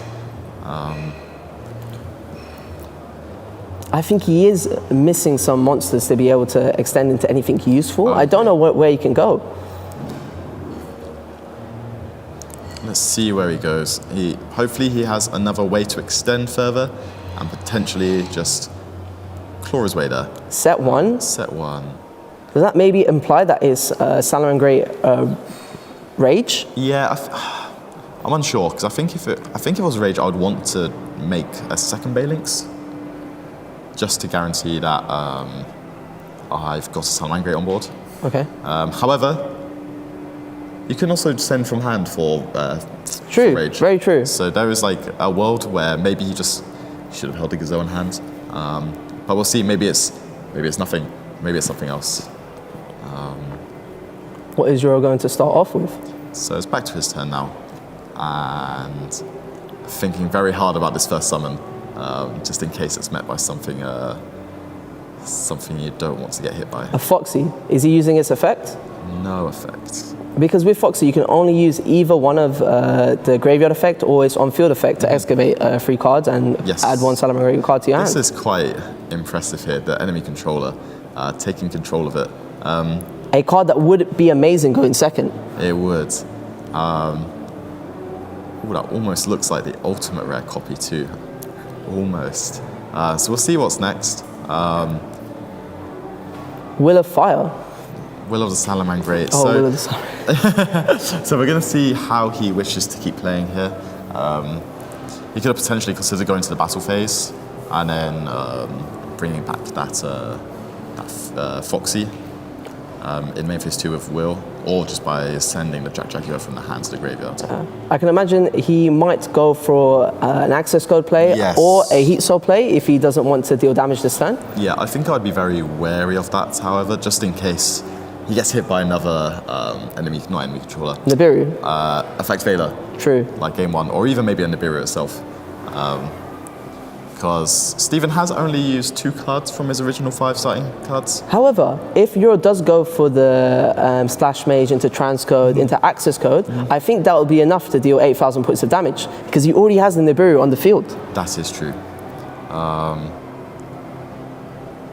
So we will see where he goes to from here. He's deciding to link away the Baylings. Has he already activated the field spell? I think maybe he's forgotten to put it on the field. Yeah, Steven just let him know that he can't do the from Baylings to Baylings. But he's decided to go for this Baylings because he needs a Salamangreat monster in his graveyard to special summon Jaguar. Yes, Steven being a good laugh about it. He's still smiling the entire way. So yeah, we're going to see this go on. I believe he might just go for this Transcode Talker line. Seems like the easiest way. Oh, he's just gone to battle phase, playing safer, making sure he doesn't get maybe blown out by Nibiru. Yeah, it is summon 4, so we'll see how it deals. Maybe that gives us an indication that he doesn't have Cross that Designate in hand. Maybe that is true. Or maybe he opened both his Nibirus and he's only playing 2. We'll see how it goes. So here, what do you expect from him, really? I can imagine that he has so many good cards he can draw. So, yeah, that's actually true. The Heat Soul could be a very good line. And since he didn't activate Fox's Infect in the graveyard, he can still choose to activate its effect and continue playing. If he has another monster summon, he can then access the Link 4. Yeah, so I'm curious. Maybe this is where the Link Decoder has a lot of value here. Because it special itself back? Yes, exactly. So you can special summon itself back. You can try and make that Heat Soul, because you do need multiple different attributes, correct? And then maybe even go up into that Raging Phoenix. Okay. So I'd go for Sunlight Wolf. Maybe he has a Salamangreat Roar this time. A Salamangreat Roar. I believe you need to have a Salamangreat Link monster. Yeah, by the looks of it, he's got a Roar and an Impermanence. Both seem like very, very good cards here. But with Salamangreat having so many resources in the graveyard that he can use, I think he's in a good position. He has another Gazelle in hand, a Spinny in graveyard. I think he could do a lot. I think so as well. We just have to see how he continues to navigate. Because he didn't use that Baylings last turn, I know he considered it. He might still just be able to try and push through the couple of interrupts that Ural has. Decided to add the Falco. Yes. If you were Steven right now, what would you be trying to do? I think I need to see all of the resources he has. You basically you want to get to a critical mass of all of your Salamangrates in rotation. Yes. You've got like 6 different names. You just want to get all of them between the grave, the field, and then once you've got them all there, you're just able to just play through so many different types of interrupts. Because he does have the Spinny and the Jaguar. Maybe that's why he's opted to go for Falco, which is a different name. Yes. He's activating the powerful Gazelle now. I think as long as Steven kind of stays within the realm of Salamangreat monsters, he'll be able to just keep himself alive from that Roar by using the Baylings in the graveyard, and then maybe just force through some kind of line. How many Heat Leos is he playing? If he's playing any at all? He's playing no Heat Leos. No Heat Leo, okay. So that's my main thought of ways to play through the back row, just by removing them from the field. This is really interesting. With the Falco, he's used this graveyard effect to set the field spell that he discarded, somewhat replacing itself. I quite like that. It feels good for card economy wise, and at some point you do want that field spell in circulation. Yeah. Has he decided to send the Salamangreat Rage to his graveyard? Yeah. Ideally, I think he's going to try and add it back off Sunlight Wolf. So I can imagine him link summoning Sunlight Wolf twice. I can see that as well. Maybe we see a Mirage Stallion here? I think he would. again, he's kind of accepted that he's not going to get blown away by the opponent's Salamangreat Rage. However, it feels very strong here. It doesn't feel like there's any point of Virel using any of his interrupts here. Exactly. So it doesn't do anything.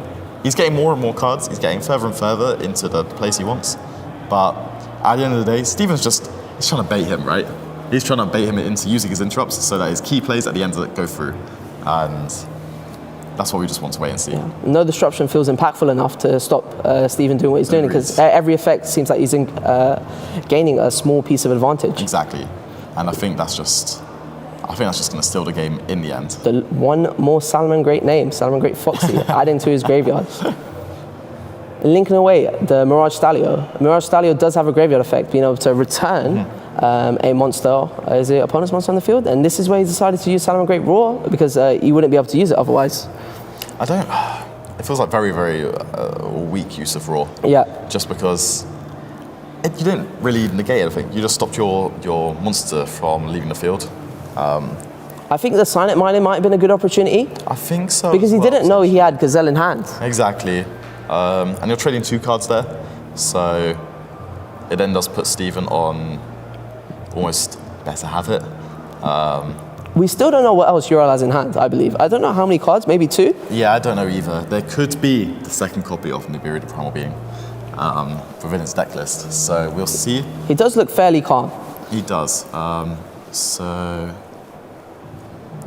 he has just linked for the second copy of Sunlight Wolf. I think his field spell needs to be faced up for that.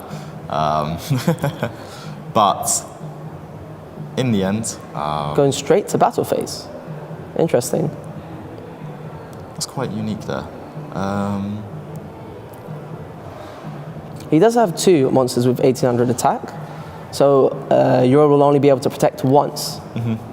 And so will Steven. I always remember this being part of one of the factors in this matchup is just making sure you got enough Bailings to play through your opponent's cards and stop them playing through yours as well.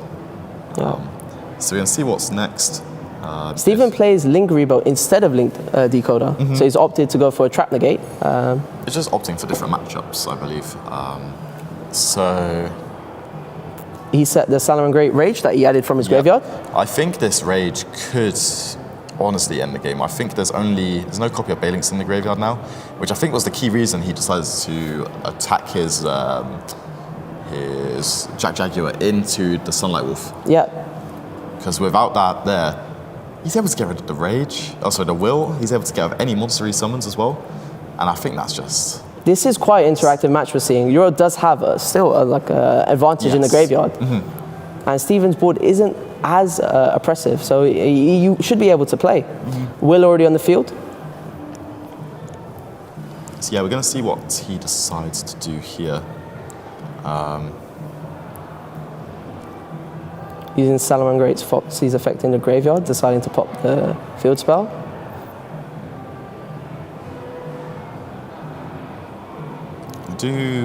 What I'd like to see him do is use Falco to return the Foxy to the hand. Yeah. Then make the Bailings, and then put the Bailings in the graveyard by one means or another. Yeah. Just to try and protect himself there. I think Steven has decided to flip the Salamangreat Rage early, knowing that Uriel probably will go into another Bailings to protect himself from it. Yep, and I think that's good value there. Yep. I'm happy with that. Maybe Uriel could have used his Will of the Salamangreat instead of the Foxy. Yes, yeah. Because now he hasn't got a chance to. He didn't get a chance to use it. I think I would have definitely wanted to start with it. And I guess he doesn't have much more. That's unfortunate for him. For him to summon Jack Jaguar, he needs a Link Arrow to summon too. He does. So, yeah, I think definitely starting with that Will would have been a very strong start to his turn. However, it's passing straight and Steven over. decided to prioritize getting as many Salamangreat names in his graveyard to keep on playing, and he is going to just keep on playing. Adding back the Rage because of Sunlight Wolf was summoned using Sunlight Wolf. As you said, bouncing back the Foxy to summon Falco. Oh, I love Salamangreat. I love it so much. So we're going to see He's just gathering so many more pieces of resource here, and This mirror match does bring back good memories. it really does. And we're gonna see Steven decide what to do. I think if I was Steven, I'd be wary of the back row, just for making a transcode talker into access code line. Yeah. However, he does have 3 monsters in his main monster zones. He could just use them all to try and work in that transcode. Yes, Which- I think he can do this under 5 summons. So he's only summoned. Oh, he decided to summon more. Yeah. I think it would have been around 5 summons, I think. Steven is trying to end this game right now, Yes. though. When he did summon this update, Yeah, Jamie, I it's think, usually a sign. Yeah, I think I would have liked the gazelle to be held here. However, may just not get punished, so it might not matter. But I think as long as he keeps the transcode and the access code, all of it co-linked, I think he should be able to steal this game away. Yeah. And as you mentioned, it being co-linked, he wouldn't be able to target the transcode or the access code. Yep. And if Euro does have an imperm, it won't work. Yep. So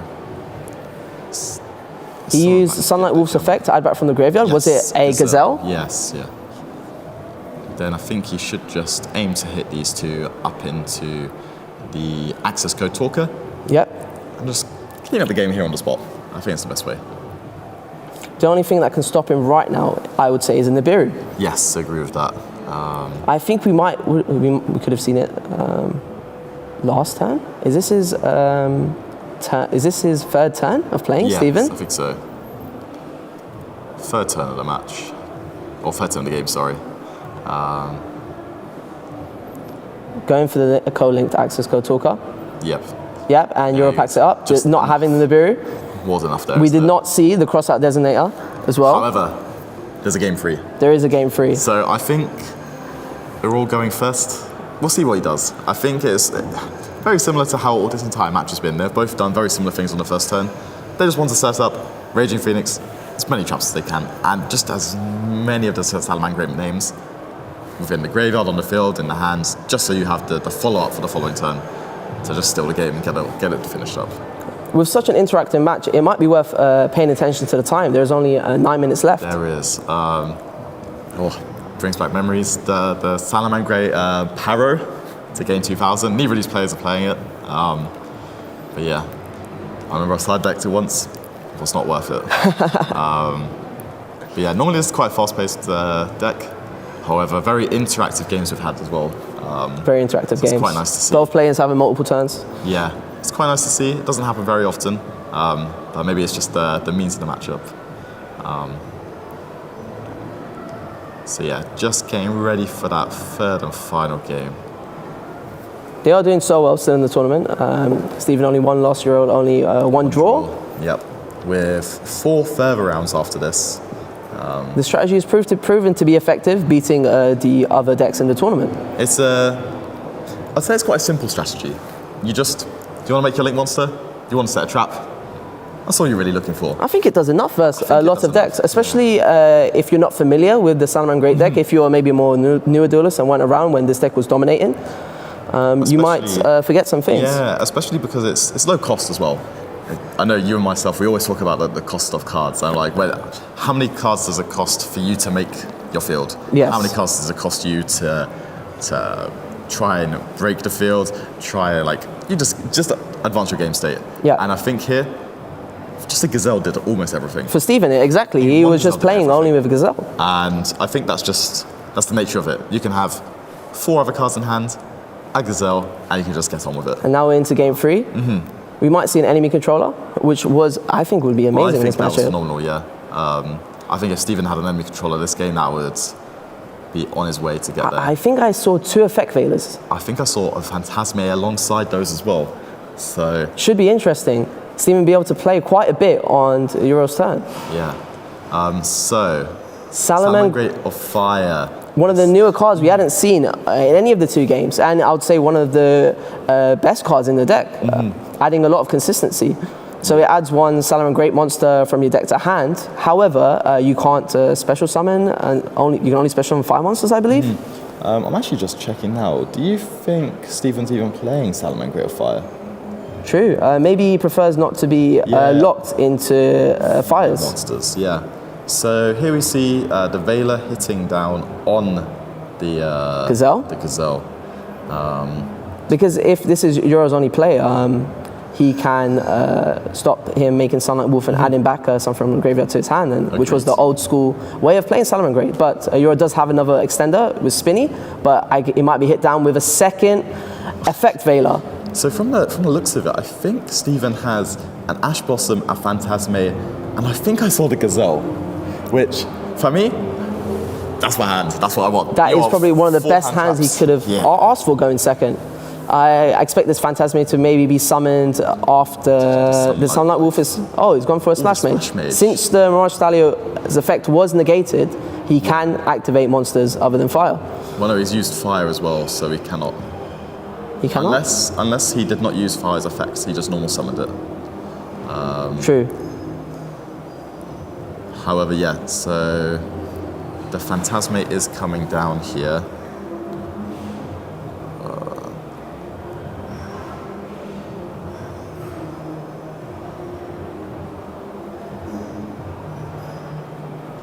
Maybe Hero decided to Ash the Phantasme.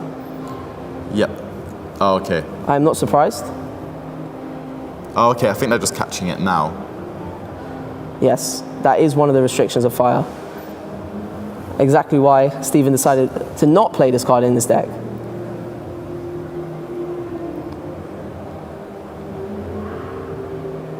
So yeah,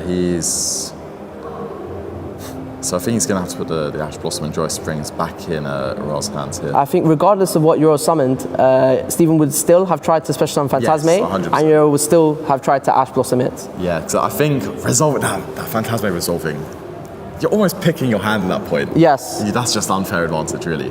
Like, however, it looks like he's just setting one card and passing now. Which is understandable. There's not much more he can do. Making a Sunlight Wolf here, if you can't special summon, it doesn't do much. Yeah. All it does, maybe he's able to add back the circle from his graveyard to hand. I think it's a little bit unfortunate, just due to that error. We don't get to see how it perfectly would have played out. However, yeah, we're going to see the Gazelle trigger hit. I'm not that happy with this Gazelle. I think if I was Stephen, I just want to put that Sanctuary on the field as quickly as possible. Really? I think so. Just in case, you just want to respect the rage. I understand. As much as I can. And at the worst point, if he does use rage on it, I think that's fine. Because you then have the Gazelle to extend. Yeah. Because I can imagine getting rage right here isn't ideal, but since there's only a Balinx, it's only getting rid of one monster. Agreed. I agree with that. So yeah, we're going to see the Sunlight Wolf come down. I'll just assume the Jaguar. Gonna just help get those advantages back. Yeah. It's quite impressive. We haven't seen a DD Crow from either of these duelists so far. Yes. We haven't seen a DD Crow. We haven't seen the cross-out designator from Euro's deck, and we did see the Econ Hour from Steven's deck. Yeah, I really like the Econ. I think that's like enemy control is such a fantastic card in this Salamangreat deck. Especially it just helps pick apart the board. I think Stephen does need to get rid of this Mirage Stalio though. Yes. And yes, he is trying to get rid of it, summoning Transcode Talker. I think that's going to be hit with an Infinite Impermanence. But at least he can still attack over the Mirage Stalio. I agree with that. But there is a Salamangreat Spinny in his graveyard? Yes, so there is still the cards to the follow-up available to him. It just depends what Stephen's got left. Maybe he has a will or something, or any ways to add. We did not use the Ash Blossom, correct? That we saw? He did. Stephen did. Stephen didn't. No, he has not. However, Uriel has used his. Yes. So the Phantasme could be very, very strong here. Let's see if he tries to give it any type of respect.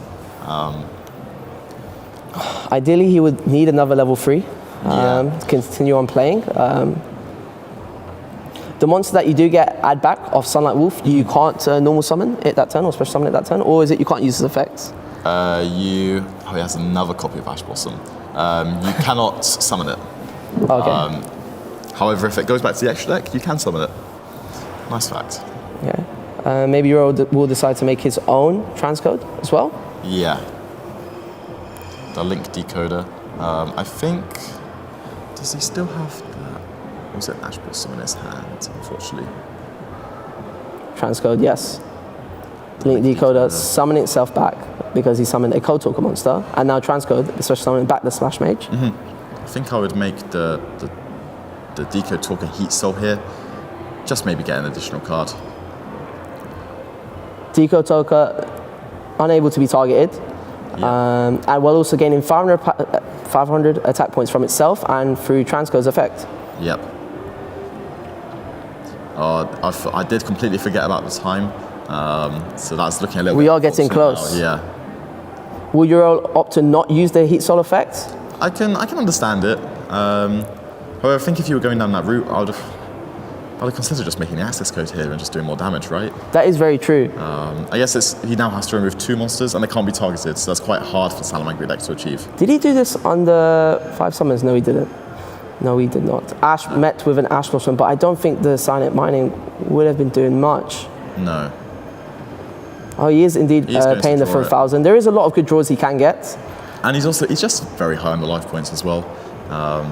I reckon that's an infinite impermanence draw. Yeah. Steven will need to do a lot in these last 40 seconds. If only he can quickly make an access code talker, but currently he has nothing on the field. With only a Jack Jaggery in a graveyard. Yeah, you can see him playing as fast as he can. We'll see what he's able to manage. Phalanx. Gazelle? He's If got only he 50. had- If he had more time. Oh, now we see it's the cross-out designator. The card we've been talking about all match. That's impressive. That's impressive. Knowing how impactful it can be. Yep. I think he's unfortunately just not going to have enough time to get there. If you can make a update jammer. Yeah, I think he needs to make an update jammer. He needs to, yeah, and it's just going to be Looks like time's been called.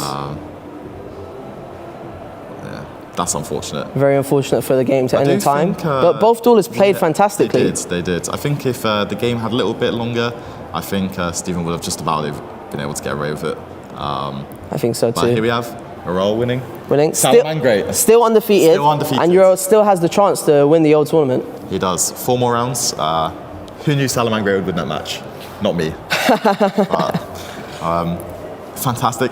Bit of a blast from the past, right? Yeah. It's quite nice seeing it once again. Really fun. It brings back memories. It does. It really does. So I'm really happy to see it. And I'm glad that the cross-out designator had a little bit of payoff in the end as well. But yeah, we'll be right back with the winner's interview.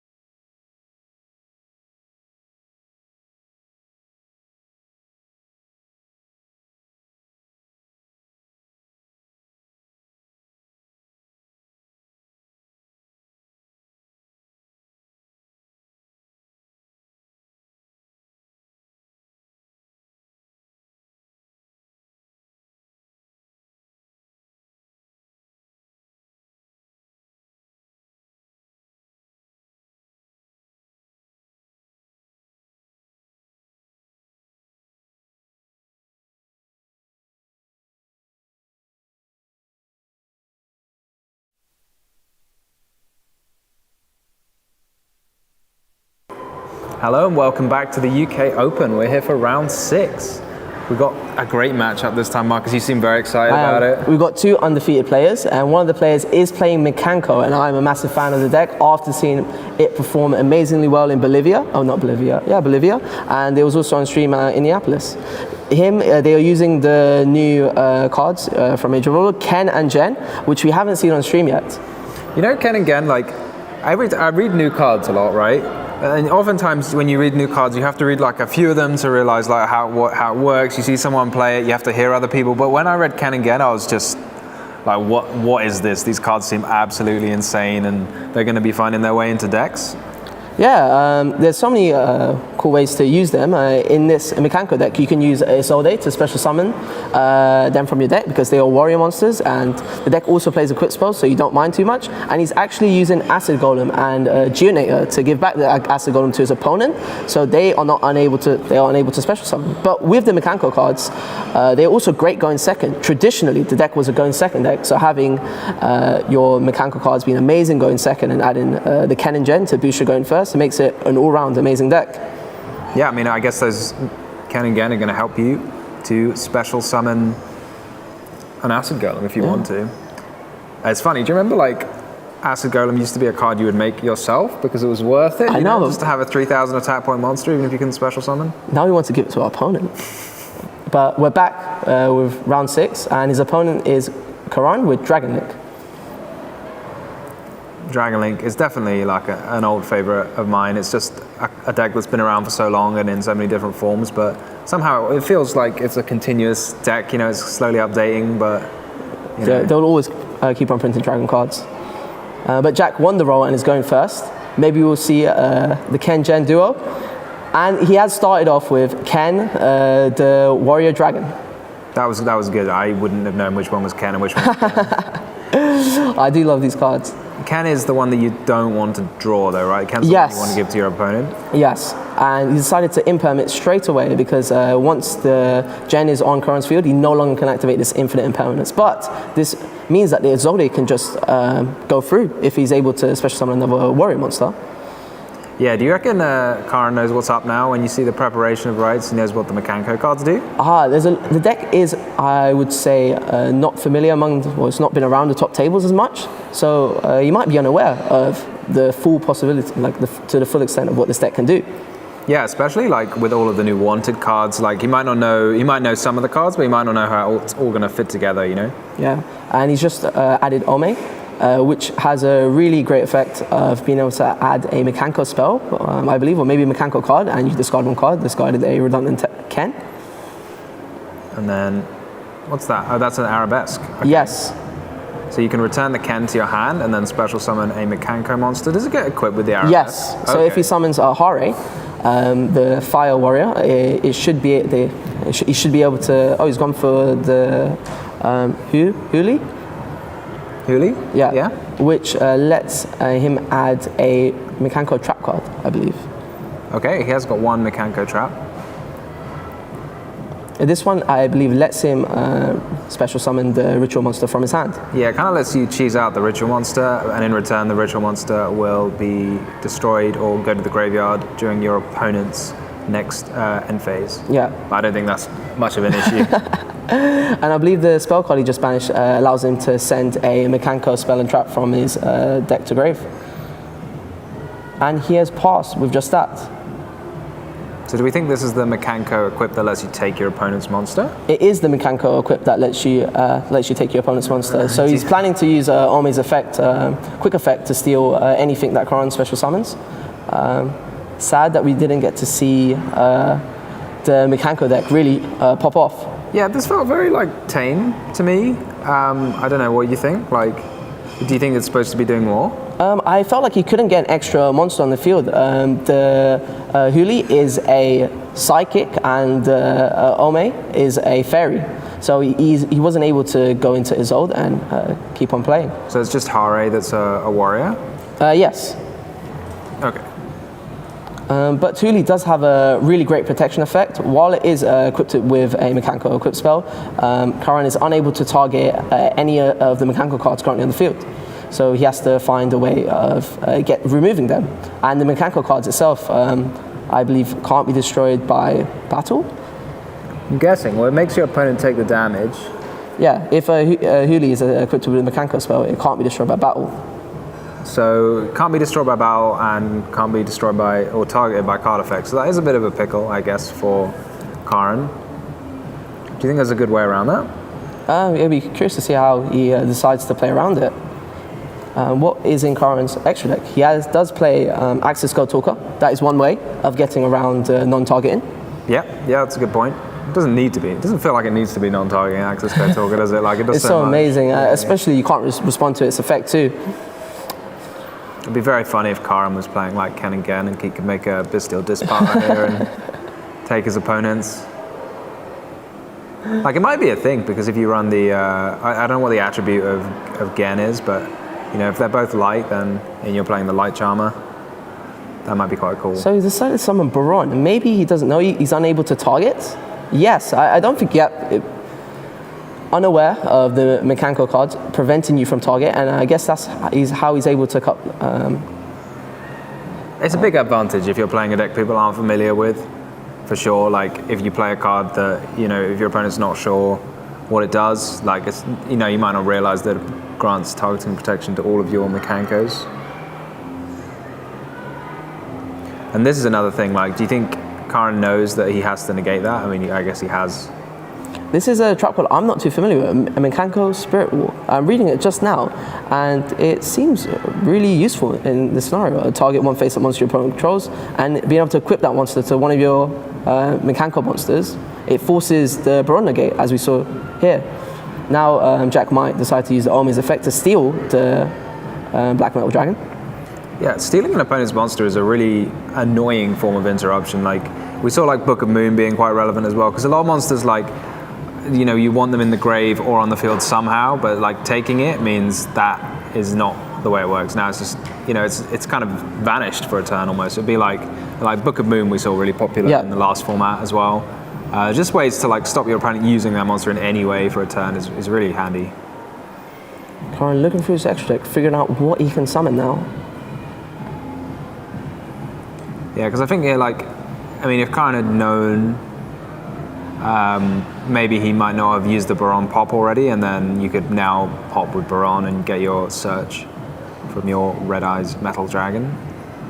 Because now you might not have the monsters to be able to, let's say, go into Access Code and deal with the field. And he's going straight into battle phase to attack the Black Metal and get its effect to search for, I assume, Red Eyes Darkness. Do you reckon he runs any other Red Eyes targets? Might surprise us. Activates Red Eyes Fusion, I wonder what else he has in hand. He didn't summon the Striker Dragon? Well, he can't have summoned it. Yeah, he didn't summon the Striker Dragon, which is usually how the Dragon Link deck tends to open up with. Yeah, he's already used a Bestial. I think he started with Magnamut. Leaving a 3000 attack monster against Mekanko is, I think, very dangerous. Traditionally, this has been a deck of giving your opponent a big monster and just attacking into it and dealing damage. So he's decided to use Bestial Saranir. Yeah, that's Saranir. Paired with the red MD, he can now keep on going. I wondered why he decided to, you need to go battle phase first, maybe? Yeah, I mean, I guess he just wanted to destroy the... Yeah, right, it doesn't look like he's... I mean, he did banish the Metal Dragon to summon Saranir, so maybe that's why he felt like, he didn't want to banish anything else in his graveyard, wanted to make sure that got into the grave. This way, he can use Bestial Regain's effect because he has banished a monster and getting another draw. Maybe this is how he preferred to sequence it. Getting an extra card isn't too bad. Yeah, do you think he's going to... I'm never too sure when you're playing this Dragon Link deck, like, when's the right moment to stop and when you want to keep going on. Because in this case, he could turn some of his big dragons into a Romulus, for example, search a ravine, and then, I don't know, do what? But, you can keep going, but it's hard to say if that's beneficial or you just want to, pause now and go into a Hieratic Seal or something. From my experience, I've seen players make Hieratic Seal a bit too early. I feel like they are maybe a bit scared of hand traps when the upside of not making Seal is maybe summoning Burrow Savage, Burrow Land, a lot more impressive monsters. But I wonder what Karin can do now. He might opt to summon a monster and go for Romulus, but I don't know where he would go from there. He hasn't used Rocket Tracer's effect yet, so that is also an option. But he's got to get the Rocket Tracer into play. With the Red Eyes Darkness Mantle? Oh, I see. You'd rather do that than... Yeah, that makes a lot of sense. Triple Tactic Talents. Was there a monster effect used? Yeah, he used the Ritual Monster. Yeah. That doesn't target. I think he's found his answer to clearing the board now. Yeah, because, I mean, the Ritual Monster's just going to... Is it going to go to the graveyard in the end phase, or is it going to go back to Jack's hand? I think it goes back to the hand. Because I think it only goes back to the hand if it's summoned off. Yeah, it was summoned off the Mekanko the great Mekanko ceremony. Yeah, it gets returned to the hand. This is going to be a tough board for Jack to play through. Dragon Link is one of the decks, when it starts playing, the board it does put up is, I think, somewhat oppressive. Oh yeah, it's very good.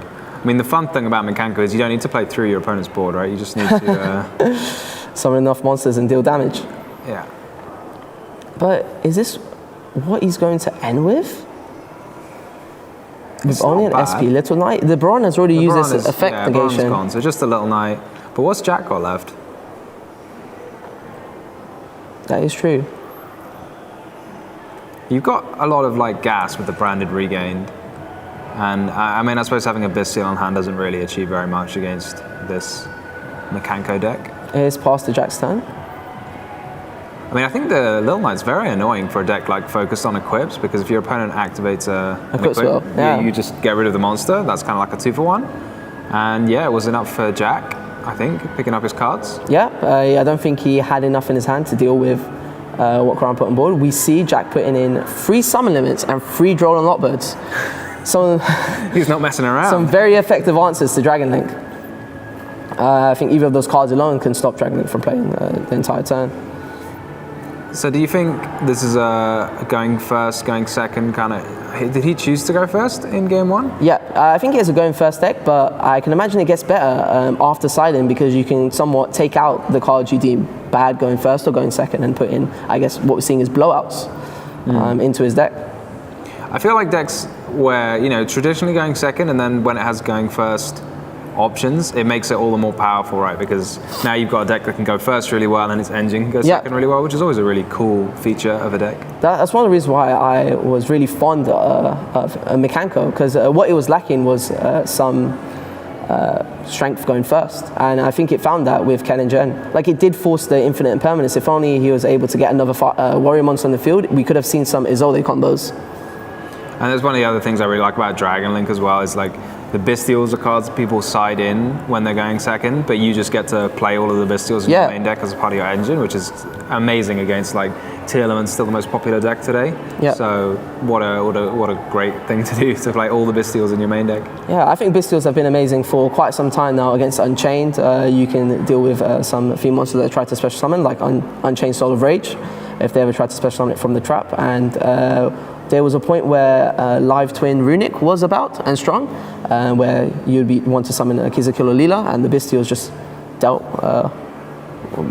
with that. Yeah, I feel like maybe half the field at any given time is playing like something with Lights and Darks. I feel like Lights and Darks are way overrepresented compared to the other attributes. Like, we're seeing a lot of fire cards today, I think. So fire is making its way back. I feel like fire decks have been like traditionally the least popular out of all attributes. You don't remember 2019, the rise of Salamangreat? Salamangreat, yeah, we just saw double Salamangreat. Or round 5. Yeah. No, but I do agree with you. Even the decks in this tournament right now are very diverse. Jack again starting. Will we see Ken and Jen resolve? I want to see it, but I really want to see like... I see a Jen. Oh, I really want to see Ken and Jen in like a Dark World deck. Ooh. Being able to trigger the secondary effects of Dark Worlds has always been scary. And I believe it's resolving. Jack very happy, knowing he will not have to deal with infinite impermanence now. One of the super cool things about Ken and Jen is they trigger your own Triple Tactics cards. So we see here in Jack's deck, that's 5 Triple Tactics cards. There are 3 thrusts and 2 talents, which is like obscene. those cards were already powerful enough, let alone now being able to activate something like Frost on your first turn. You can like make your opponent activate it for you. Yeah, it's great. Okay. Similar opening, but minus the impermanence this time. Is it going to be enough for him to combo? That is the question. He does also play the Diabellstar cards and the Sinful Spoil cards, but we have not seen them in action yet. I believe he probably plays those cards to try and get into more warriors. Yeah, I don't know. I don't know what's in his extra deck, what we're going to see. Like, I feel like a lot of decks, you know, you use the main deck monsters to generate a bunch of stuff. Oh, this is really cool. So he's now can use the Mechanical Equip Spell Arabesque to target the Ken on Karan's field, and now special summon the warrior from his deck, which we didn't get to see last game due to the Ken being negated.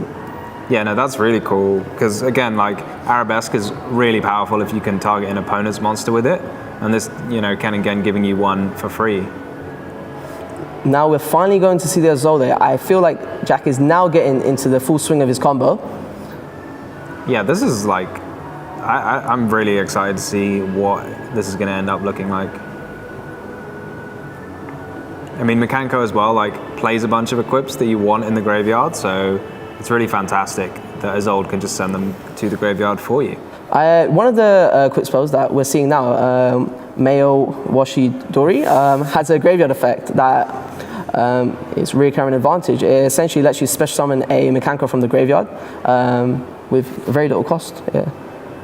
Yeah, no cost at all, right? Yeah. Which makes it so good. He has the setup already established. And the thing, one downside with the Dragon Link deck, to make room for all these Bystials, I think you do have to sacrifice on non-engine type cards. Yeah, I mean, Bystials are typically like, in other decks they are non-engine type cards almost, but obviously it's not the kind of non-engine cards you would want to play against the Mechanico deck for sure. When we look at Karan's deck, I only really noticed the Triple Tactics Talents and Infinite Impermanence as what I would call knowledge, and Ash Blossom, of course, and Nibiru. Do you think he has any idea what he was supposed to decide? I think Nibiru could be really good. Yeah, I mean, again, don't turn off Nibiru for sure. So Jen makes Karan discard a card. So this is where he's now trying to use Magnamut to make sure this isn't. Oh, to be fair, he's using Magnamut early. You get to choose the card to discard, I thought. I think or is you it random? do. I can't remember. Well, I thought you see. got to choose, but maybe If it is random, it makes it even more powerful. I think he did get to choose. Yeah, I don't know why he used the Magnamut now, though. Maybe that was... Might have been preemptive. I think he might have just misread it. He's going to get the Magnamut and the Red Eyes Metal Dragon? The Black Mail has to be sent from the field. Oh, it has to be sent from the field. Okay. Jack trying to think through his phrase. He has one level 3 on the board. I believe he needs 2 more monsters to be able to do that Acid Golem play. However, since Karan does play level 6s, I believe he has the ability to just tribute summon over it. Yeah, that's really cool. I don't think Acid Golem says anything about not being able to be tributed. So I wonder what other forms of interruption Jack can also put on the field. I mean, taking out your opponent's normal summon is not irrelevant, but it feels like quite a lot of effort to take out your opponent's normal summon. But now seeing this Magnamut on the field, knowing it's pretty much almost guaranteed, would you maybe consider changing how you actually play this? Yeah, I think so. But I don't know what he's going to go for in that case. So you can make, I mean, SP Little Knight is very popular. But yeah, I don't know, he's got IP Masquerade to make SP Little Knight on his opponent's turn. He's got Appaloosa. Funnily enough, Karan's put the Magnamut in a relinquished Anima Zone, which is something you have to remind yourself not to do when you're playing against decks that summon level 1s, which Jack's deck is. Jack special summoned the Acid Golem. Another reason why Acid Golem is really good in this deck is because of its stats. It has 3,000 attack and 3,000 defense, so no matter the position that the opponent has it in, the mechanical monsters are able to deal a lot of damage. So yeah, you did point out correctly, I think there's no way this Acid Golem is going to stick indefinitely. It's going to get tributed for a Bystial at worst. Then I wonder what else Jack is going to do. I think from him, he might summon SP Little Light to banish the Magma. But Karan still has so many cards in hand. Like, even if he does use his normal summon, Oh, but then again, Jack also has so many cards in hand too. Maybe just stop your normal summon. You're right, it does feel a bit, subpar, I think. But, as long as Karan remembers to search off Magnamut, which I guess he's already activated, so he kind of has to. Yeah. Now it's at 1. It's not something you can forget. But Jack does have Droll and Nibiru in hand, which might be enough to... Droll and Nibiru bird, yeah. Karan will be playing with quite a lot of restrictions in his turn. Acid Golem, Droll, Nibiru. Yeah, I'm interested, is there, what else can you do with this? You can, with your Acid Golem, you can tribute summon with it. You can use enemy controller, some decks are playing, and Forbidden Droplets. Enemy controller and droplets. Is there anything else you can do with it? I suppose no one's running Book of Moon anymore, really. Not many people are. It is somewhat of a gamble. Because I do think enemy controller is somewhat popular in the Rescuers decks, but I think it is very impactful against 2 elements, which kind of has to sacrifice the type of cards you can play in a deck, because you're very reliant on milling good quality cards. Yeah. And I think this is where the Acid Golem really shines. I feel like you could just play Fluunderies as well. True, that is. I wonder what his strategy would be then. Yep, Tribute Summoning over the Acid Golem. Wasn't very tough for him to remove it. I mean, yeah, it's cost him a little bit, just his normal summon, because otherwise that Saturnair would have been summoned for free, but... Jack still has 6 cards in hand. That's a lot of cards. So that we're seeing there, the Ken, is that the Ken effect that draws 2? Yeah. So the Ken's the one keeping you a bit of advantage. So basically turns your Gen into something free. Yeah, and he still had to discard. And Karan still had to discard a card as well, yeah. Summoning, special summon Red Eyes Darkness Metal Dragon. Even if you wanted to use the Black Metal Dragon, he wouldn't be able to. So not too much of a downside for Karan having to discard the Red Eyes Metal Dragon. Now it's just in his grave, he can bring him back anyway. I wonder when Jack will decide to use the SP. Yeah, I feel like in response to the Red Eyes, it might have made sense just to make sure you can use it at some point and doesn't just get attacked. Because at any moment now, if Karan wanted to remove it, he would be able to. Maybe, well, after this, maybe he wanted Karan to add to be able to resolve this draw really early.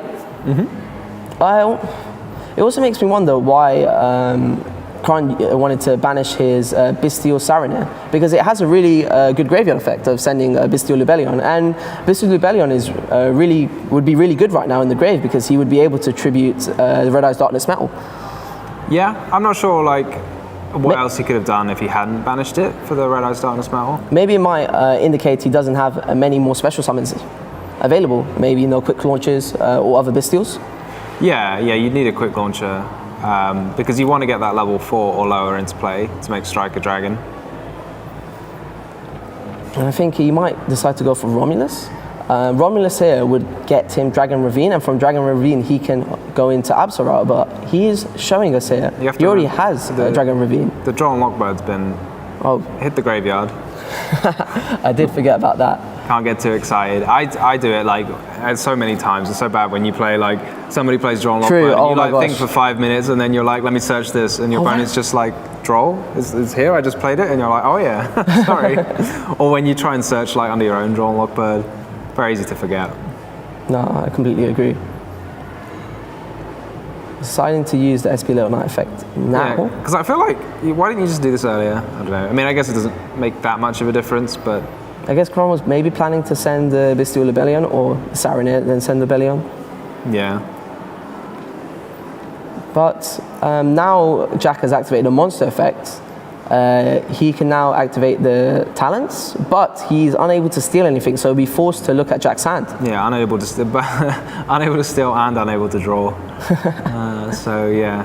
And Jack does have the Mechanical spell in graveyard, Mayowashi Tori, to keep on playing. It does get banished after you use it the first time, I think. I think the monster gets banished. Oh, is it just the monster? You can bring back every turn? That card's amazing. That's really cool. Times to look. Staring down the two Nibirus and Ken. I wonder what you take. I think you take the Ritual Monster to try and stop them getting to more mechanical cards. Yeah, it feels like either that or the Ken, I guess. Yep. Does the equip Maya Washidori negate the effect of the monster that it summons? I don't believe so. Because otherwise you can just special summon Hare back, right? Or Yes. Hime back, and then you get another search. Yeah, you can exactly do that. That sounds incredible. Just during you can special summon a monster and just equip it and then get a search. That's quite good. SP coming back to the field. Red MD on the field too, a really big monster that Jack can use to... You're not supposed to use your opponent's monsters to kill them, but I guess you're allowed to in Mekanko. I think one of the things about SP I really like is, I mean, obviously it's an insanely powerful card and we see a lot of it, but it does make these kind of like messy, complicated game states for players to really like get their teeth into, you know, like when both players have an SP, or you have to remember that you're going to have a couple of monsters on both players' fields at the start of any given turn. It can make the game like really complicated and like really have to make you think. For sure, like if Corona had maybe gone 10 steps in, it's something that you can easily forget about too. Oh, imagine a spell that like gets rid of one of your opponent's monsters and summons one for you. Yeah. That's crazy. So right now, I believe if Jack is able to put down another Mekanko monster, he can deal 8,000 damage, but Corona's already scooped up, realizing he's unable to play. So we see Mekanko steal game 2 without really using the Acid Golem. The draw on Lockbird was enough, and I think wasting the normal summon was enough.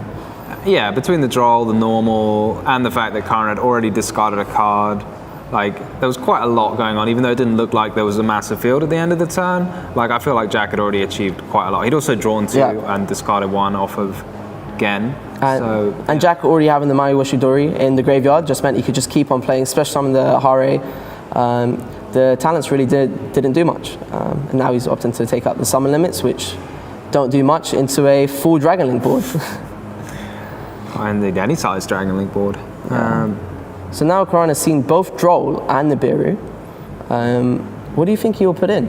So we've got, I mean, I don't really feel like Dragon Link needs to side an awful lot going first. I feel like kind of the point of the deck is that it's very, very powerful going first. Anyway, it's a big combo deck. I mean, maybe the Branded Beast from the side deck will find its way into the main deck.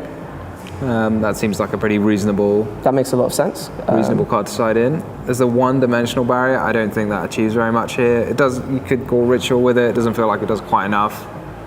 It's just to shut off the one card. But no, I completely agree. The Dragon deck is very powerful going first. It can do so much with such little monsters, and the end board it makes is oppressive. What does Jack have to put in? He has already the free draw on Lockbird. I think we can see maybe the Kaijus? Yeah, I feel like Kaijus seem pretty useful when you're going second against anything, and obviously the Mekanko deck is a deck that really values your opponent having a large monster to attack into, so I could totally see those coming in. But the thing with Dragon Link, they established so many, I would consider big monsters that I don't think the Kaiju does enough, because they establish so many big monsters and they tend to have so many cards in hand too, because everything just seems to search. Yeah, no, I agree with that. So maybe you just want cards that are more impactful. Maybe the DD Crows come in as well. There is no Ash Blossom in Jack's deck, or in his main or side, which I do find interesting. I love it, to be honest, because everyone runs Ash, so just don't go with the flow, do your own thing. Don't, you know, who cares if you play against Branded, just... I really do love that people have their own opinions and are able to do whatever they want to do. That's how innovation is done. And yeah, we're back to game 3. Karan is starting, and what do we have here? Oh, he's gone second. So this is the thing, like, he obviously thinks that the Mekanko deck is a going second deck, and I'm not sure him and Jack have the same opinion on that. I mean, maybe he's like aware that Jack chose to go first, so it's just saying, okay, like if you're going to choose to go first, I don't know, maybe he's just trying to throw him a bit with the side decking patterns. It does seem quite weird. I am very shocked because it's worked though. Has he passed? He's passed. Although if you see a Droll Logbird being discarded, that surely means that there's a second Droll Logbird. But I think Karen might be able to deal 8,000 points of damage under this draw. We can see the quick launch too. God, can you imagine if Karen was also playing Gen and Ken? I am. One thing I did like about this Mekanko deck is that people might let you start. Let's say if Jack did go second, like Karen won the road, Jack went second, he shows some Mekanko cards. then you might decide to just let Mekanko start. It definitely feels bad though if your opponent like lets you start and you just brick anyway, which seems to be what's happened. It's amazing to brick with 7 cards. Like, I don't think this usually does happen because, as we saw, he just needed one maybe Arabesque and he would be able to continue playing. yeah, like 1 Arabesque, but in order to search the 1 Arabesque, you've got 3 of the Ritual Monster, Preparation of rites. 3 Preparation of Rites. You know, that feels like quite a lot. Assuming he's running 3. Oh no, maybe he's only running 1 and 2 okay, so maybe he's not running that many ways to get to Arabesque, but The deck does also play the Talents cards. yes, and And we didn't also see them paired with the Gen.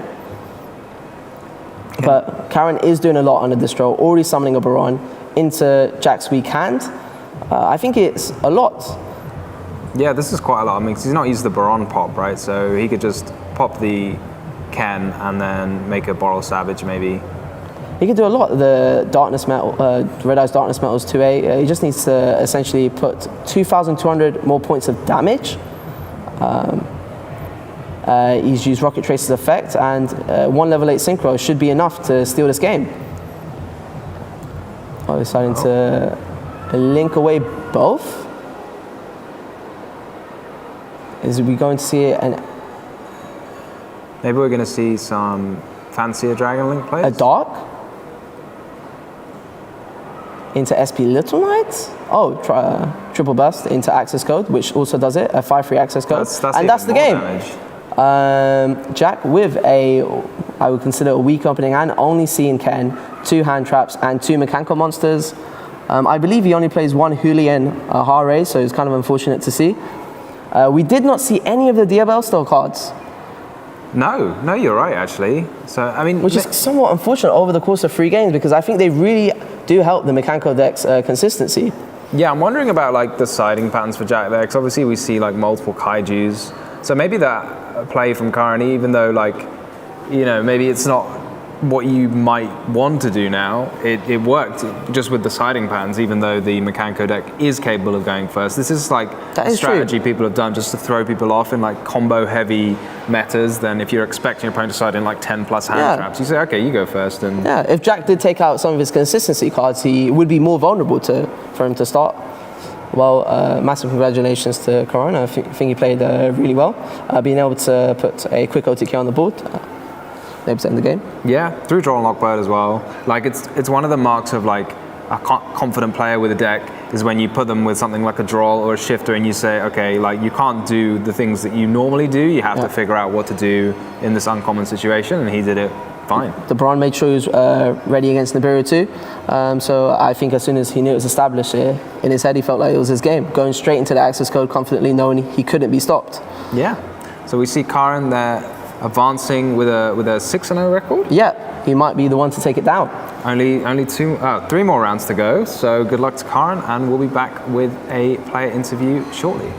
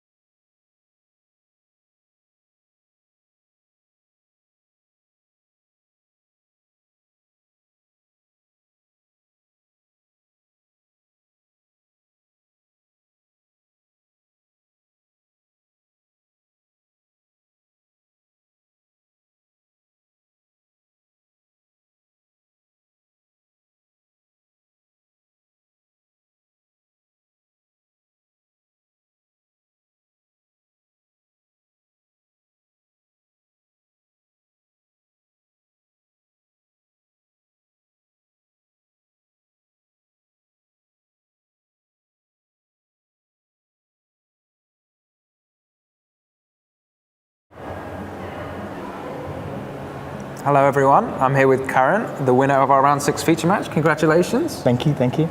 So how did you feel like being in the feature match area? Have you done it much before? I've never had a feature match. I've had like feature matches at locals and stuff, but never like at an event. So it's cool. Yeah? Got to message my friends, tell them to watch. Do they all watch and cheer you on? I have no idea. They can tell you afterwards, maybe they'll tell you, be like, why did you do this? Why did you do that? Like, or you think they'll be like, well done for winning?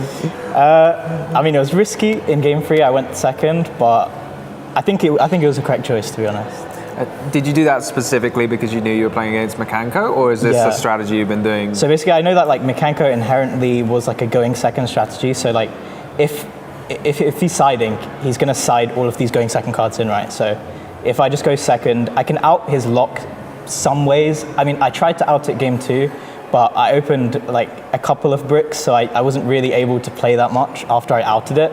So I ended up losing that one, but I was sure that I could out it regardless if he still kept in the stuff for going first, and I just wanted to dodge all of those going second cards. Like I saw he was after the game, he had like kaijus in and stuff, so it was good that I just didn't like lose to that and just him punching into them, taking big damage. So did you know about the Acid Golem Geonator Transverser combo? Yeah, I heard about it. I hadn't actually like read the Golem, but I knew that I could tribute set over it and stuff. So yeah, that was alright.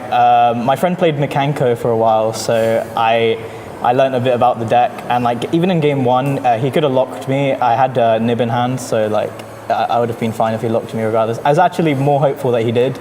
Like he made a board that was really difficult to navigate.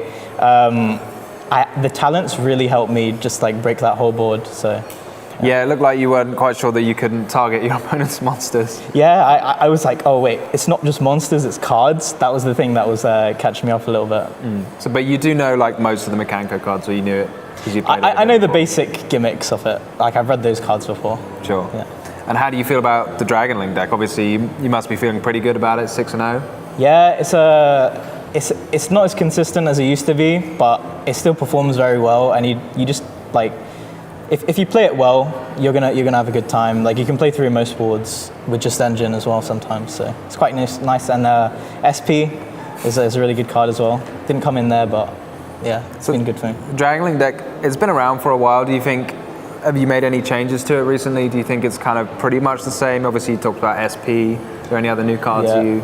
Me and my friend Andrea basically like, we just made it more consistent, and we made sure all of our non-engine was like targeted for the decks that we're going to see.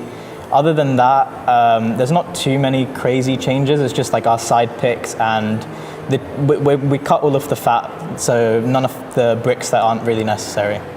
So that's pretty much it. And what decks were you targeting this weekend? Tillerman, I was expecting a lot. I did play against Tillerman. Rescue Ace, I haven't actually played Rescue Ace yet, but I'm prepared for that as well. And I think also I was expecting to see Dragon Link a lot as well, because just a lot of people in the UK play Dragon Link, but I played 1, so yeah, that was alright. Yeah, I mean, I can see it's a very cool deck, isn't it? Like, it's definitely a deck that kind of appeals to players, much like Tillerman, I think. So yeah, you can just like do these fun combos that aren't very linear, unlike a lot of decks. So it's quite fun to play. And are there any decks that you're looking at thinking maybe I don't want to play against that, or you feel happy because it's a very diverse meta game at the moment, right? Maybe like. My friend lost to Drew with Runic Stun. I would not want to play against that. It's something you have to be prepared for. I wouldn't want to lose the die roll to that. Yeah, I guess you need to have the removal and the specific cards in your side deck for it. Yeah. It's difficult for sure, especially because most of those cards in your side deck, the Runic engine just stops them, so it's quite annoying. I mean, it can be the case, like, when a deck, did you feel like if there's a lot of decks going on that it can be hard to have a side deck that covers everything, or you felt pretty happy with there your side definitely deck? is a very diverse metagame right now, so yeah, it is hard to like fit everything, but I just prioritized what I expected to see the most. But yeah, obviously there's like random rogue decks that you're just not going to be able to prepare for, but you just got to prioritize what you think's better you're going to play against like later in the day. So what's the strangest deck you've played so far? Was it the Makanko deck, or was it the least common? What was weird? Was anything weird? I mean, mostly I played against like meta decks, but I played Sprite round 1. I guess that counts as weird. It was going second Sprite. Okay.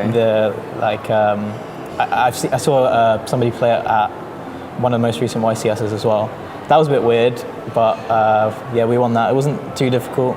Yeah. Droll kind of kills that deck, so. I mean, Sprite used to be very popular, but now it feels like it's tailed off somewhat. Yeah, it's just not as strong as the new decks, and without Elf, there's not really like a massive reason to play it over like all these really powerful combo decks. But you think like Dragon Link's definitely one that's kept up? Yeah, it's just very good right now because Tyr is in the meta. Not necessarily like because I think it's like the best deck of all, the best combo deck to play right now. Infernoble is a very strong deck, but it just struggles going second a little bit. Was that on your radar for today when you were side Yeah, decking? that's actually one deck that I would want to dodge. Okay. It's quite a scary deck to play against, big, heavy combo decks. Yeah, for sure, for sure. All right. Well, thank you very much, Karen, for being in our feature match and for this great interview. Thank you. Best of luck. 3 more rounds to go. Do you think you can take it home? Yeah, I'll bring it home. All right. Well, maybe we'll see you in our final. So keep watching, and we'll be back soon with round 7.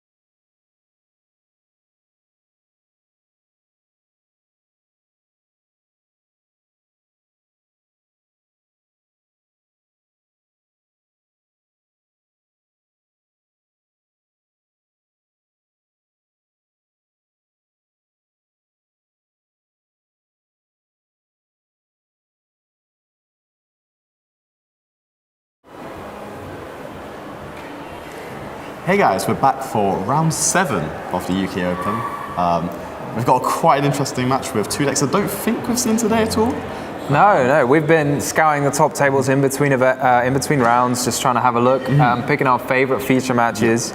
So we've managed to find a Fluundereeze deck playing against a Vanadium deck. Yes, we haven't had either deck yet today. I'm really excited to see the Fluundereeze gameplay, especially trying to take down the Vanadium combo field. It ends on lots of varied interrupts, and I think it could be quite a challenge for the Fluundereeze player to take down. What are your thoughts? Well, one of the things that, even though Fluundereeze doesn't itself have the biggest ceiling, one of the things that I think is very cool about it is it somewhat ignores a lot of interruptions that opponents try and put up. So cards like, for example, we see DD Crow in Andrew's deck. Yes. Not very good against Fluundereeze at all, really. It's powerful. So like, there are a lot of cards like that, I think, that aren't particularly useful against Fluundereeze, which is a big benefit of it. And we saw in the last round, we saw the Geonator Transverse giving your opponent Acid Golem. Doesn't really do anything against Fluundereeze. So I'm really excited to see how this one goes, and hopefully we can turn it into the feature match very shortly. Yeah, I'm looking forward to it. I'm a big Fluundereeze enthusiast. Might be a little bit foreign for many people, but I do enjoy seeing it play. And just especially when you see someone with a lot of skill in the deck and a lot of knowledge on how it plays, I think you can compare that type of duelist to the average. It's a completely different game. So hopefully we see that in this match.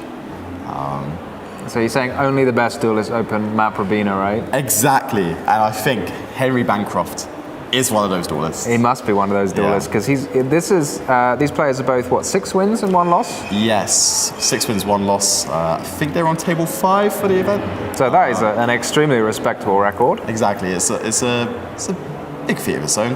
We'll see who's won the dice roll very shortly, whoever ends up going first. Can be very important in matchups like these. So I think for game 1 in this match especially. So I'm going to say that Henry has won the dice roll. Yeah, you think he's giving off won the dice roll vibes? Starting off with the Advent of Adventure. That's an interesting choice there, because he's banished Robina.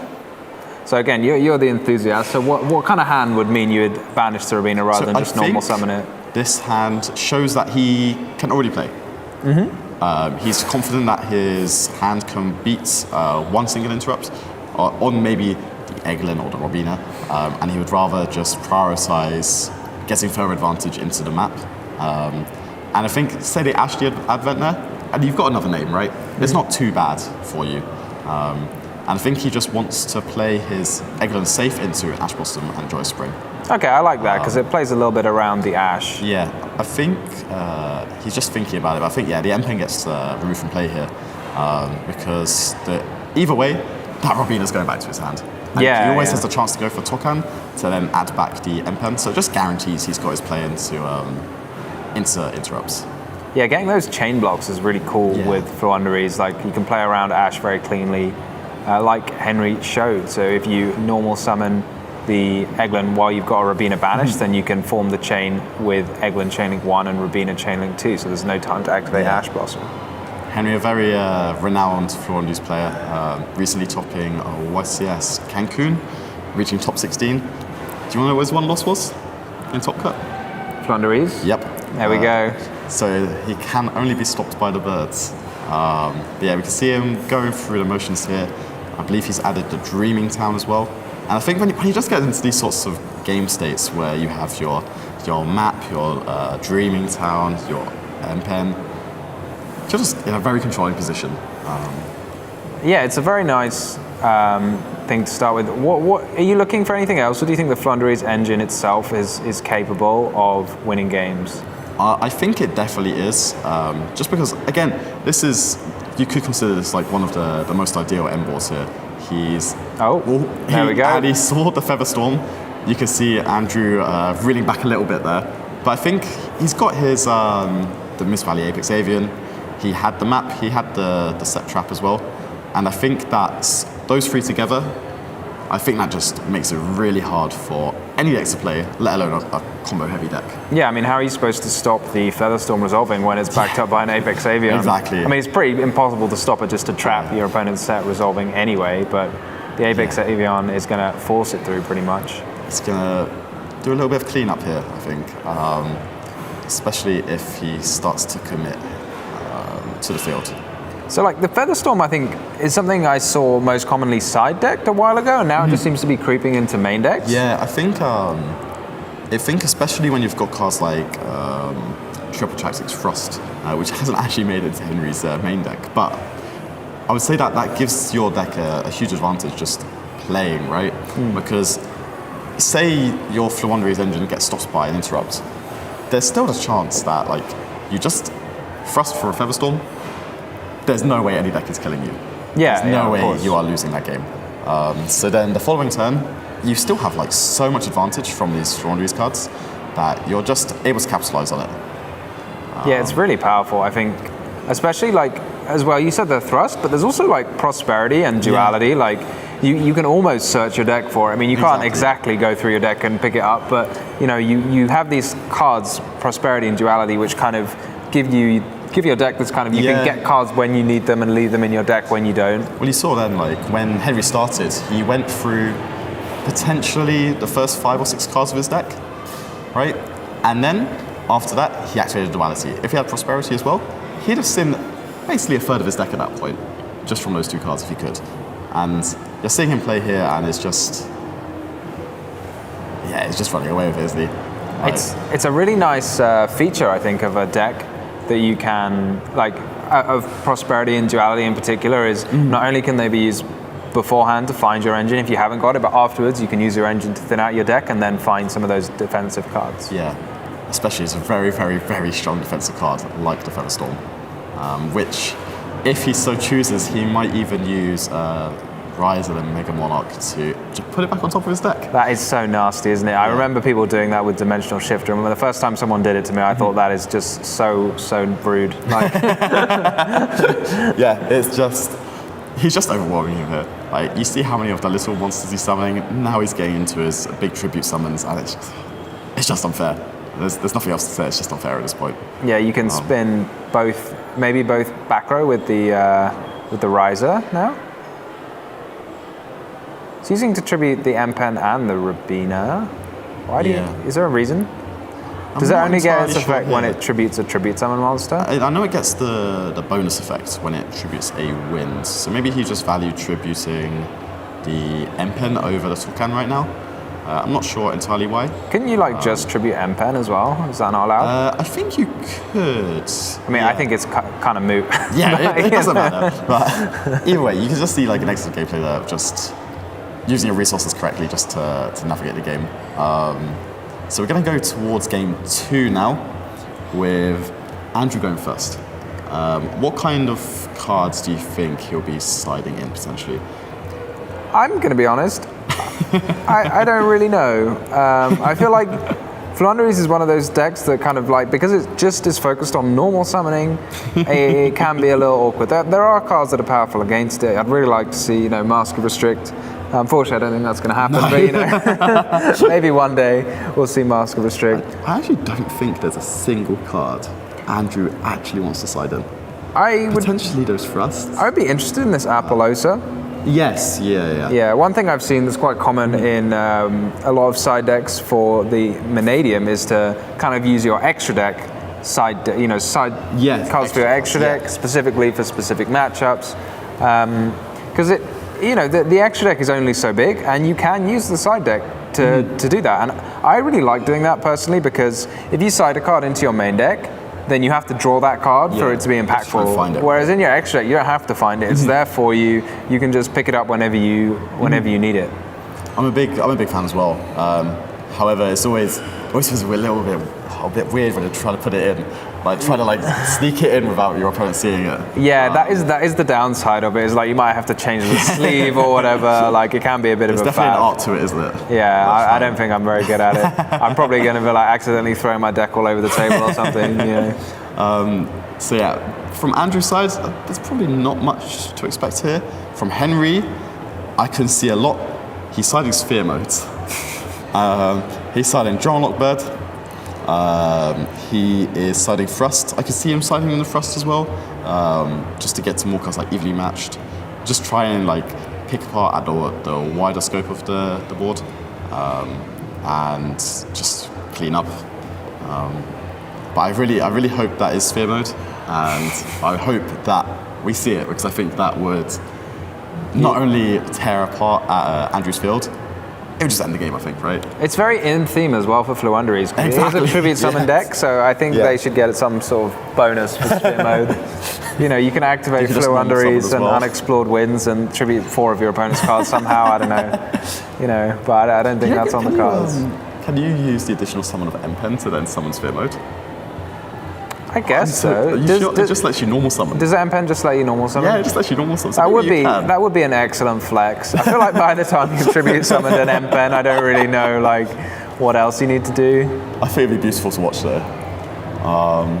Yeah, we're just watching them finish setting up for the game. I would like to see how Andrew's take on Vanadium gets there, just because there's so many different sort of end fields you can end on, and I know they all try and aim for the same sort of thing, but I'd be curious to see how he plays it. Yeah, I don't really see what there is counterplay to a sphere mode. You know, like, because Vanadium is a deck that kind of goes all in. You play like Unchained or something, your opponent sphere modes you just say, okay, I'll beat you next turn, whereas Vanadium, it feels like you're all in. Yeah, all your cards are right there. Is that a shifter? That is a dimensional shifter. Shifter is easily like one of the biggest draws to me for playing Fluunderies, because it's just such a powerful card. Like, what's your opponent supposed to do? You've activated Macrocosmos during their turn. It just doesn't seem like it should be allowed. Exactly, especially like this is one of those decks where you need a graveyard too. You need to remove from play monsters for Fisher Assassins are allowed, and a number of other cards. And I think it's just going to be a little bit awkward for Andrew to try and make some sort of play here. However, he might surprise us. Does shut off your own draw and lock bird, but I think he'll take that. Yeah, I think that's fine. I think in the state where you'd rather, if you want one to resolve, right? It doesn't matter which one, you just need it to resolve and so you can stop playing. I feel like it's one of the few decks where, like, I've seen a lot of decks siding Dimension Shifter, even though it kind of hurts them a bit. Yes, so decks like Sprite, maybe, decks like Labyrinth, you know, it hurts them a little bit. Yep. But Fluunderies just doesn't care. It doesn't do anything. If anything, it helps you a little bit, but it just doesn't do anything to you, does it? So Andrew is starting to commit cards to the field. Summoning the Fenrir, summoning the Room Heart. I don't know what the plan is. Yeah, I'm unsure as of yet. This is one of the. I mean, I guess you can make Bestial Disparter. Does That's Meek quite still cool. trigger here? Oh, yeah, I think it's just when it's destroyed. Okay, that's quite nice. Oh, that's very tidy. I thought Calarium had to summon from the grave. Yeah, that's what I would have thought as well. I've said this before, I feel like it's kind of like a mark of like a good player with the deck when you hit them with a shifter or a droll and they just keep going, right? Yeah, they still do something. Or even stopping, they just keep it going. I feel like the first time I play with a deck, I'm just learning how to play it. If somebody like shifters me or drolls me or whatever, I just think, oh no, what do I do? Yeah, should I just pass? Like, I don't want to banish all of my cards. But it seems like Andrew knows more about what he wants to do. It seems like he's also still ending on like maybe a Baron as well. As there's still like 3 interrupts there. If you count Fenrir. Yeah. You count Fenrir? I do count. I do just about. Okay, it will banish one little bird. Yeah. But it doesn't banish it face down, it banishes it face up. Yes. I do like those interactions actually. It's too unique. So we're going to see Henry draw for turn. The big bird. So it looks like he's got a number of the smaller birds there. 1, 2, 3 sphere mode, ready? Come on, Henry. We need to have a word with players on stream. I think like, put your Andrew's cards here. smiling. So in my head, that could have been sphere mode. However, it doesn't look like it was taken. Okay, it means he's already got one in hand. That's our read, is it?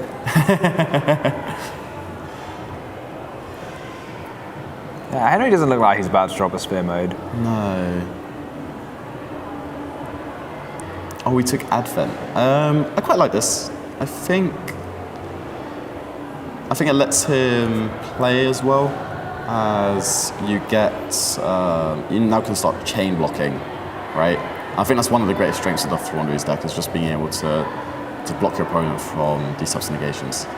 One interesting interaction is the Bestial Disparter can shuffle back That is the Rabina true. while That it's is on true. its adventure. That is true. Its adventure gets cut short by a big angry dragon. I kind of wish I wish I'd known if that was a sphere mode. If that was a sphere mode or not, sorry. It feels very much like if there was a sphere mode, it would have been chosen. Yeah, I think so. I think so. Hard to say otherwise. So your only card in hand should be either another copy of Fenrir or the Scareclaw Kashtira.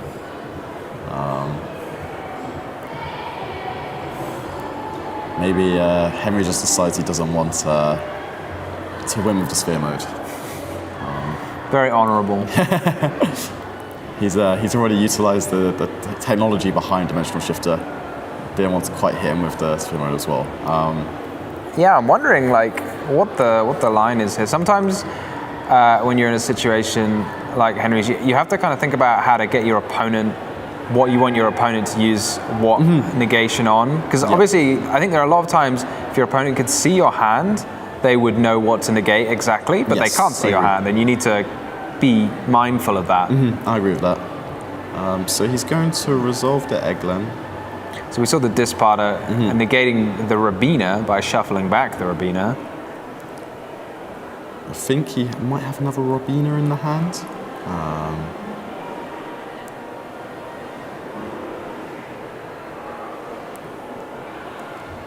I'm not sure about the line of play. So he's not negated the Rabina with Baron de Fleur. Not immediately, anyway. Oh, he is negating it now. Okay.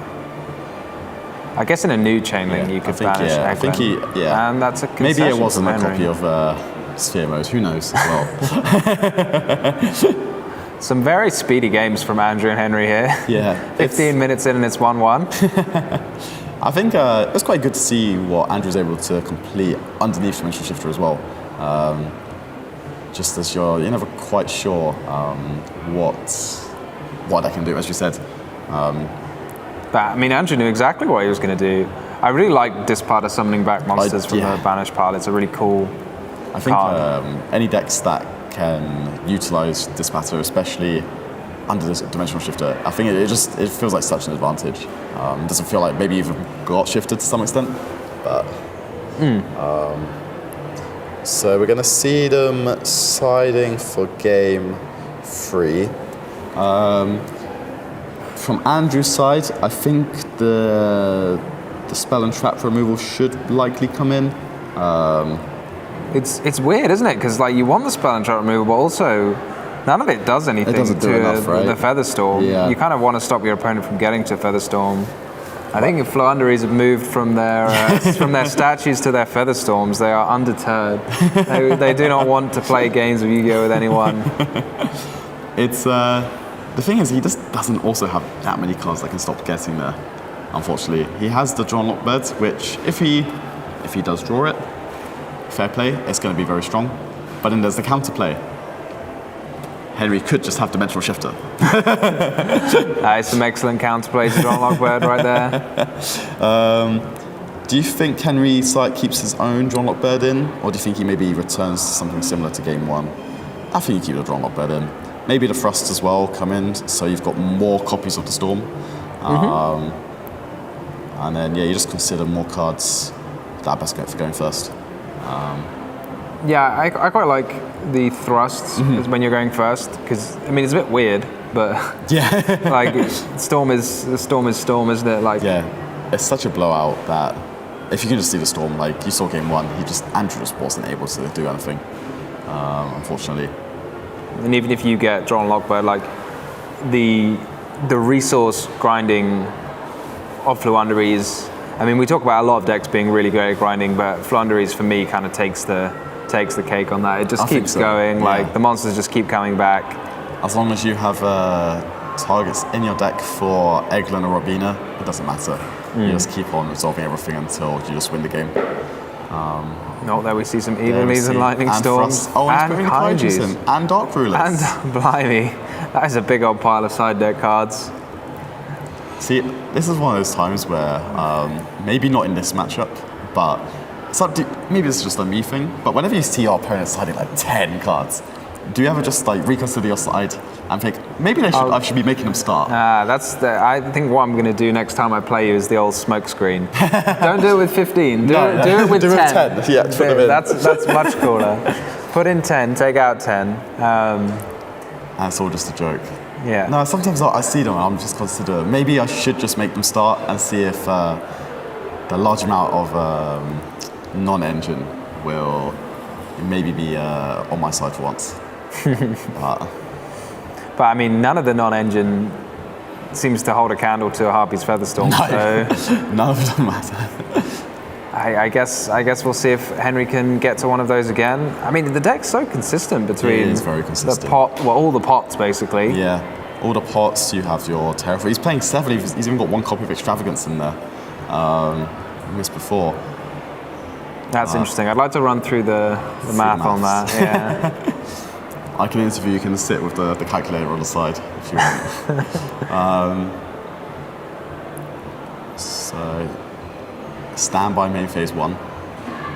Any shift, is that called by the grave? It is. So no drawn lockbirds here. That's a real lot of respect to drawn lockbird. He's got 2 ways of dealing with drawn lockbird. Yeah, I think, unfortunately, I don't think Henry has drawn the most optimal hand. He's got a Miracle Fusion. Not very good under Dimension Shifter. Maybe for the later games, or later turns even. Been playing too much Time Wizard format, seeing Miracle Fusion everywhere. Was that a pass though? It was, yeah. I think he opened a copy of Advent of Adventure, 2 copies of the Magnificent Map, and the Call by the Grave. It's interesting, like, I'm wondering, is it even optimal to activate terraforming? Yeah, I think I would agree there. Because that way you can just hold the shifter, and then you get the shifter for an extra turn. Yeah, I think. I think I agree with you there. So, but he has taken your advice in going second. Essentially, I do. Yeah, I think he just wants to get another copy of the map out just to increase the chance of him drawing a playable card next turn, right? That makes sense. That makes Which sense. is understandable. However, if it's anything like game 2, it could just be over. It could. I mean, what's Henry got? I mean, he can't almost have any hand traps, right? Because the shifter switches off draw, and it seems quite unlikely to have that many hand traps in your deck going first, especially when you're a deck like Floowandereeze. But he is looking very intently. I mean, it might just be, it's worth it sometimes just to try and put your opponent off, you know? Yeah. You look back, you look upset, your opponent's just going to do their kind of normal combos. Whereas if you look at them and you say, I'm definitely going to do something, then it might you know, persuade them that you have something. So we're going to see the similar line to the previous game. Yeah, it looks almost exactly the same. But is it? This doesn't look quite like a... Oh, maybe it is actually. I don't know how much attack the Peaceful Planet gives you. I think it gives you That's true. buffs for all the tuners that you have. Is that right? I'm not sure, but that's... I do like that they all give attack in such an odd way, right? Because, yeah, all of the planets give you... And he's got 2 tuners. It might be that. I might be completely making it up. But all of the planets give you some buff based off of, you know, something. Yeah. The Polar Rhino, in some sense, is the most boring one. It just gives you all 500. It's probably the best, though. Whereas, you know, the Kashtira field spell and the Scareclaw all give you buffs depending on, like, other weird things like attributes or defense position monsters. But if it is per tuner, that would be an extra 600 damage, which would be... Almost enough, I think. Yeah, enough for lethal, but... It is for 100 for light monsters. You control, Okay. gain 100 for each tuner you control, and in the grave as well. That's pretty good. Okay, so it would have given him a few extra points Yeah. of damage. Oh no, he didn't actually. This looks like less damage if you do I it think with so, Baron. actually. I think so. It does play around evenly matched, I guess. You don't want your opponent to evenly match on your turn. That's just kind of So he's got a embarrassing. set cards. Let's see if Henry's able to draw a bird here. That's a bird, but it's It's not the not bird the that you bird. wanted. You shouldn't have said anything. I think you jinxed it. Oh, that's unfortunate. Activate, map. Summon Troll Lockbird. He'll do it with the quickness. I like the sportsmanship. Good sense of humour. Oh, from Henry yeah. there. Oh, he had fun as well. Yeah, it's just unfortunate. He just didn't see anything. No monsters. I guess that is the curse of the Flora and Louise engine. It did not look like he was going to reach there anytime soon. But yeah, Andrew won with his Manadium strategy. I really liked seeing us play game 2 around Dimensional Shifter. And again, I guess it happened again game 3. Yeah, a worthy winner. I think it was really cool, like the way he managed to still put up quite a decent field under the dimension. Confident as well. Very confident in his play doing that. So yeah, hopefully he's now down to 7, so he's 6-1. 2 more rounds left. He's got a chance to make top cut. He has. I mean, I don't know the exact tiebreaker situation. I don't know if he's got a chance to win. It could be, like, depending on if everyone goes. We're not guaranteed to have. There is a chance. Yeah, there is a chance for everyone. I think there's 5 XOs going into round 7, so there's a slim chance. Yeah, they could. Yeah. 3 of them could lose now, and then anything could be possible. happen, It's yeah. always worth playing it out. But I mean, it's Yeah. still, when you're in this situation in the tournament, you go for it. You're playing for the wins, right? You just take every game as it comes, and either you tops, even better if he wins the event. But yeah, we'll be right back with the winners interview.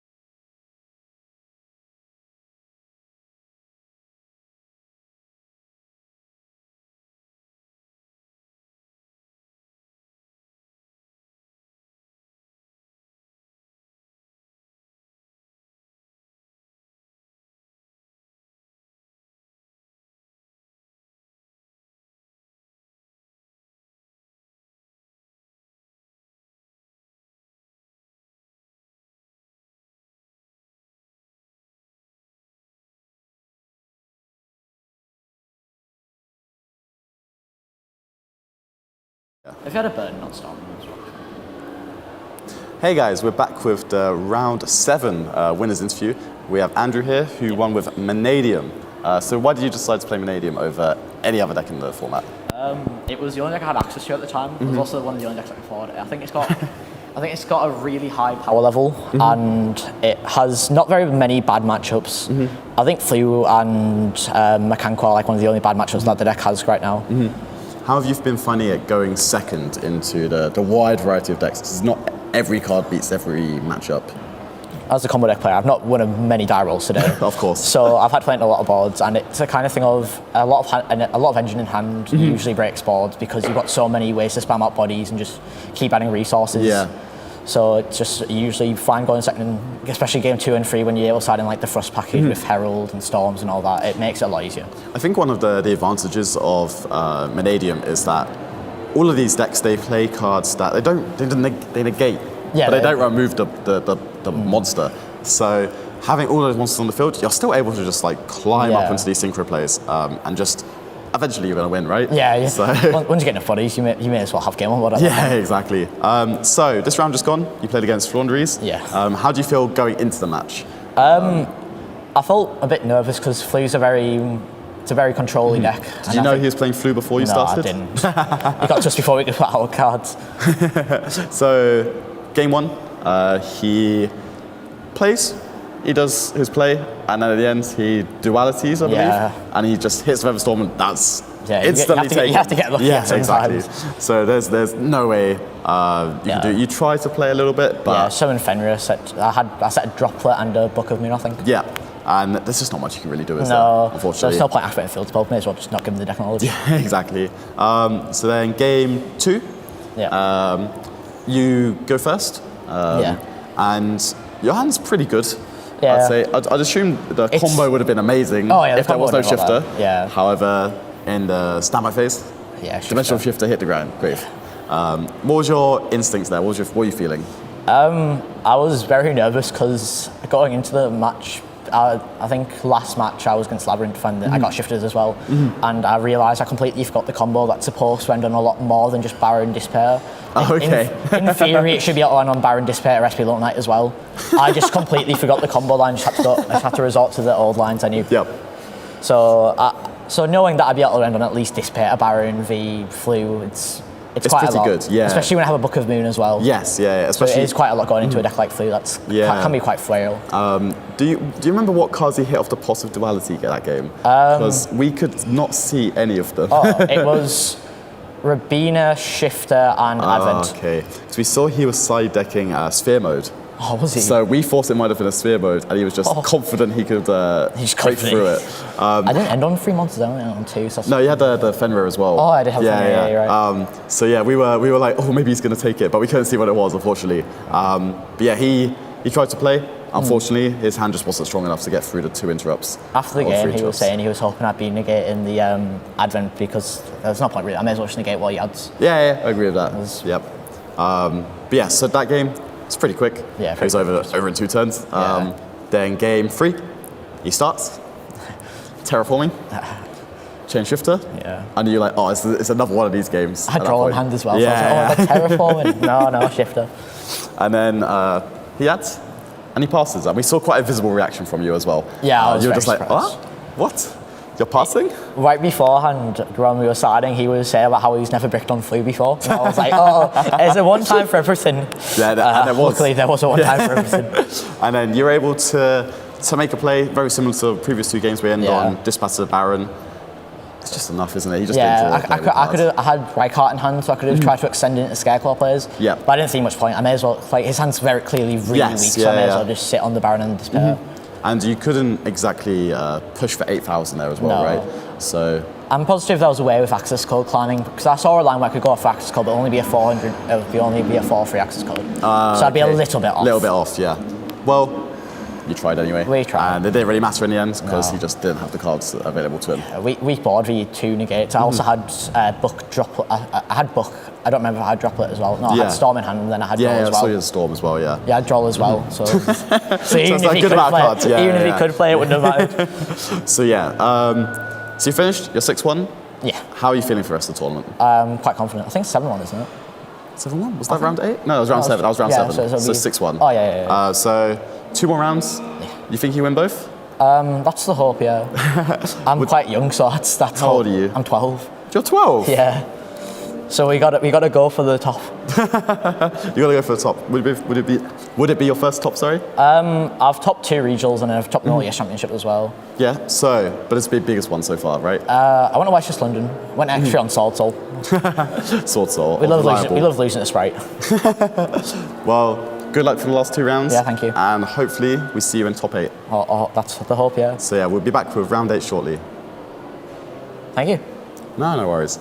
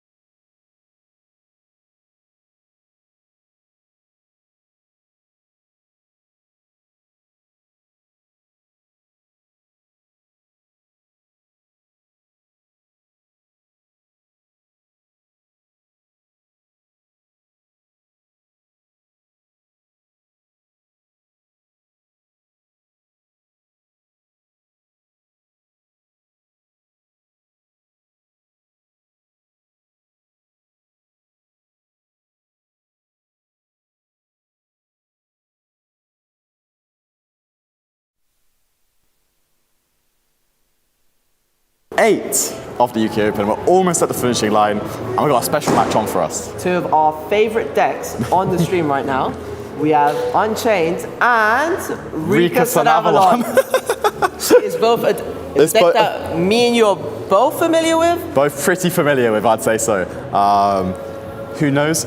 You may have won an event, but I was a finalist, and that's what really matters. But yeah, so we've got Liam on Rika, and we've got Jordan Gallagher, familiar face, on Unchained. Yeah, he's been performing really well, I would say, over the last 3-4 years. He's had amazing results, and he topped YCS Dortmund last month. Yes, with Unchained as well, I believe, right? So he's really trying for the World Championship playoff in June. So here we are, getting straight into it, I hope. Let's see who wins the dice roll. As we know, we're both playing the deck. The die roll is massive for Rika Sun Avalon. It feels almost impossible to break the board if they get to start. Exactly. So yeah, we'll see who wins the dice roll. By the sound of it, I think Liam has, and I believe, unexpected die, I believe. Oh, close enough. So here we are. We're going to go for the true, just the standard combo, I hope. But we'll see how he goes through it. Will he ash the sewing? I'm sure Jordan knows exactly where to ash the Rika deck if he does have it. Honestly, there's no better feeling compared to Euros 2022. We both played this deck basically the first time it was ever there. He opened Lily Borea too. So in Jordan's list, we can see the only hand trap he plays is Nibiru, the Primal Being, and Furion Lily Borea really shuts it off because Liam will decide to summon Furion King Regulus early, which will give him a negate. It does so by Lily searching this Colosseum, searching Regulus. We do see in Jordan's side deck, he does size an additional 11 hand traps. So if this game one goes a little suboptimal, we'll see how he's able to combat that in game number 3. I think Jordan's probably prepared to take the risk if he is against combo game 1 and does lose the roll, but he's more prepared for game 3, where he's going second with these hand traps. And he decided to go for the most effective hand trap of them all, Dimensional Shifter, which helps mostly his Tyrannos. Yeah. So we can see in Liam's list, 45. What do you think about 45, Enrica? I'm a fan of 45. It lets you play cards like Small World. You pretty much just want cards that say Sunseed a Genius Loci, and you also dilute the chances of you drawing maybe the one of such as Primula. Sheets, those types of cards. Big fan of that number. Sewing, special summoning the healer, and he also sewing special summoning Twin. Twin, summoning the healer, summoning back the Genius Loci from the graveyard here, gaining 300 life points in the mist. So seems like the combo is going fine for now. We'll see where he decides to take it as we head into the Jasmines and the additional life point gain. Jasmine will let him search when he gains life points off this healer. Coming so forth. Depends what he's already got in his hand. It depends what he wishes to add.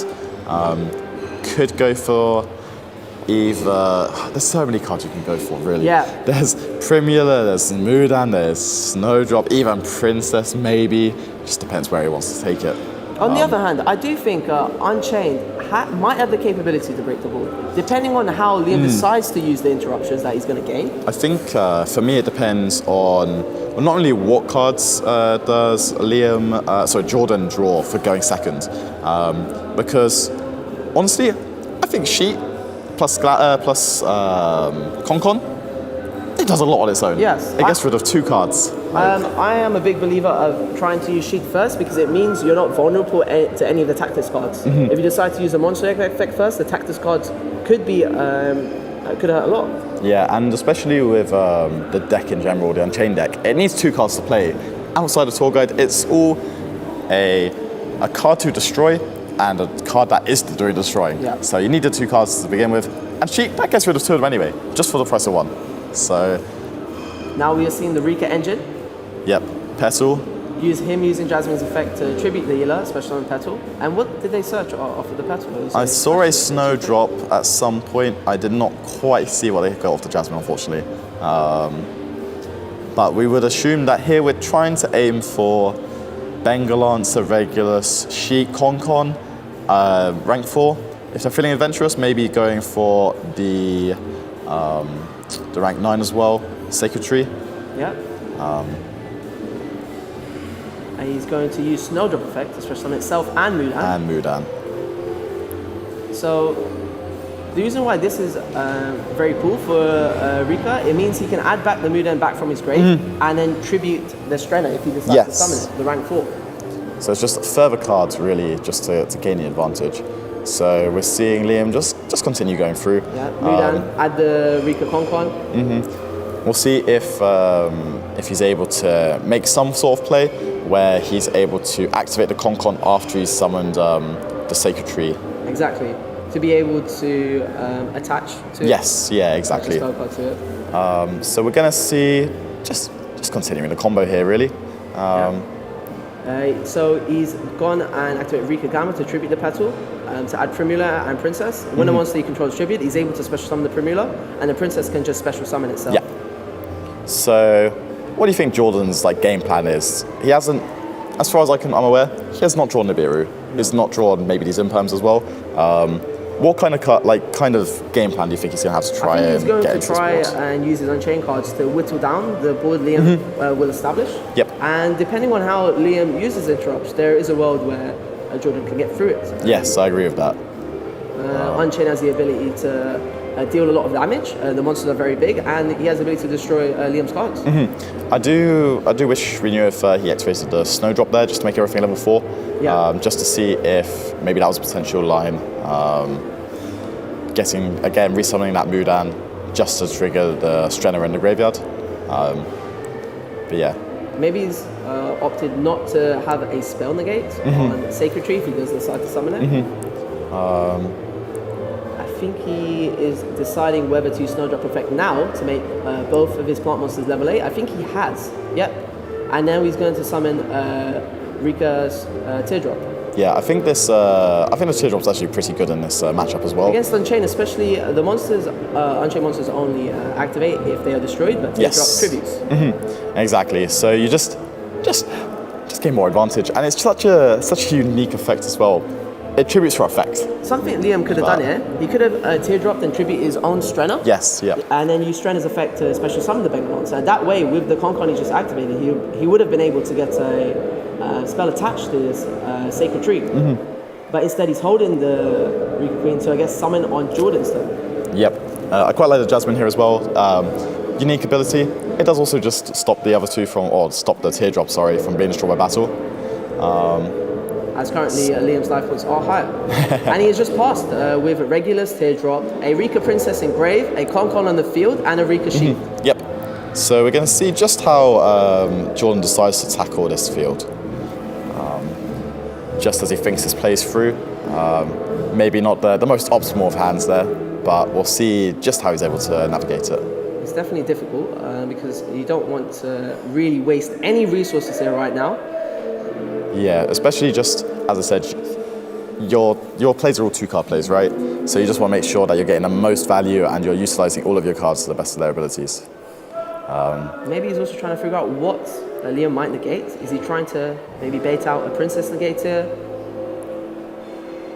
Lots of people tend to use Princess to tribute the tour guide. I know, he's letting it... I'm not a fan of using this Rika sheet here. I'm also not a fan of it. Deciding to hold it.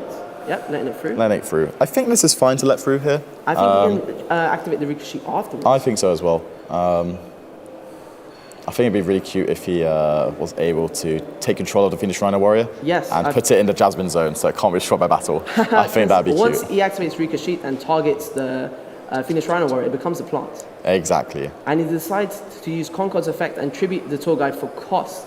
Yep. To then gain Rika sheet's second effect to take control of the This monster. is the only time that although this is obviously a good value exchange, it does still feel a little bit underwhelming, just because you want your sheet to try and trade for 2 cards here, right? Yeah. But in this instance, it's only about traded for 1. But Jordan has used his normal summon. That is true. So he only really has 2 cards to try and extend through this now. I can imagine Jordan using the most common extender. Will it be Shavara? Or Aruha. Or Aruha? I think if it's Aruha, I think I'd consider letting it go, in all honesty. That's understandable. because I think I want to try and negate the Shavara with the Rika Princess. That's understandable. So we're just double checking the cards here just to make sure nothing's missed. But I'm also not against using the Rika Princess to tribute the Rika Strana. I'm not against that as well. Because this Sacred Tree that you would summon with the gating monster effects, and the Unchained monsters do not trigger when they're destroyed in hand. Yes, agreed. Is he playing Call by the Grave? Yeah, so he decided to there we go. negate, and Jordan realised that he doesn't have enough cards to play through Liam's board. There was just too many interrupts, and this is what the Rika deck does if it is left uninterrupted and starts with Sunseed Genius Loci. It's a big fan favourite of ours. There have been many times where I normal summon the seed, and it's always just going to get me there. Like, even through a hand trap, sometimes you can just navigate your plays to play around different interrupts, and eventually you get there, right? You can always try and play through them the best. It has been very dominant in European finals. Unfortunately, Liam and Jordan both have one loss, and none of them won't be able to win the event. But an X1 finish at a 300-man event is still very impressive. Good. Especially after 9 rounds, going 8-1, it's definitely something to be proud of. I mean, that's almost a YCS top, really. Yes. But yeah, we're just getting shuffled up for game 2. I think, Jordan's just siding in. I think out of the cards he would side in. Dimensional Shifter, I would side in. John Lockbird, I would also side in. Even though he's going first, likely. Maybe not Dimensional Shifter. I think John Lockbird is very, very, very high reward. Because the Rika Sun Avalon deck, it needs so many search cards, especially when pushing going second. It's almost requires. You just need to see, needs to be able to access all of the deck. For Liam, now we know he's likely going second. There's some few choices. Nibiru, likely. He's also siding Dimensional Shifter himself. So it depends if he decides that Shifter is good enough in the Unchained matchup. Both players having a lot of respect for Tour Elements. Yes, amongst other decks, I think, but Tyr being the most dominant, let's say. So yeah, just finishing the side decking. Do you think about anything else that might come in Liam's side deck? Dynarista Pankratops could. It is another way to get through the DDZ High King Caesar, because it can be quite annoying. A lot of his cards, such as Mudan, Snowdrop, attribute a plant for cost and try to special summon it. It gives Jordan a great opportunity to activate his High King Caesar's effect. Yep, I think Liam's deck is pretty nice because it also has Book of Eclipse and Forbidden Droplet at 3 in the main deck. All of which deal with the High King Wave Caesar. I think these were both cards that were used by Julius to win YCS Dortmund. Yes. This list is very similar to what he had, and it worked perfectly well for him. And it did. It got him yet another win for the Sanavalon Rika deck. So yeah, we're going to see Jordan, I would assume, going first. Knowing Jordan, very good technical play. I think he'll heavily respect Nibiru, and he'll try to navigate the game to just ensure he doesn't lose to anything, and he can just continue to play and make it to his turn. That's what he really wants. I'm sure you'll play out his combo perfectly, given the amount of experience he has with the deck and as a player. And we're in to game 2, and Jordan is starting. Starts off with Tour Guide. Liam, not with an Ash Blossom there. Playing with the hair just to think about what is to come. So, summoning a Rhino Warrior. Going to make a push into Yama here, I would assume. So, you think Jordan should be respecting Nibiru here. So he'll do one of the plays with Sarama, likely. Do you think there's any other cards he should be respecting here from Liam? I feel confident enough to say Liam doesn't have Ash in his hand, so that might be a card he crossed off. And I think Imper might be a card he crossed off too. Imper might be a card Liam might hold for his turn, just to make sure it can negate the High King Caesar. Yes, I agree. I think that's the line play I'd go for. It also depends what kind of cards Liam has also drawn for his engine. If he sees the unexpected die plus other cards, he's just in such a winning position at that point. Yeah. So we see Jordan activate a rear effect to destroy the Abominable Chamber, to special summon Shayama from his deck, and now he's using Shayama's on-field effect to destroy Arura and opting not to destroy a spell like trap, but that effect is optional. I really do like this line of play here from Jordan. Likely to see a Soul of Rage. Soul of Rage now. I'm also a fan of this play. Making sure you have the Shavara in hand on your opponent's turn, just it's another layer of defense, really, isn't it? and it also makes sure your High King Caesar can't be stolen, because if the High King true, Caesar gets stolen, you can't use it to negate cards like Soul of Rage or the Shavara in hand or any of the trap effects. It's just a layer of interrupts you just lose if you don't have to take this route, right? Yeah. Sarama likely to summon another copy of Shavara here. Yep, really well executed by Jordan here. Yeah. And he's kept the Soul of Rage engraved that he will be able to summon at any time with the chamber, Abominable Chamber of the Unchained in his grave that he has set right now. And he's still got 4 cards in hand, right? Yeah, it was a very, what I like to call cheap board. Yes, yeah. A very cheap board, didn't cost much. And if it is backed with his more, let's say, hand traps that he sided, it can be very tough for Liam to break through. So another set card there for Jordan. We can imagine there might be an escape or an infinite impermanence. Yep, very likely one or the other. So let's see how Liam is able to take this game. If Liam does start with Small World, he might be able to grab Gamma Seal, the Kaiju. I agree with that. I think there's lots of really unique cards he's able to take here. Do you think he might have sided in Corbett Grave as well? Potentially. The Predaplan, the Dino Wrestler Pancratops also trades really well here. Yeah. But again, also, if Jordan at the end has his own copy of Nibiru the Primal Being, for say, or any other hand traps, that can also make Liam's chances of playing through this board a lot slimmer. Yeah, Jordan has a lot going on the turn after. The Shavara underneath the DD High King Caesar will trigger, getting him a trap card, as well as the DD High King Caesar getting him a dark contract with the gate. And also the Shyam in his graveyard. So he has a lot going for him if he does lose this Caesar. A Lightning Storm comes down. From monsters. Trading with the Caesar. I think that's fine. I think I'm fine with that if I'm fine with that if I'm both Jordan and Liam here. Yeah. I think Jordan still has quite a lot going for him. he does. But Liam is probably happy he has dealt with, I would say, the main threat. He's dealt with like the impossible one, right? Yeah. The first barrier. Yep. So he did not decide to add a copy of the Dark Contract at the gate there. Yep. Maybe he's already got a copy in his hand that he just... Maybe he decided to side it out. That's I'm also not too true. sure. Maybe he sided it out. I think that's even more likely, in honesty. Let's see what Liam decides to start with it. Maybe maybe we might see an unexpected die. Oh, he's gone for a normal summon of Sunseed Genius Loci. It's amazing what one level 1 vanilla can do.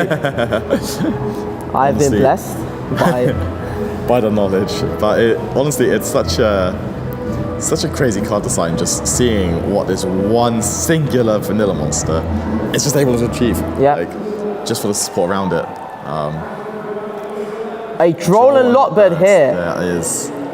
I think this is going to be very tough for Liam to break through now. I agree with that. I think... There's a lot of cards in the Rika Sun Avalon deck that do add from deck to hand. Agreed. Shutting off Rika Petal. I really like this play from Jordan here as well, bringing back the link, I am to assume. Yes, because Sunvine Sowing only lets you summon out the Sunseed Twin if you have the Sun Avalon Dryas from the field. If you don't have Sun Avalon Dryas, you only get to summon out Genius Loci. And when you take this 1,000 damage, you can't gain it back because the Dryas is not in the field. I agree with that. So we're going to see the Sowing activated. If he chains here. Jordan is in fact familiar with these Sun Avalon and Rika cards. I think he would likely chain. Is he considering activating Escape? Oh, that's quite nice. It somewhat achieves the same result, and yeah, Liam's decided to pack it up here. And you get to trigger Yama on Engrave to summon it back, yeah. I think I like that play as well. Yeah, Liam decides to pack up. I think it might have been the draw that might have done the most damage. Yeah, I believe that as well. Shutting off Glamour, Petal, Mudan, Small World. So many cards, and it just stops you from progressing further, really, doesn't it?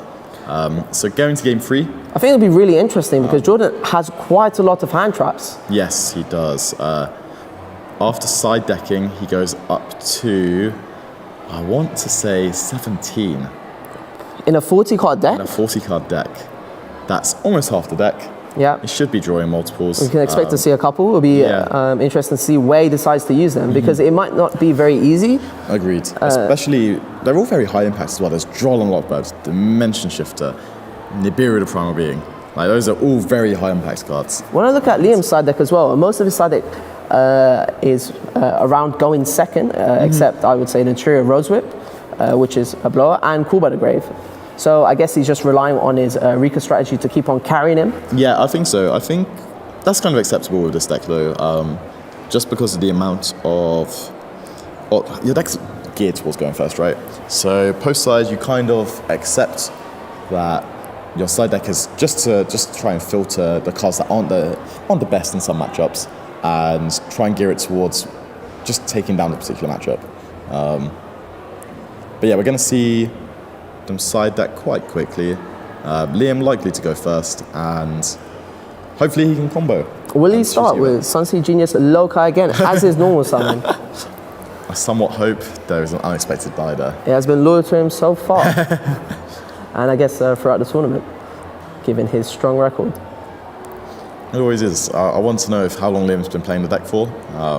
Maybe if you're your own victory, maybe cause them to play the deck and give it a go.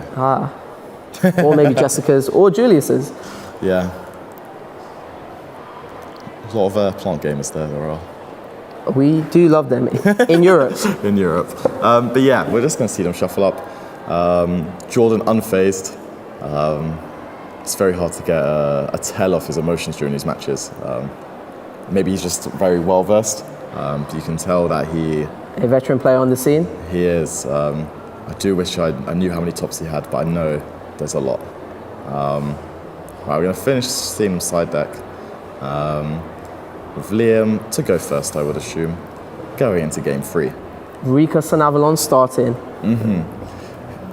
It's kind of a fear, isn't it, when you go into the final game of the match and you know the very, very good combo heavy deck is going first. Well, Jordan is literally preying on his opening hand. But he does play enough cards. Going into main phase 1. How is Liam going to start? Lots of thinking there from Liam. Maybe just navigating as best as he can before he starts committing cards to the field. So really he wants to see something like Lokai, the unexpected die, maybe the Small World, although that plays a little bit harder into Drawn Lockbird. There are times where you start with special summoning Rika Princess to make sure you have a monster negate early. So that could be an option Liam might go for.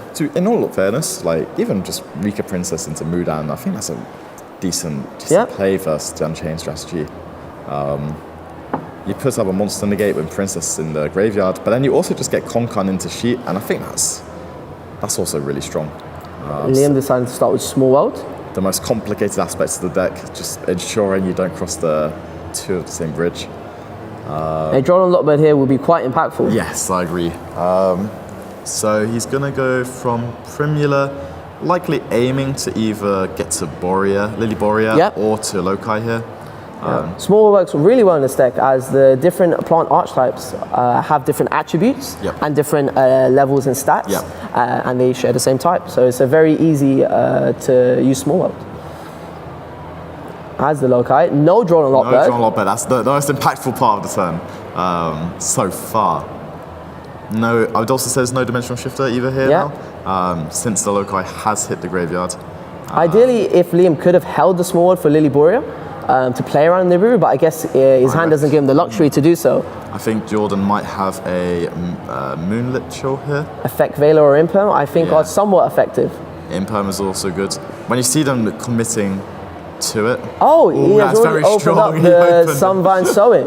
Okay, so we're going to see a little bit of a variation on the combo here, as he doesn't quite have the 4 monsters required, but the twin still does produce the second monster needed. And he has enough materials to go into Jasmine and be able to tribute a plant and special summon.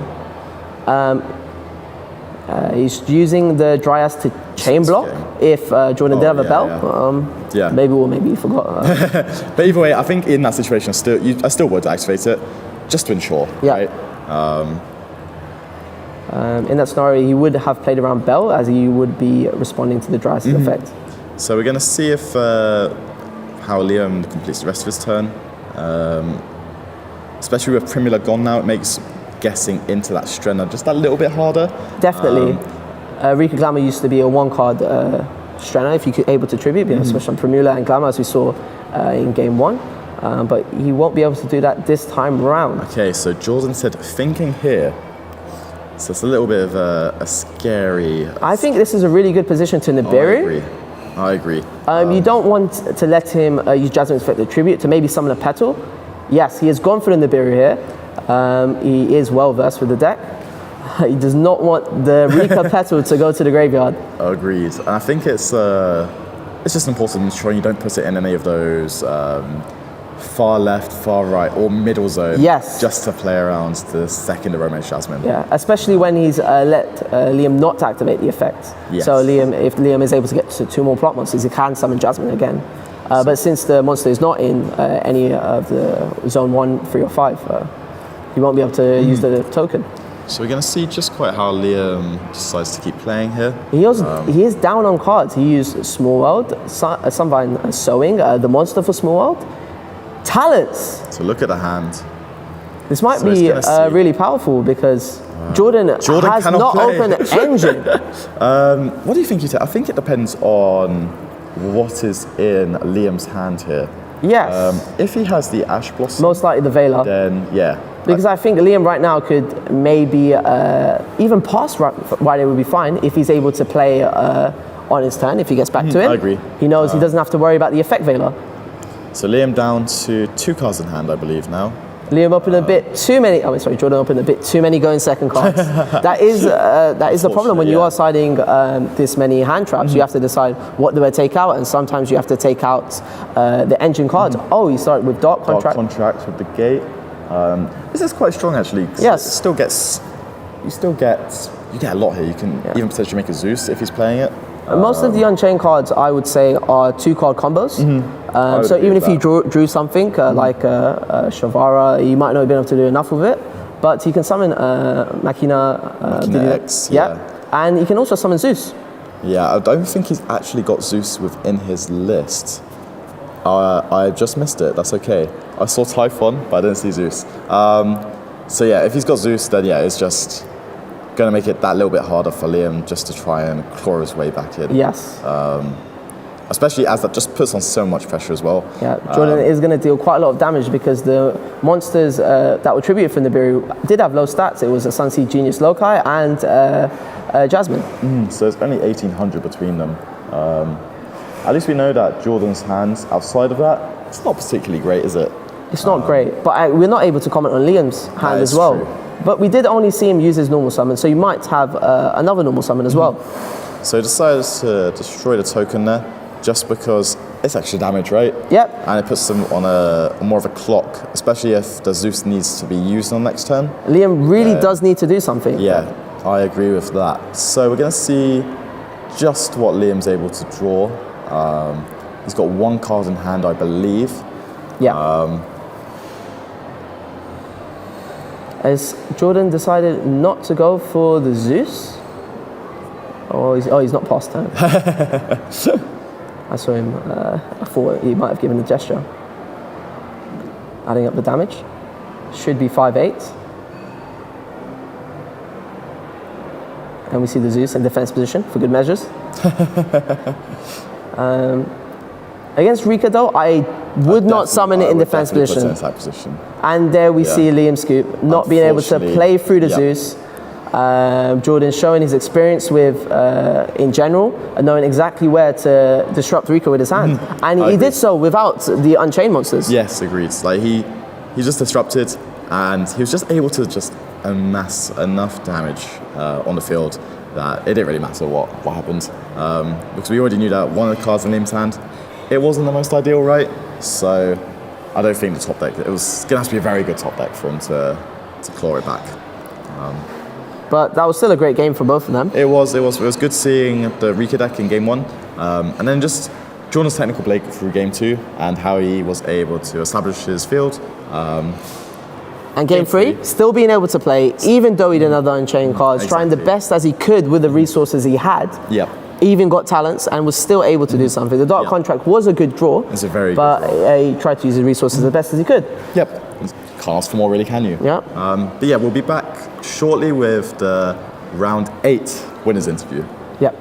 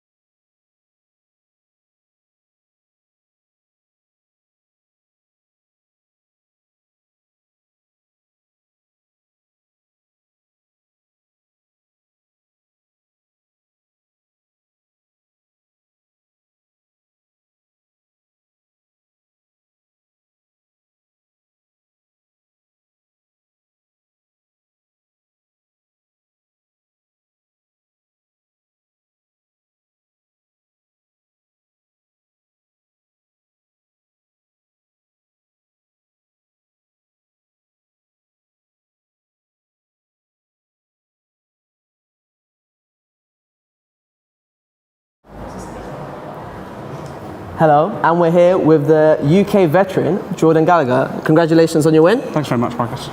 How did you feel losing the die roll against Rika Sanavalon? Because it can be one of the scariest things that can happen to you in current format. It was definitely a scary experience, like losing a dice roll. He said 45 cards. Decks that are generally 45 cards don't tend to be controlling mid-rangey decks. It tends to be decks that have like a lot of engine and power. So when you normal summon Lokai, and I looked at my hand with no hand traps. I was pretty sure that game was over, but I think he did seem to mess up the combo a little bit. It didn't end on the full board, so I was like, I'll play into it and see what happens, but it just didn't go that way. It is too powerful. There's so many interrupts. Yeah, there was way too many interrupts. In game 3, I saw that you didn't open a fairly good hand, but it looked like you kept your composure and decided to hand trap him in the right spots, I would consider. Yeah, so I tried a lot of hand traps, and in order to do that, I do sacrifice a bit of consistency when I'm setting out. So it is a risk I'm taking that I might brick, but I think if I don't open enough hand traps, even if I don't brick, I'm not breaking the Ricket board. So I just had to take that risk, put in enough hand traps so that I'll see enough of them, and then hope the consistency is also there. Unfortunately, it didn't work out that way. I had zero engine at all, and it ended up just being like a 3k beatdown, which worked out because the draw for turn, it wasn't like combo, but it's a 3000 body that made a Zeus, which is pretty good off one card, to be honest. So I think your Nibiru spot was really good because you stopped him getting Rika Petal access, and that means even if you were to let him pass, he wouldn't be able to do anything. I decided to Nibiru there because like you said, I don't want the Petal on the grave, so even if I can't play, he gets to come back and he gets to play again. So I was considering because I had the Veiler still, so I was either going to Veiler the Jasmine or Nibiru there, and I decided to Nibiru because I could actually maybe just apply pressure with the exactly 3000 body. As you did. With Age of Overlord, we saw a lot of new cards, but you decided to still stick with Unchained. Was there a reason for it, for this event? It's the deck I'm most comfortable with. I've been playing a lot of Rescue Ace Sinful Spoils recently, but I'm not that confident with it. Unchained I played at YCS Dortmund, and I made top cut with that, and I feel really comfortable with it. I don't feel like I have to think for as long or as hard to play into the boards. I've not done enough testing with the Rescue Ace Simple Spoils deck to feel confident enough with that. So I just decided to go for the comfort pick of Unchained and just hopefully play it well and play it fast. You are doing very well so far, and I believe you are also getting quite a lot of World Championship points from this event, as you also topped YCS Dortmund. Yeah, Can you see yourself attending a lot more events throughout the year? Are you going to be going for it? It's still going to be like a 50. If I do well at Bologna, that is when I will decide. I think deciding after just one YCS, I don't think there's enough points in the running, because the YCSs are so point heavy that without having to go to a lot of regional qualifiers and that are bigger and which are mostly in Germany, then I wouldn't really know if I want to go hard until I top Bologna, I think. Oh, that makes sense. Well, anyways, stick around for round 9, where we will see table 1, our 2 undefeated duelists, and we will see who will win the UK Open in Manchester.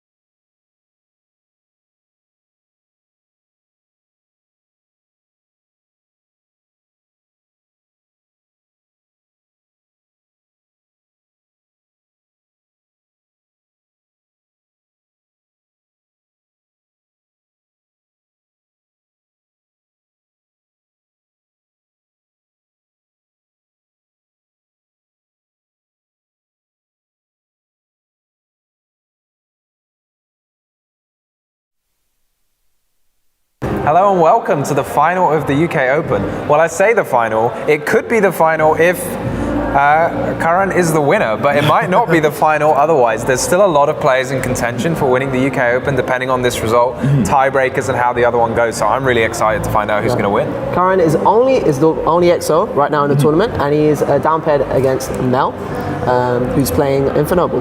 So yeah, we had Mel earlier on the stream. Karan, we had him earlier as well, yeah. So two reoccurring guests. But yeah, we're getting straight into the last round, and let's see who wins the dice roll. Seems to be a magic touch, I think, being on the stream. You know, guaranteed to win the event. Some would say I've gone 8-0. I don't know about you guys, but I'm living life. I mean, you've only been in like 6 of the rounds. Exactly. That's impressive. But I've won them all, so that's what really matters. There you go. It's very easy to win from the commentary booth. That's why Marcus said, Tom, why do you do commentary so much? Because I win every match. So Karan is winning the dice roll, I believe. I would assume they'd elect to go first. Let's see what the Dragon Link end field is going to be. Yeah, he did actually go second a couple of times. Really? Against Mekanko, but probably not against Infernoble. No, I would be too terrified to go second against Infernoble. His hand looks pretty strong from what I could see, starting with Lebellion, and I saw the Rocket Tracer. Yes. So we'll see what else is within the hand. Fortunately, don't see a Dronlock bird following this. Let's hope that there are some types of disruption. Starlish Safer. Yeah, Safer is pretty formidable, I would say. I find it somewhat very hard to interrupt Dragon Link because they can always turn the monster on the field into links or synchros, which Ash Blossom and Joyous Spring on the Safer. I think that's quite an important hit here as well. Yeah. Just stopping monsters from staying on the field and maybe even becoming something like Striker Dragon. I think it's quite important. Yeah, because it eats up the normal summon as well. Exactly. I mean, at worst for Karan, he's got the Magnum in hand, which he can turn into a Lubellion and get some good advantage, but not much interruption. He might have to banish the Safer though with this Magma, which is not ideal because you can use the Safer to add a card from his graveyard, but he's deciding to banish it with Magma. Unlikely to summon back this Lubellion now, and what do you expect? Would you expect regains? No, he's gone for another Bestial. Can we see Erratic King of Aturn? I love this guy. He's so cool. And permanence as well. I'm proud of you for the reaction there. It's quite high impact there. It feels almost as if whenever you go for a Tum in this deck, it feels like it's a last-ditch effort, right? From how Karan was playing, it did look like he was trying to put whatever he had into making sure he can keep playing. It was very all in, wasn't it? And he is now in his end phase, I believe, resolving Bestial Magma's effect. Because that was a bit of a gambit. Like, he could have tributed the Magma, summoned Lubellion, and then got the branded regained, and then banished the Magma, drawn a card, and gone into Seal. So this was obviously a much more aggressive line, right? He could have ended up with a lot more cards with this line, but obviously it was the high risk, high reward line, and it got the risky side rather than the rewarding side happened. So Heritage of the Chalice here resolving. No Dronlock bird in sight. Now starting strong. One of the best cards you can open up with. Yeah, I was amazed when I read this card that it's got a second effect in the graveyard. It's like a search any Infernoble and then it has a bonus effect. Oh, probably the best 2-card opening you can get with the deck. Yes, I would say so. So gonna go for Renault here, add back the Gearfried. Let's see if there's any form of equip spell in circulation, just to try and aid in getting that Gearfried down as soon as possible. So they can always go into Izode here, and that's exactly what it could be. The Synchro, which I forget the name of briefly. Angelica. Angelica, that's the one. But so I guess if you don't have an equip spell to follow up Angelica, then it's not so strong. Adding the uppercutter here as it's a 1-card combo for the next follow-up turn, and it's not something that's going to be utilised here either. What's great about this is that it plays around the Biru, because he summons 2 monsters, the Izode, the monster you'll summon off of Izode, and the Gearfried in his hand. Oh, I see. Yeah, Gearfried's going to come down now. So this is going to summon back the OG. Oh, we're already at 5 now, though. Yeah, we're definitely at 5 now. I think if there is an Nibiru, I think this is probably the best spot. However, I think at the same time, Kran loses a lot if And there is the Nibiru. I think they might have not. I think they should have played around it, if I'm honest. Well, when does Gearfried's negate become active? I thought it had to have an equip. Yes, it has to be an equip on the field as well, and it has to remove an equip spell from the graveyard as well. So it's quite a hefty restriction, I'd say. So, so it wouldn't have been active. If they decided to send more equip spells and not summon a level 1. Yes, yeah. Could have even gone for the uppercutter itself instead of adding it off of the Isolde. Maybe go for the uppercutter just to put the equip spells in the graveyard. Does Mel run like 4 equips with different names? That's quite a big ask. That is actually 1, 2, 3, 4. There are 4. There are 4. Yeah. Okay. Mel might have been happy getting the bird there. Yes, so this. Starting off with the museum, it looks like they have more. They can still play. Yeah, so let's see where the rest of this goes. So Durandal can add another card. The Oliver does become a tuner while it's on the field, and if you summon it with its own effect, it's a level 1 as well, which might be important for some possible lines. How do you summon it with its own effect? You send either a Fire Warrior or an equip spell from the hand to the graveyard. Oh, that's pretty easy, isn't it? Especially with the Phoenix Blade in circulation now as well. Phoenix Blade is such a cool card. It just feels like it's Isolde's best friend. Yes. It feels like almost like infinite value there. I feel like if it wasn't for the Phoenix Blade, like Isolde would be such a worse card. Oh, I really like the play here. So equipping the Ogier and then using Museum to summon it out because you've used the first effect to search. Really strong here. Then getting a second Museum, and as we know, it's not once per turn. I can't believe this card is not once per turn. It's so powerful. Comfortably play around this Nibiru. Playing through the Nibiru. There's even potential for this to lead to maybe even an OTK line. Summoning the Roland out here, I'm going to send a monster from the deck to the graveyard as well. Turpin, an extender when there's an equip spell in the Spell Trap card zone. Here we go for the Museum, round 2. Not being once per turn. This card is phenomenal. Honestly, when we were discussing it earlier, I'm realizing it's just not once per turn, and seeing all of the different lines that can be taken, utilizing it. I've never really got my head around the theme of the museum, because I thought the cards were all like Noble Knights, and then this is now we're transported to the future. We're in a museum where all the swords are in the future. Like, I was a bit confused, but it is definitely a powerful card. You can't argue with that. I mean, I suppose Isolde is like the Tales, isn't it? It's like a story, but I don't know.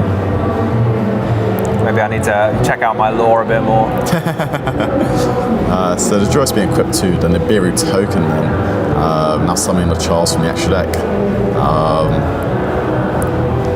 I think there is potential for this game to just be ended here, in all honesty. Yeah, meaning like linking the Charles into a big Charles and then special summoning the Charles again just puts so much damage on the field. That's already, 6,000 points of damage?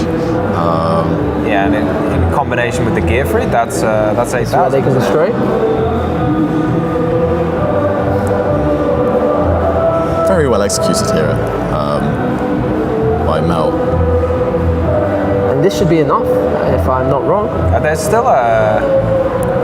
Luckily, the Gearfried can negate if needed. Okay. I thought there might have been a Bestial on that. Even if there was a Bestial, Immortal Phoenix Gearfried could have negated. Yes, yeah.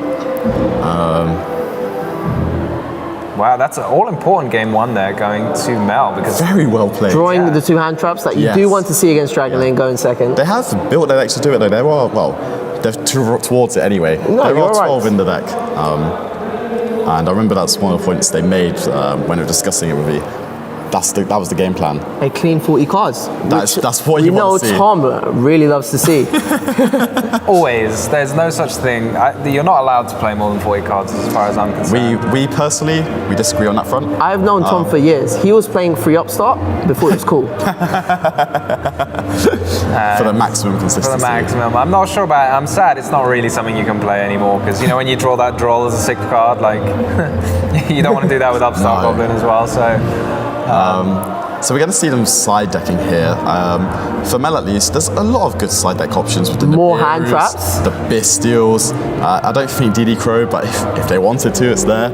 I really like their side deck, if I'm honest I with you. do as well. I feel like it covers a lot of the weaknesses, and as we've seen, they play through like Nibiru then, like very comfortably. Yeah, the deck looks amazing through hand traps.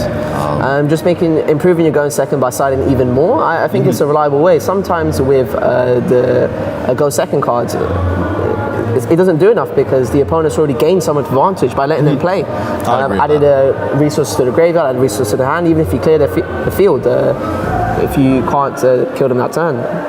So what do you think Karan will be siding in? I would assume the Drawnlock Bird. I think that seems like a very, very good card into the Infernoble.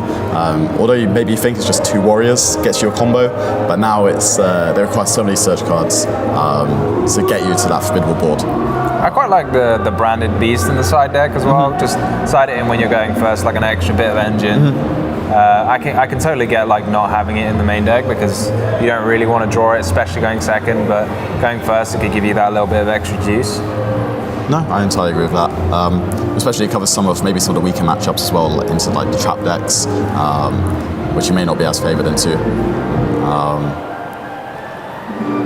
But yeah, I think. Do you think you side Lancia in first, the Infernoble Knights? It might seem a little bit rogue, but it does stop the Angelica from removing itself from play and summoning the Roland from the extra deck, which could be important, as well as even the recursion from the Defiant Phoenix Sword or Phoenix Blade. I don't think I'd see it in Karan's list going first. Maybe going second. Maybe going second, we might see this Lancia.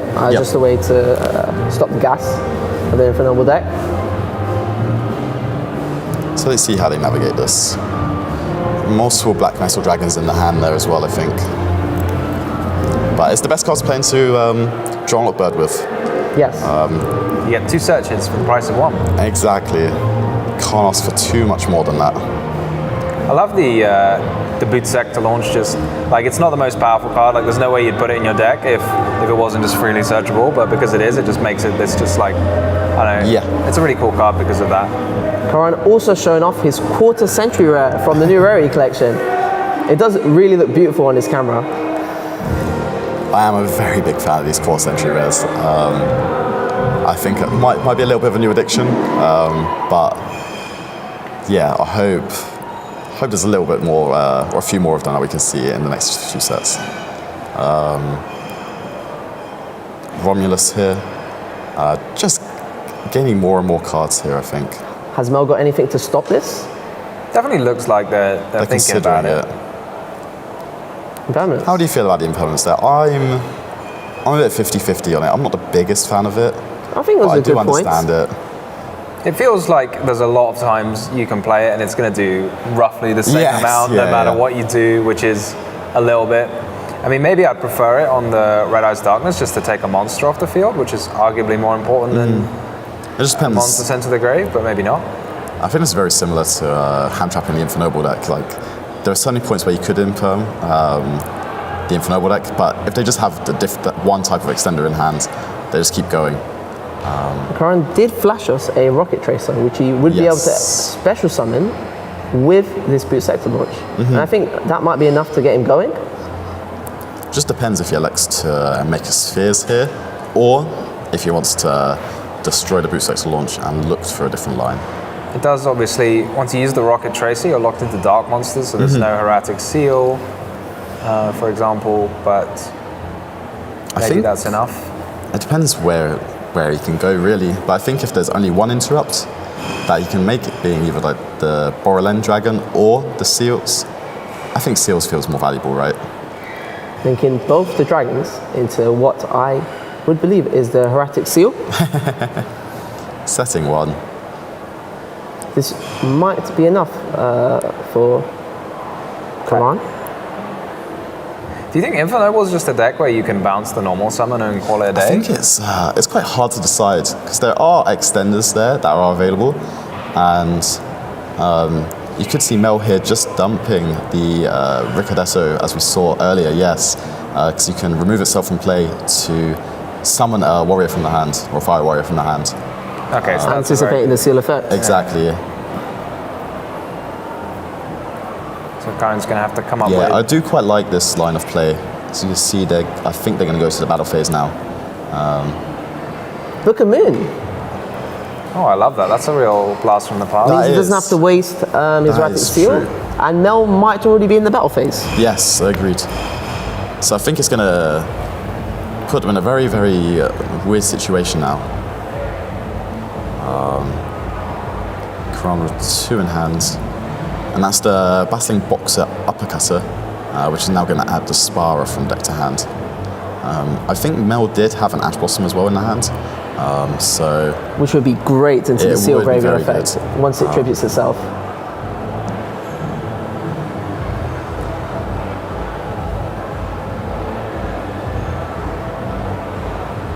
Let's see how this goes on. DD Crow, which also works here. Since the Erratic Seal is not in the graveyard, I don't believe it will trigger. No.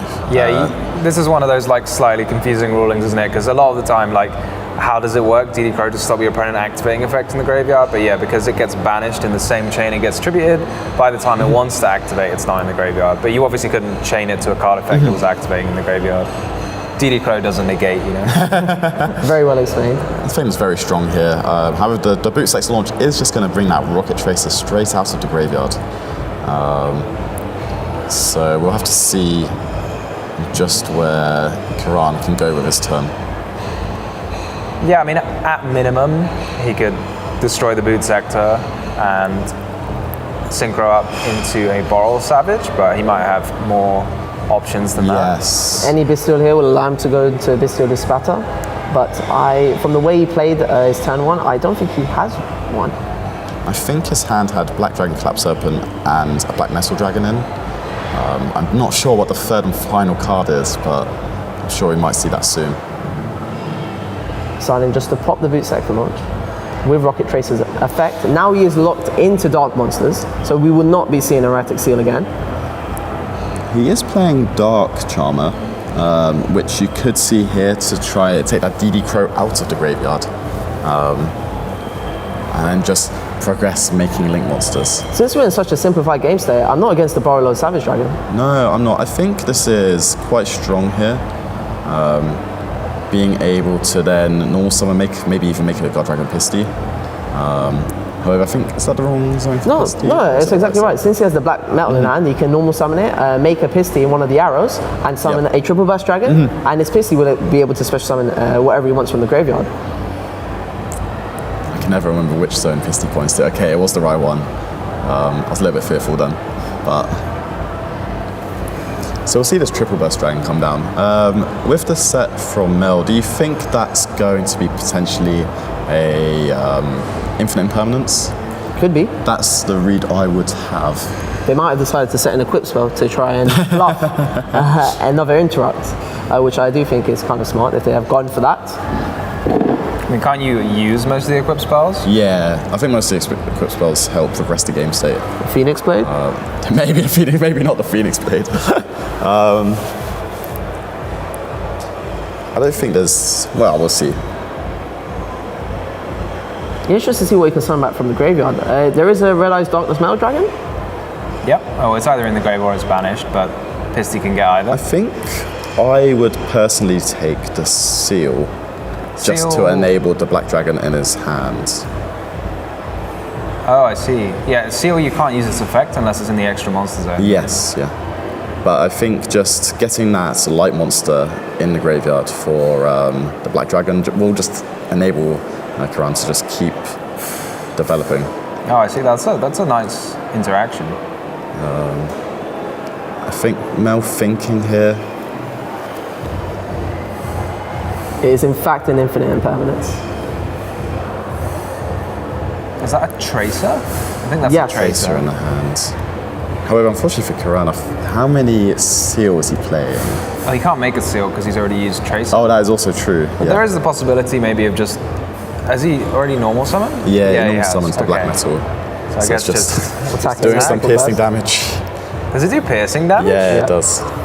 It has an effect when it attacks, does in the battle phase, I think it has the ability to negate. Yeah, it can negate something during the battle phase. Maybe a monster or spell attack. I think it's any card.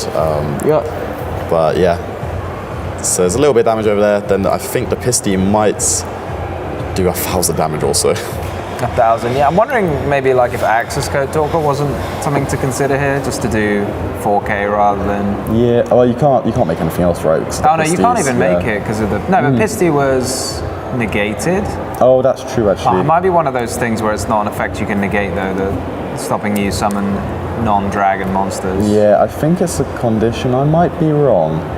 A lot of cards have that kind of thing when their effect's negated. But okay, so maybe between us, they're just checking out now.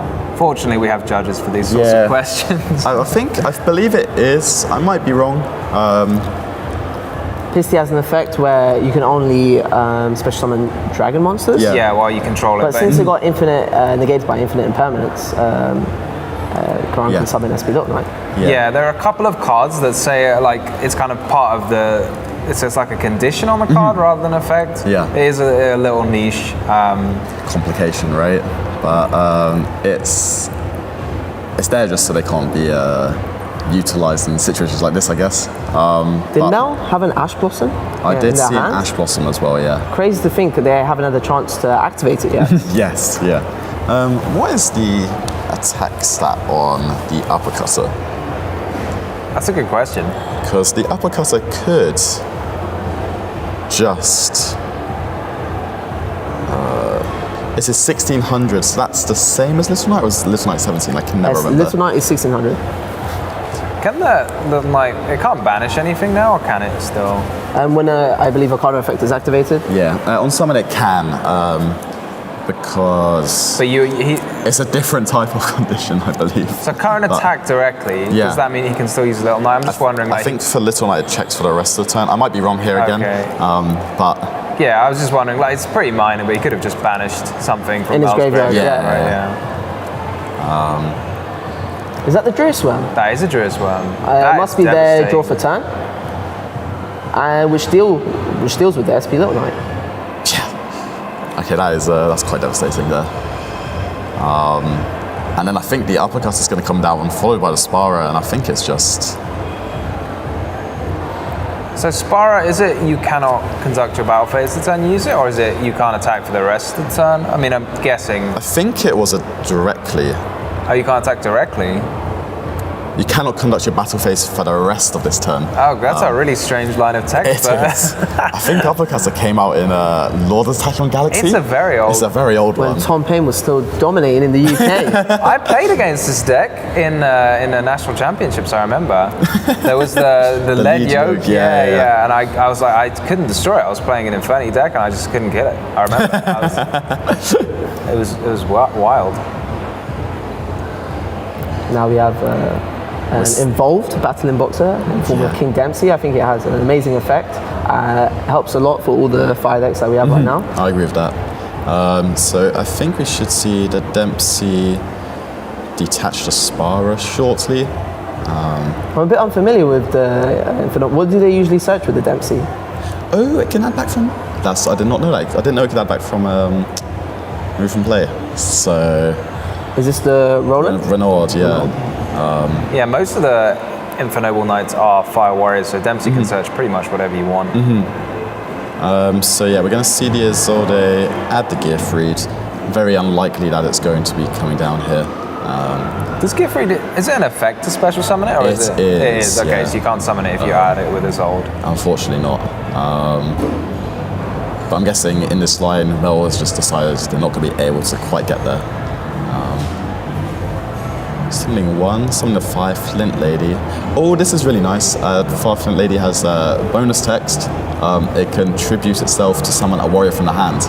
Oh, really? So it can summon the Ricadesso from the hand to then reborn the Ogier and make Angelica. That's really amazing. It is. So here we are, it's just ongoing, and it's, I think, we know Karen unfortunately does not have anything to his disposal. Yeah, it's looking quite dire with only having 2 cards in hand. Senior opponent combo off. Karen just not really getting much going in either game. No, unfortunately not. Mel drawing quite decently. Yeah. But that's what the Inferno deck does.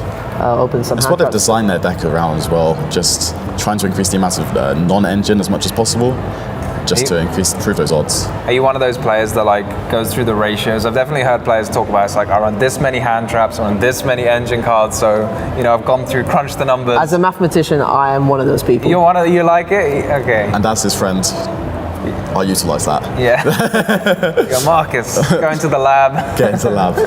How many hand traps? I want a 30% chance of drawing 2 hand traps. But we're seeing it right here with Mel, feeling very confident in their strategy. So you might hate this, Tom. For UK Nationals last year, I increased my deck count to 41 to increase my hand trap ratio by 1, just to improve the maths on it. There we go. How do you stand by that? That doesn't sound like any maths that I would approve of. And we can see the Angelica using its effect. Summoning the Roland and sending another card from the deck to the graveyard. Turpin being another fantastic extender here.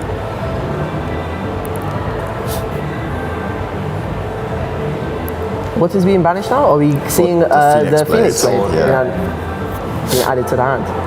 So you can imagine after the Phoenix Blade is activated, will we see the Immortal Phoenix Gearfried on the field? No, it was someone back from it was added off the Isolde. However, the monster that just got removed from play requires an equip spell for it to be summoned. Just going through the motions here now, I believe. Quickly synchro summoning into Roland and summoning into the Charles, and summoning Charles the Synchro to summon Charles the Great, to then summon out the Charles Synchro from the spell and trap card zone. All the Charles. All of the Charles. We need more Charles, I think. There needs to be like a Charles XYZ. Yeah. That you can make with the link and somehow. So what interruptions does Mel currently have on the field? I'm a bit unfamiliar with the Infinova strategy. Currently there is a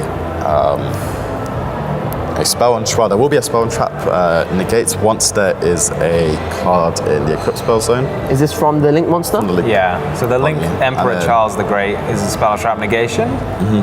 You can, during your opponent's turn, use the effect of the Synchro in the graveyard there. It's a quick effect, it can equip itself, and when an equip lands on the field while you have a Synchro Charles, you can destroy a card on the field as well. So there's 1 pop and 1 spell and trap negate, I think. I'm not sure what else there is. Oh, it looks like something else is going to happen. Second Charles? So this is really nice, as the Durenda will trigger to summon back a monster, I believe, from the graveyard.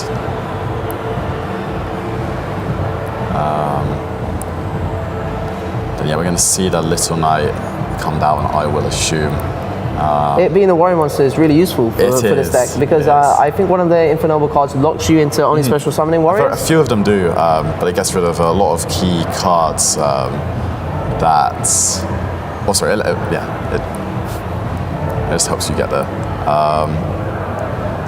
And then in the end phase, the Morgus is going to be attached so that when one of the Charleses activates its effect to negate, you'll be able to shuffle back 3 cards into the deck to draw a card. Oh, okay. There was a lot going on. Yeah. Now, Druiswan being a fantastic draw for turn.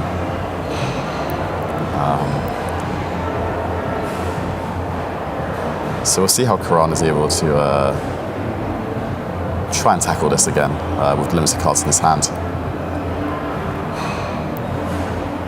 Yep. Yeah. Showing his hand. The Nibiru draw for turn, very unfortunate there. But there we go. See, Infinova once again take down this feature match.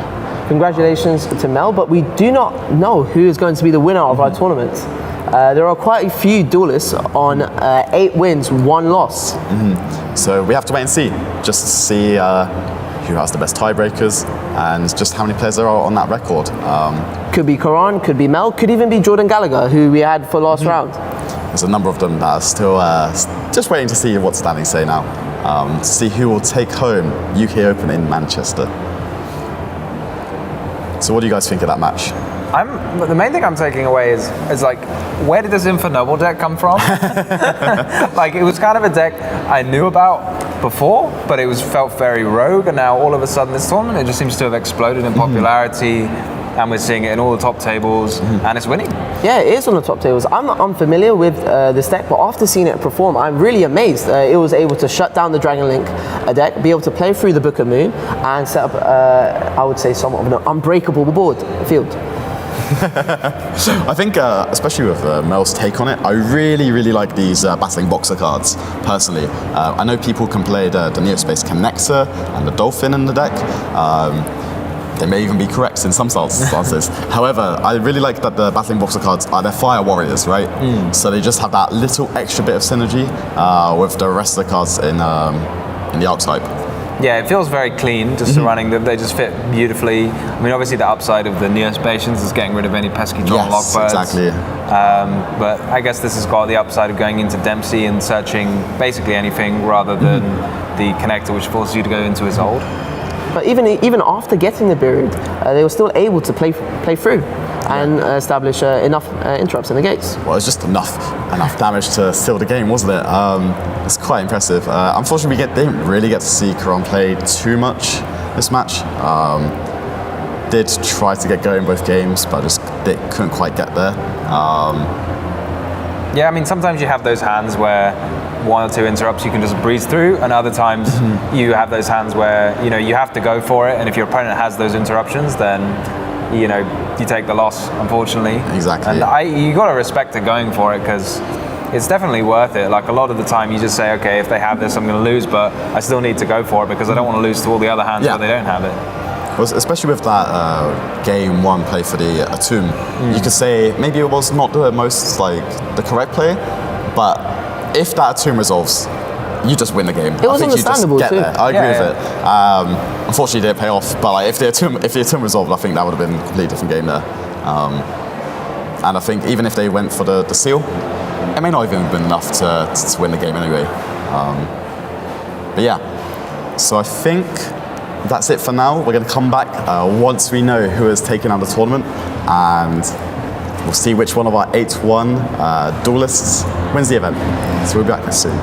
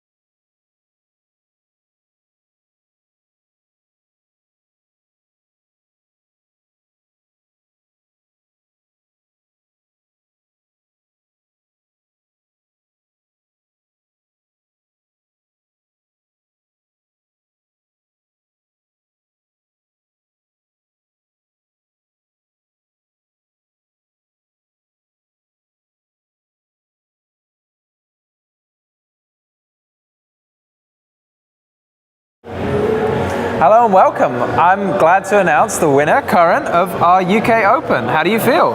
I feel great. I'm honestly just really surprised. I didn't practice so much, so I didn't really expect to do this well.